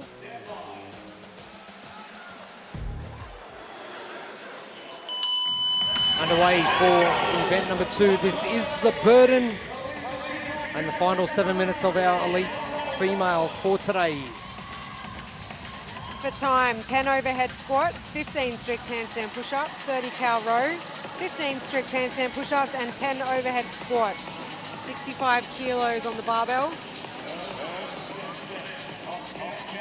Gemma Hoke, lane number 1, bottom right at screen, getting to work quick, but trying to catch your leader, Christina Lividatakis. Oh wow, have a look at those handstands. Haven't they come away since 2012? There was no strict handstands in 2012. Oh yes, there was. Except for you. Except for me. That was optional. I still can't keep them. They've got to be all strict. And stubborn. Lividatakis. Here we go, Ella Price jumping into second.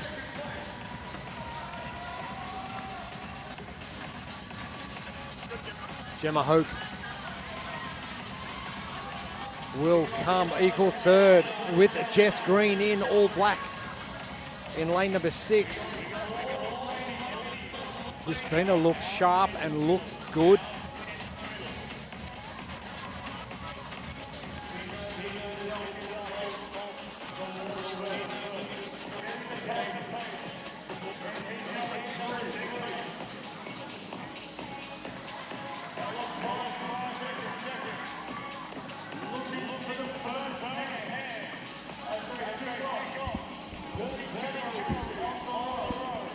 Lividatakis still your leader.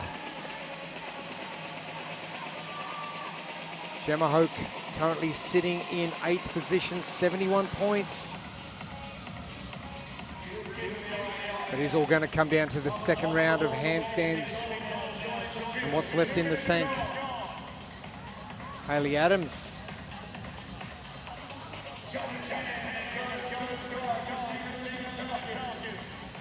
Currently sitting in 7th. Jess Green, 17th, needs to Really good result here. Ella Price in that top 10 will be just behind Livitatakis. You go to the CrossFit Games, you know firsthand what that does for you in regards to experience, composure, confidence, every other adjective I can think of. Oh, so much experience. And then to be able to, I know for Christina to be able to compete here after a long season competing overseas, it's a nice boost at the end of the year. Big time. Livitatakis heads back now, final 10 reps. Ella Price not too far behind, as is Gemma Hoke. Ella Price will be next. Gemma Hoke making up a lot of ground on that row. Just needs composure. She doesn't need to chase down Gabby Napa. She needs something in the low 4s. She might even beat Gabby Napa, which would be ridiculous. Oh, Livitatakis. Oh, you're kidding me. And that is how you do it. Easy work. Halfway through the time cap.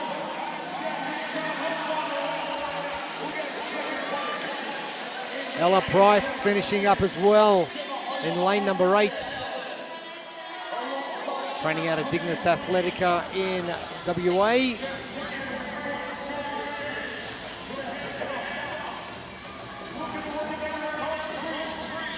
Gemma Hoke, Jess Green, both battling with the barbell. It is going to be Jess Green next. Result she needed. That's going to set her top 5 for the second event of the day.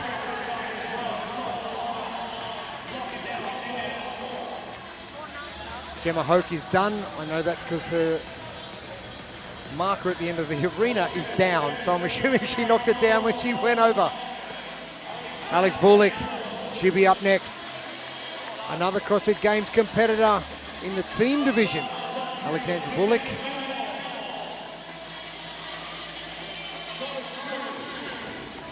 Part of the PFC team.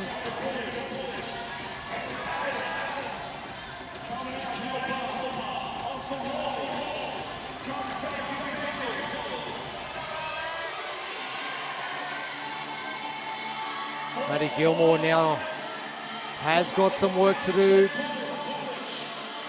Daisy McDonald's, Hayley Adams. The leaderboard will get shaken up.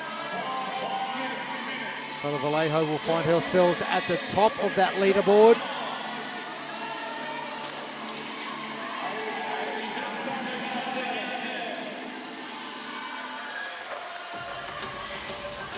Maddie Gilmore just needs to shake this off.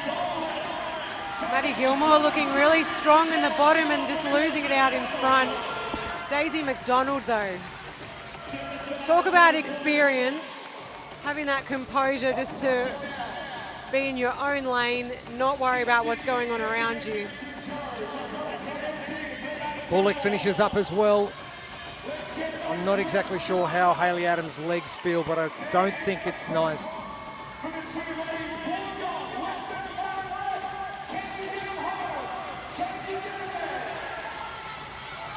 Maddie Gilmore, couple to go. She's racing the clock now. Maddie Gilmore finishing up Be All In Fitness.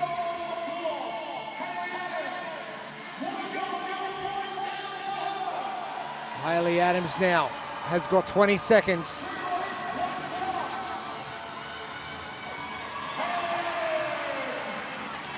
Oh, it's going to be tight. Nah, plenty of time. 10 seconds in the bag. She's got it.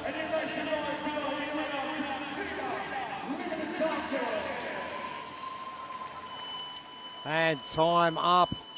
All right, let's head down to the competition floor with Christina Livitatakis. I have Christina here with me. Christina, you've just come back from the games. How was that experience? It was incredible. So much fun, yeah. How do you take an experience like that and bring it to the floor now? I mean, having any competition experience helps with any competition, right? But being on that level, being with that caliber of athletes, that's set a mindset in me that's, I think, definitely going to help. Just that, nothing's going to, you're the only one that's going to do the work, I guess. So, yeah. And you have a quote that I love: everyone has the opportunity to create the life you want to live. Can you explain that a little bit for everyone here? Back home, coming from Africa, you see people get stuck in this rut of feeling like they can't leave or they can't do something more with their life. And that's just what I wanted to do, why I left Africa. As much as it's home, and it'll always be home, and I love it, I just wanted a better life for myself. And I came to Australia with $800 cash and a suitcase. So, yeah, anyone can do it. Yeah. Well, you should be incredibly proud of yourself. Give it up for Christina Lividatakis. Unbelievable. Someone cutting onions in here. You can bring your suitcase anytime. What a performance, Christina Lividatakis, and her progression in the last 12 to 18 months. Incredible.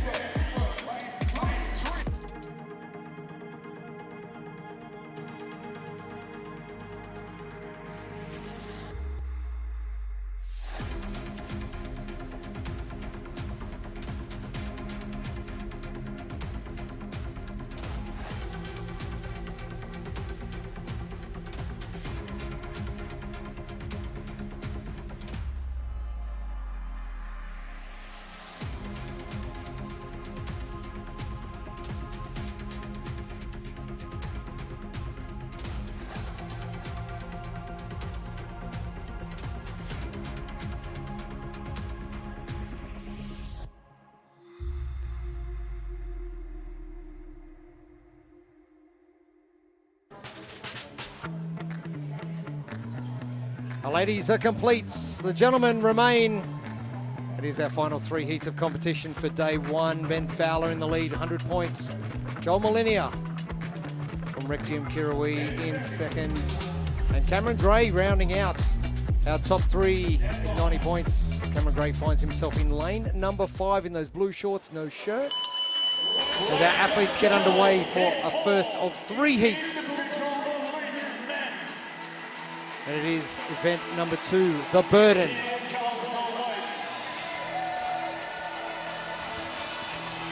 The athletes are completing for time 10 overhead squats, 20 strict handstand push-ups, 40 cal row, 20 strict handstand push-ups, finishing with 10 overhead squats, 100 kilos on the barbell for the men, 7-minute time cap. If you're Christina Lividatakis, you only need a 4-minute time cap.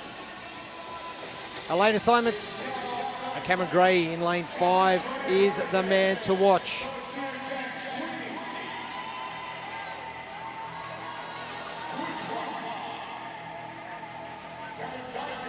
Cam Kuzla sitting in lane number 6, currently sitting in 9th on the leaderboard. Jack Sweeney not messing around either. Change golf shirts, we now got the blue. Well, he means business. He's got his fancy shirt on. Will only compete in a polo shirt. It's amazing. And will never take it off. So he's got a wardrobe of polo shirts that he'll just go through for the entire weekend. We've had the white, we've got the blue. Can't wait to see what day 2 brings for Jack Sweeney. Only a newcomer to competition as well, Jack Sweeney. So he only started by watching the 2022 CrossFit Games, believe it or not. Here we are 2.5 years later, and he's on the competition floor. Ryan Mulvaney joining Jack Sweeney. And probably not the result Jack wanted after event number 1, finishing in 24th position. It's now time to make a move, and he's doing just that.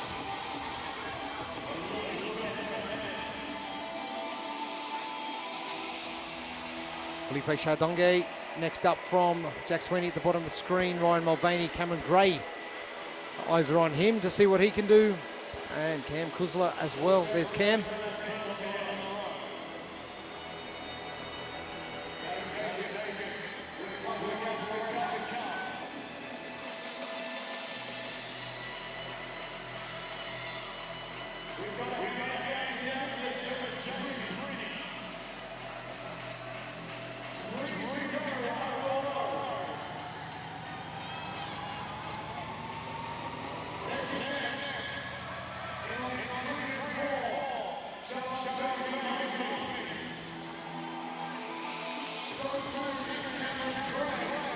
Jack Sweeney back. Sam Whitworth trying to get through that first round, and that's why Jack's not spending too much time on the wall. All 20 unbroken. Love to see it.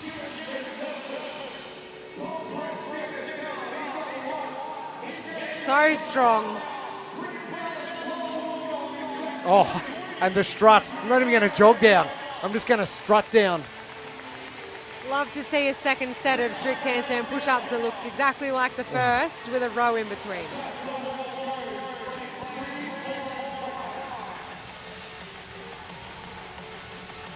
I know what I look like 2.5 years into CrossFit, and it's not what I'm seeing on screen. Oh, this is easy. Great position. And not getting phased too much, which I like. It's getting a little bit off center. He's so strong overhead. He's going for that closer stance in his squat, which is probably just why he's losing it a bit under fatigue at the bottom, but no problem holding that bar overhead. Jack Sweeney. Way to bounce back, buddy. 424. Let's go, Jack. He just did. He went.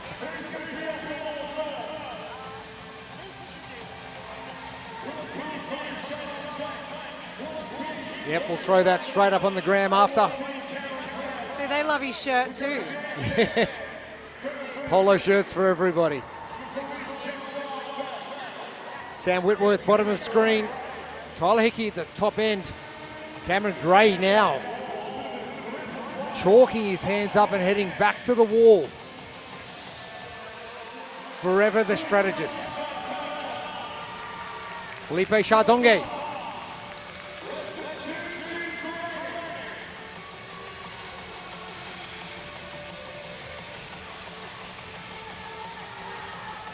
Another gentleman with great overhead position. Had a CrossFit charge. Just not hitting that depth. That was a better one. That extra rep though, that hurts at this point of the event. It hurts the shoulders more than anything.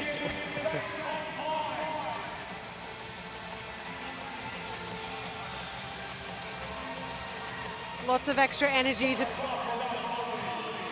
get it back up overhead. If he's, be interesting to see if he's going to squat snatch it again or if he'll opt to clean and jerk it just to be safe.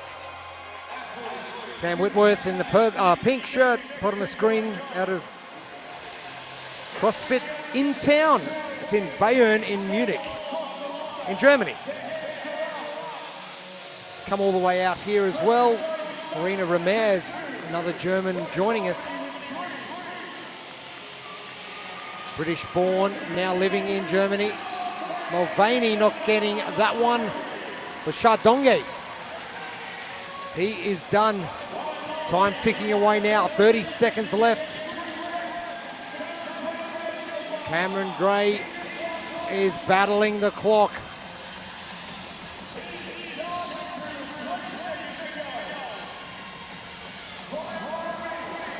Oh, failed rep.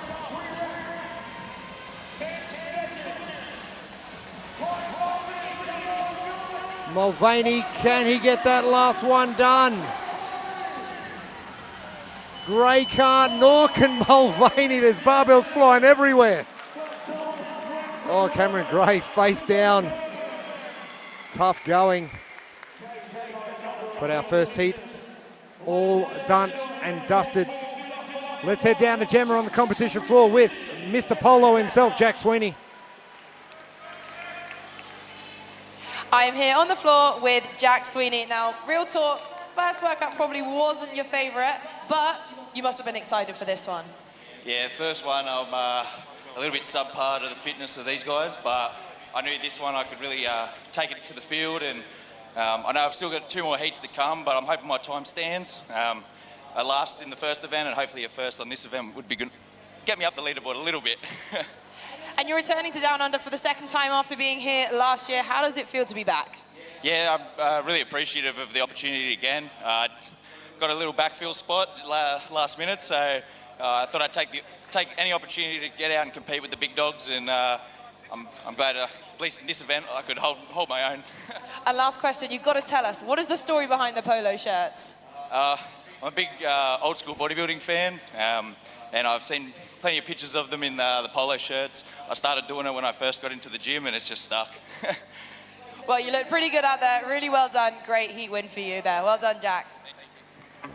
All right, we're bringing out heat 5 in lane 8. Adam. Jack Sweeney. Great result from him, 4:24 unofficial time.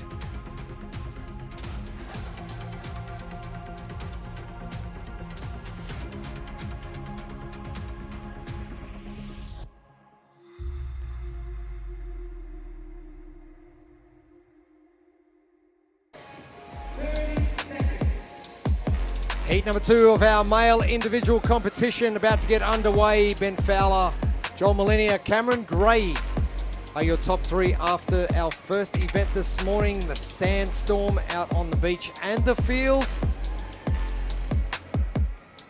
Cameron Gray not finishing the burden event number 2 in the previous heats. Molina in lane number 5. Looking to back up another good result.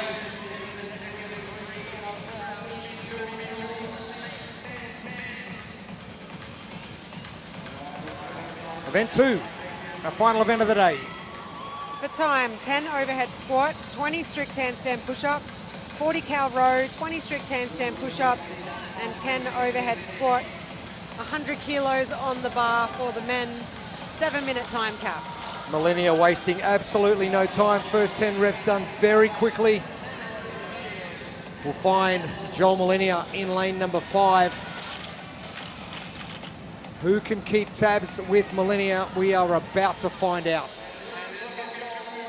Joel's going to put a massive gap between himself and the rest of the field after this first set. Wow, he's got almost all of them done before anyone else has started. 18 and 2, good split.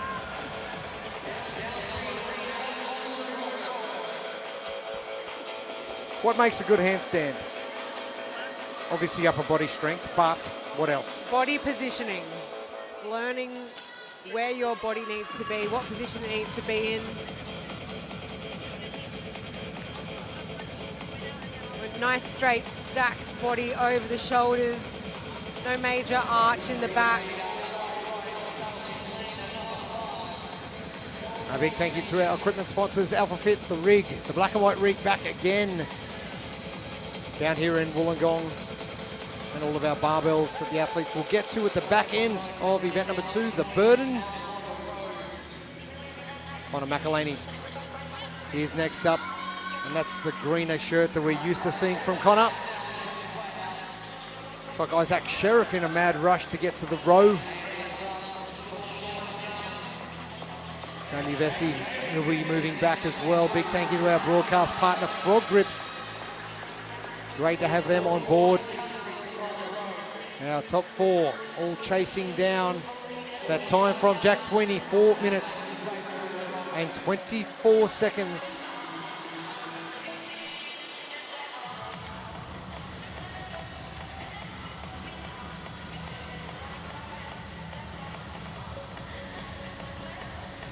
4 minutes 27 seconds actual official time from Jack Sweeney.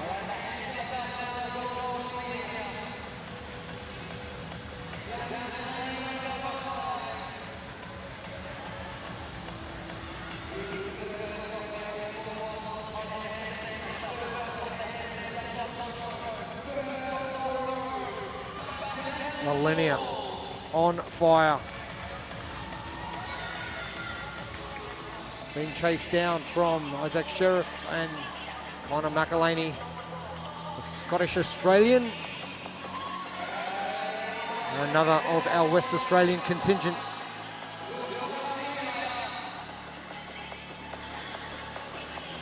Oh, Millennia still looking great upside down. Being really smart with his fatigue management. Oh, big time. Doesn't look like he's anywhere near breaking, but being really smart with those 10 overhead squats coming up. Talking pound for pound athletes. Oh, Joel Millennia, you're an affiliate owner's nightmare with that chalk.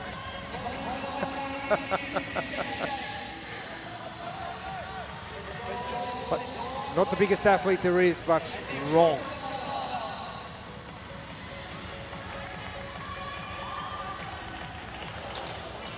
Oh, cooking that too much. Don't you hate it when you give it too much? And we're just going to settle for the back rack position and get settled. Lesson learned. So Jack Sweeney's time will remain 4:27.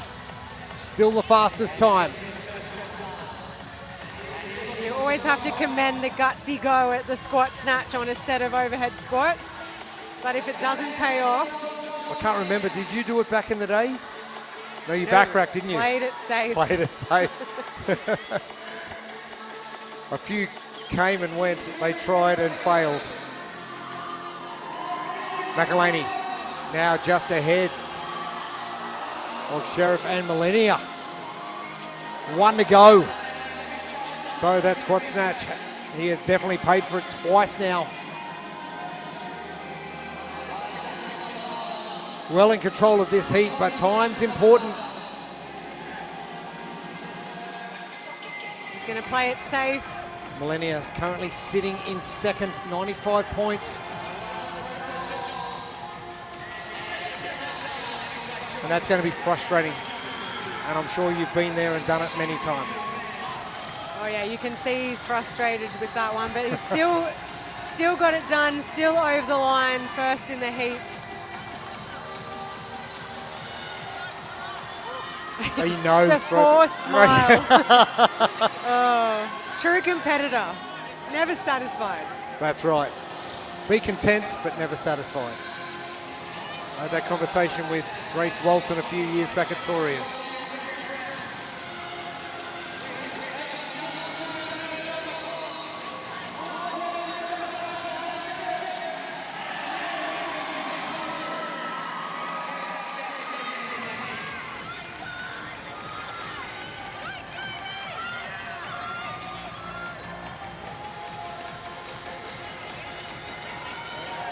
Isaac Sheriff getting completed. Now the battle against the clock. 35 seconds remain.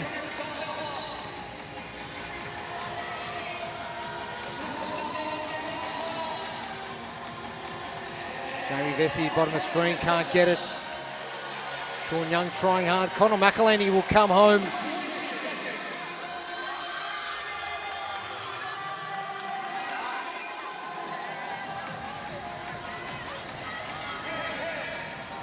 Adam Mancy struggling. The top of screen. And it is going to beat them all. And some tough going. Millennia. The best of heat number 2 for the individual men. We did say earlier there was going to be some carnage in this one tonight. 100 kilos at the end of the day, the overhead squats, that's rough.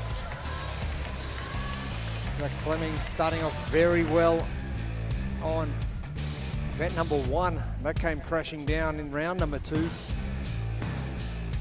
Millennia, very good in this one. And Isaac Sheriff doing exactly what he needed to do. McElhaney,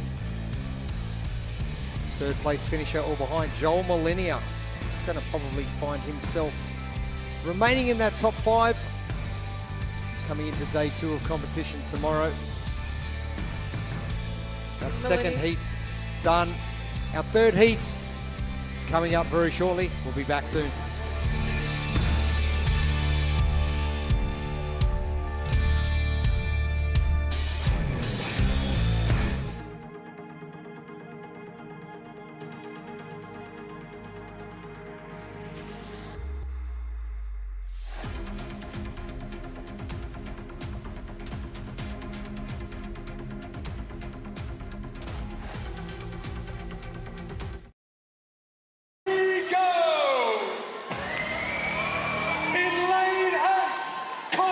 Center. Here we go. The final heats of the day. The final 7 minutes and chances to jump up that leaderboard. This is event number 2, the Burden. For time, 10 overhead squats, 20 strict handstand push-ups, 40 cow row, 20 strict handstand push-ups, 10 overhead squats, 100 kilos on the barbell, and a 7-minute time cap.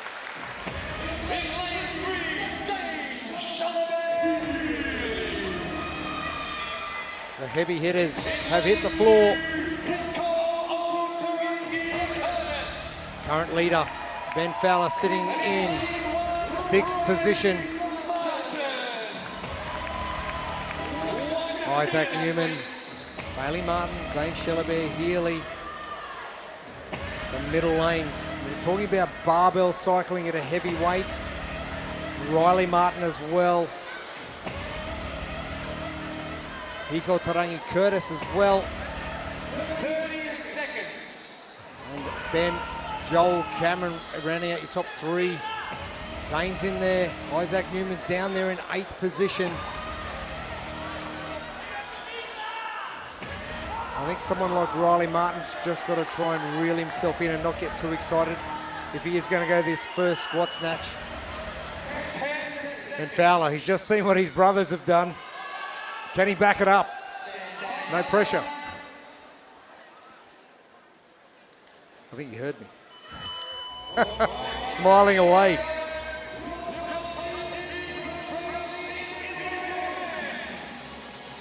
A lot of squat snatches to start. Are we going to see that at the back end?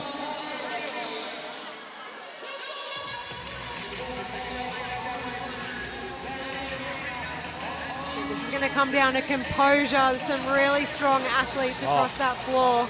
Newman, Bailey Martin, starting things off. Ben Fowler, Riley Martin, Hiko Tarangi Curtis.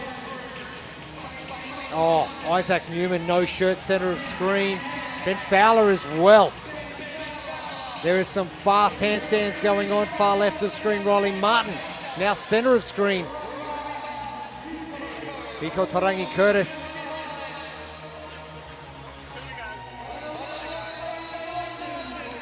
Oh, Bailey, welcome back, buddy. Welcome back.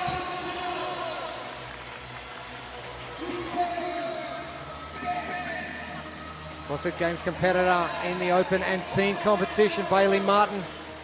Brother Riley trying to chase him down. Hiko Tarangi Curtis, been training well at EXF.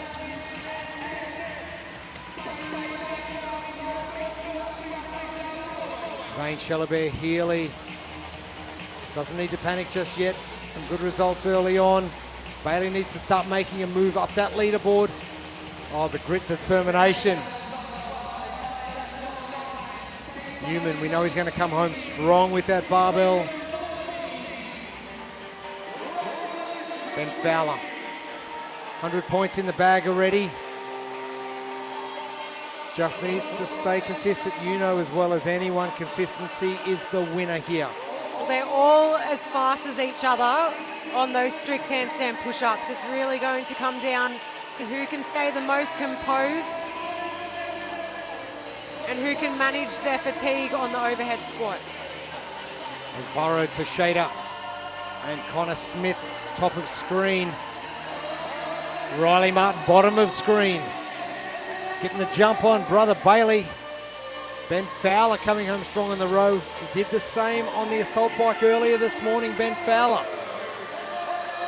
Oh, Riley, the quick glance. Yep, okay. Can he get 20 unbroken here? Three gentlemen who know their way around a barbell are going to hit it at the same time on the way back down.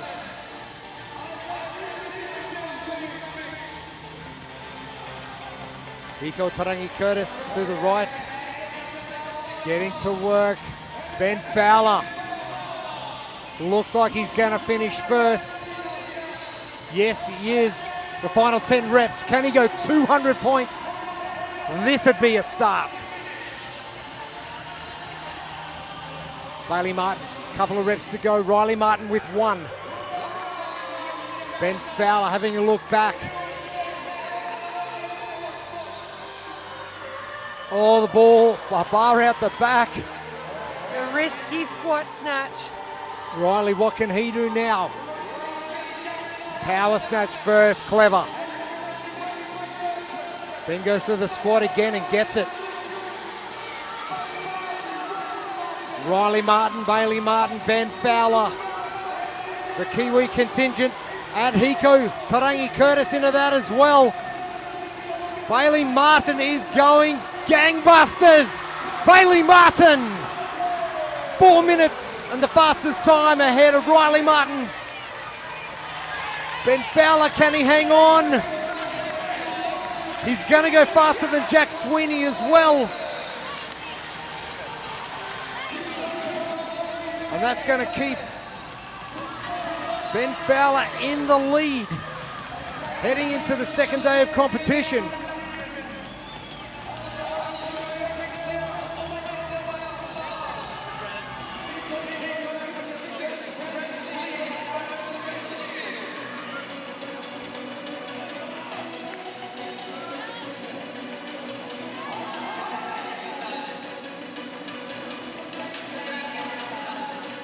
Still plenty of time. Hiko Tarangi Curtis battling with that barbell. Zane Shelley-Healy just to the right of screen.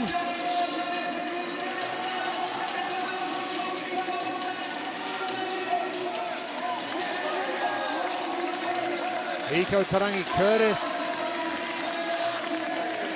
having a look over. It's all about placements.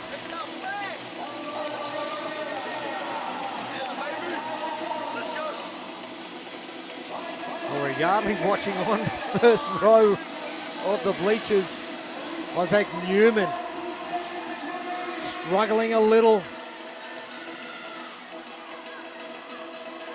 Alvaro Teixeira and Connor Smith.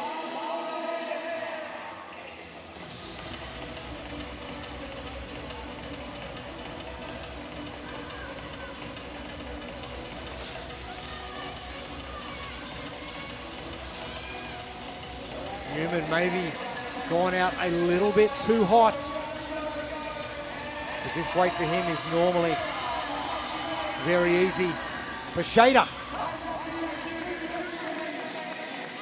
Very good upside down at the Torian Pro earlier on this year. Newman gets finished up.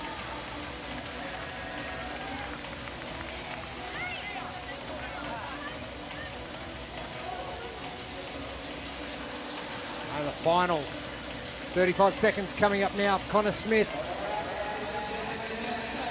having to withdraw from the Torian Pro earlier this year. Back and fully fit again. Just going to step his way closer to the line with the barbell. We said in the previous heats how different that last set of overheads is from the first. They all flew through the first 10. And time will beat Connor Smith.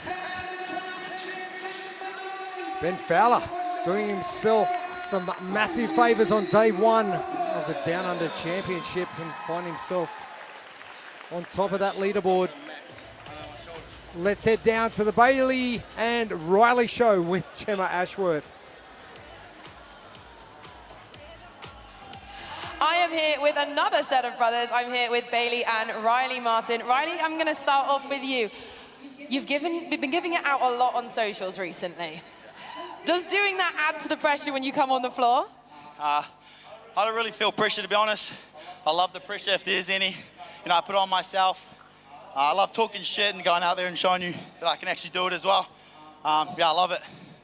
And you train out of CrossFit Torian. Obviously, you train under the same roof as your brother. What is that community like? Yeah, it's great down at CrossFit Torian. I'm a coach there as well. It's good vibes. We've got a good team there. Royce, Bailey, Will, Josh, Liam, good crew. It's great. And how do those people help you become the best athlete you are today? They just make me like enjoy the gym. I went through like a stage where I was just grinding my ass off but not enjoying it. Now I'm enjoying it with the team, and it's obviously paid off. And you're locking in, right? Everybody lock in. And I'm going to pass over to Bailey. Now, Bailey, firstly, it's so good to see you back on the competition floor. Obviously, we had a bit of a blip there at Torian. What has the last couple of months been like for you? Just pretty much finding myself, getting some sort of groove back, trying to feel confident in my ability and know that I've still got it and I deserve to be out here and be on the top, hopefully. So it's pretty much what it's just been, yeah. And that's it, I think. Well, absolutely, and you put on a great show today. Obviously, you go through something like that, it's something to do with your health, and it's a pretty scary experience. What motivates you to get back on the floor again? Just seeing Ricky and Jay just get out of the limelight. I want to be back up on top and top of Torian, top of the games. I've always had a dream of being the top 8 at the games, and I'm still fighting to achieve that, so that's what keeps me going every day. Well, you put on a great performance here today and a great win for you. So really, really well done. Good job, boys, and enjoy the rest of your weekend. Thanks, Gemma. Oh, inspirational to hear that sort of stuff. What drives athletes? What drove you to go to the CrossFit Games? Oh, God, we're going back a long way now. But it could be the same drive. I think it's just that, proving to yourself that you can do it. If you're going to prove it to anyone, prove it to yourself. Exactly. It's exactly what Bailey wants to do. It's great to see him back fighting fit and fighting all the way. It has been a great day of competition here, going all the way back to the start, back on the field for event number 1, Sandstorm. We saw some carnage out there, but some great stuff. We moved it inside for the Burden, and we've finished off the Kiwi contingent, bringing it home strong for the men. Maddie Gilmore and Christina Lividatakis for the ladies. But Bella Vallejo will find herself on top of that leaderboard for the ladies, as will Ben Fowler for the men. But that will do it for our first day of competition here at the Down Under Championship for 2025. On behalf of Gemma Ashworth and Pip Malone, I'm Jeremy Austin. We look forward to your company tomorrow. See you then.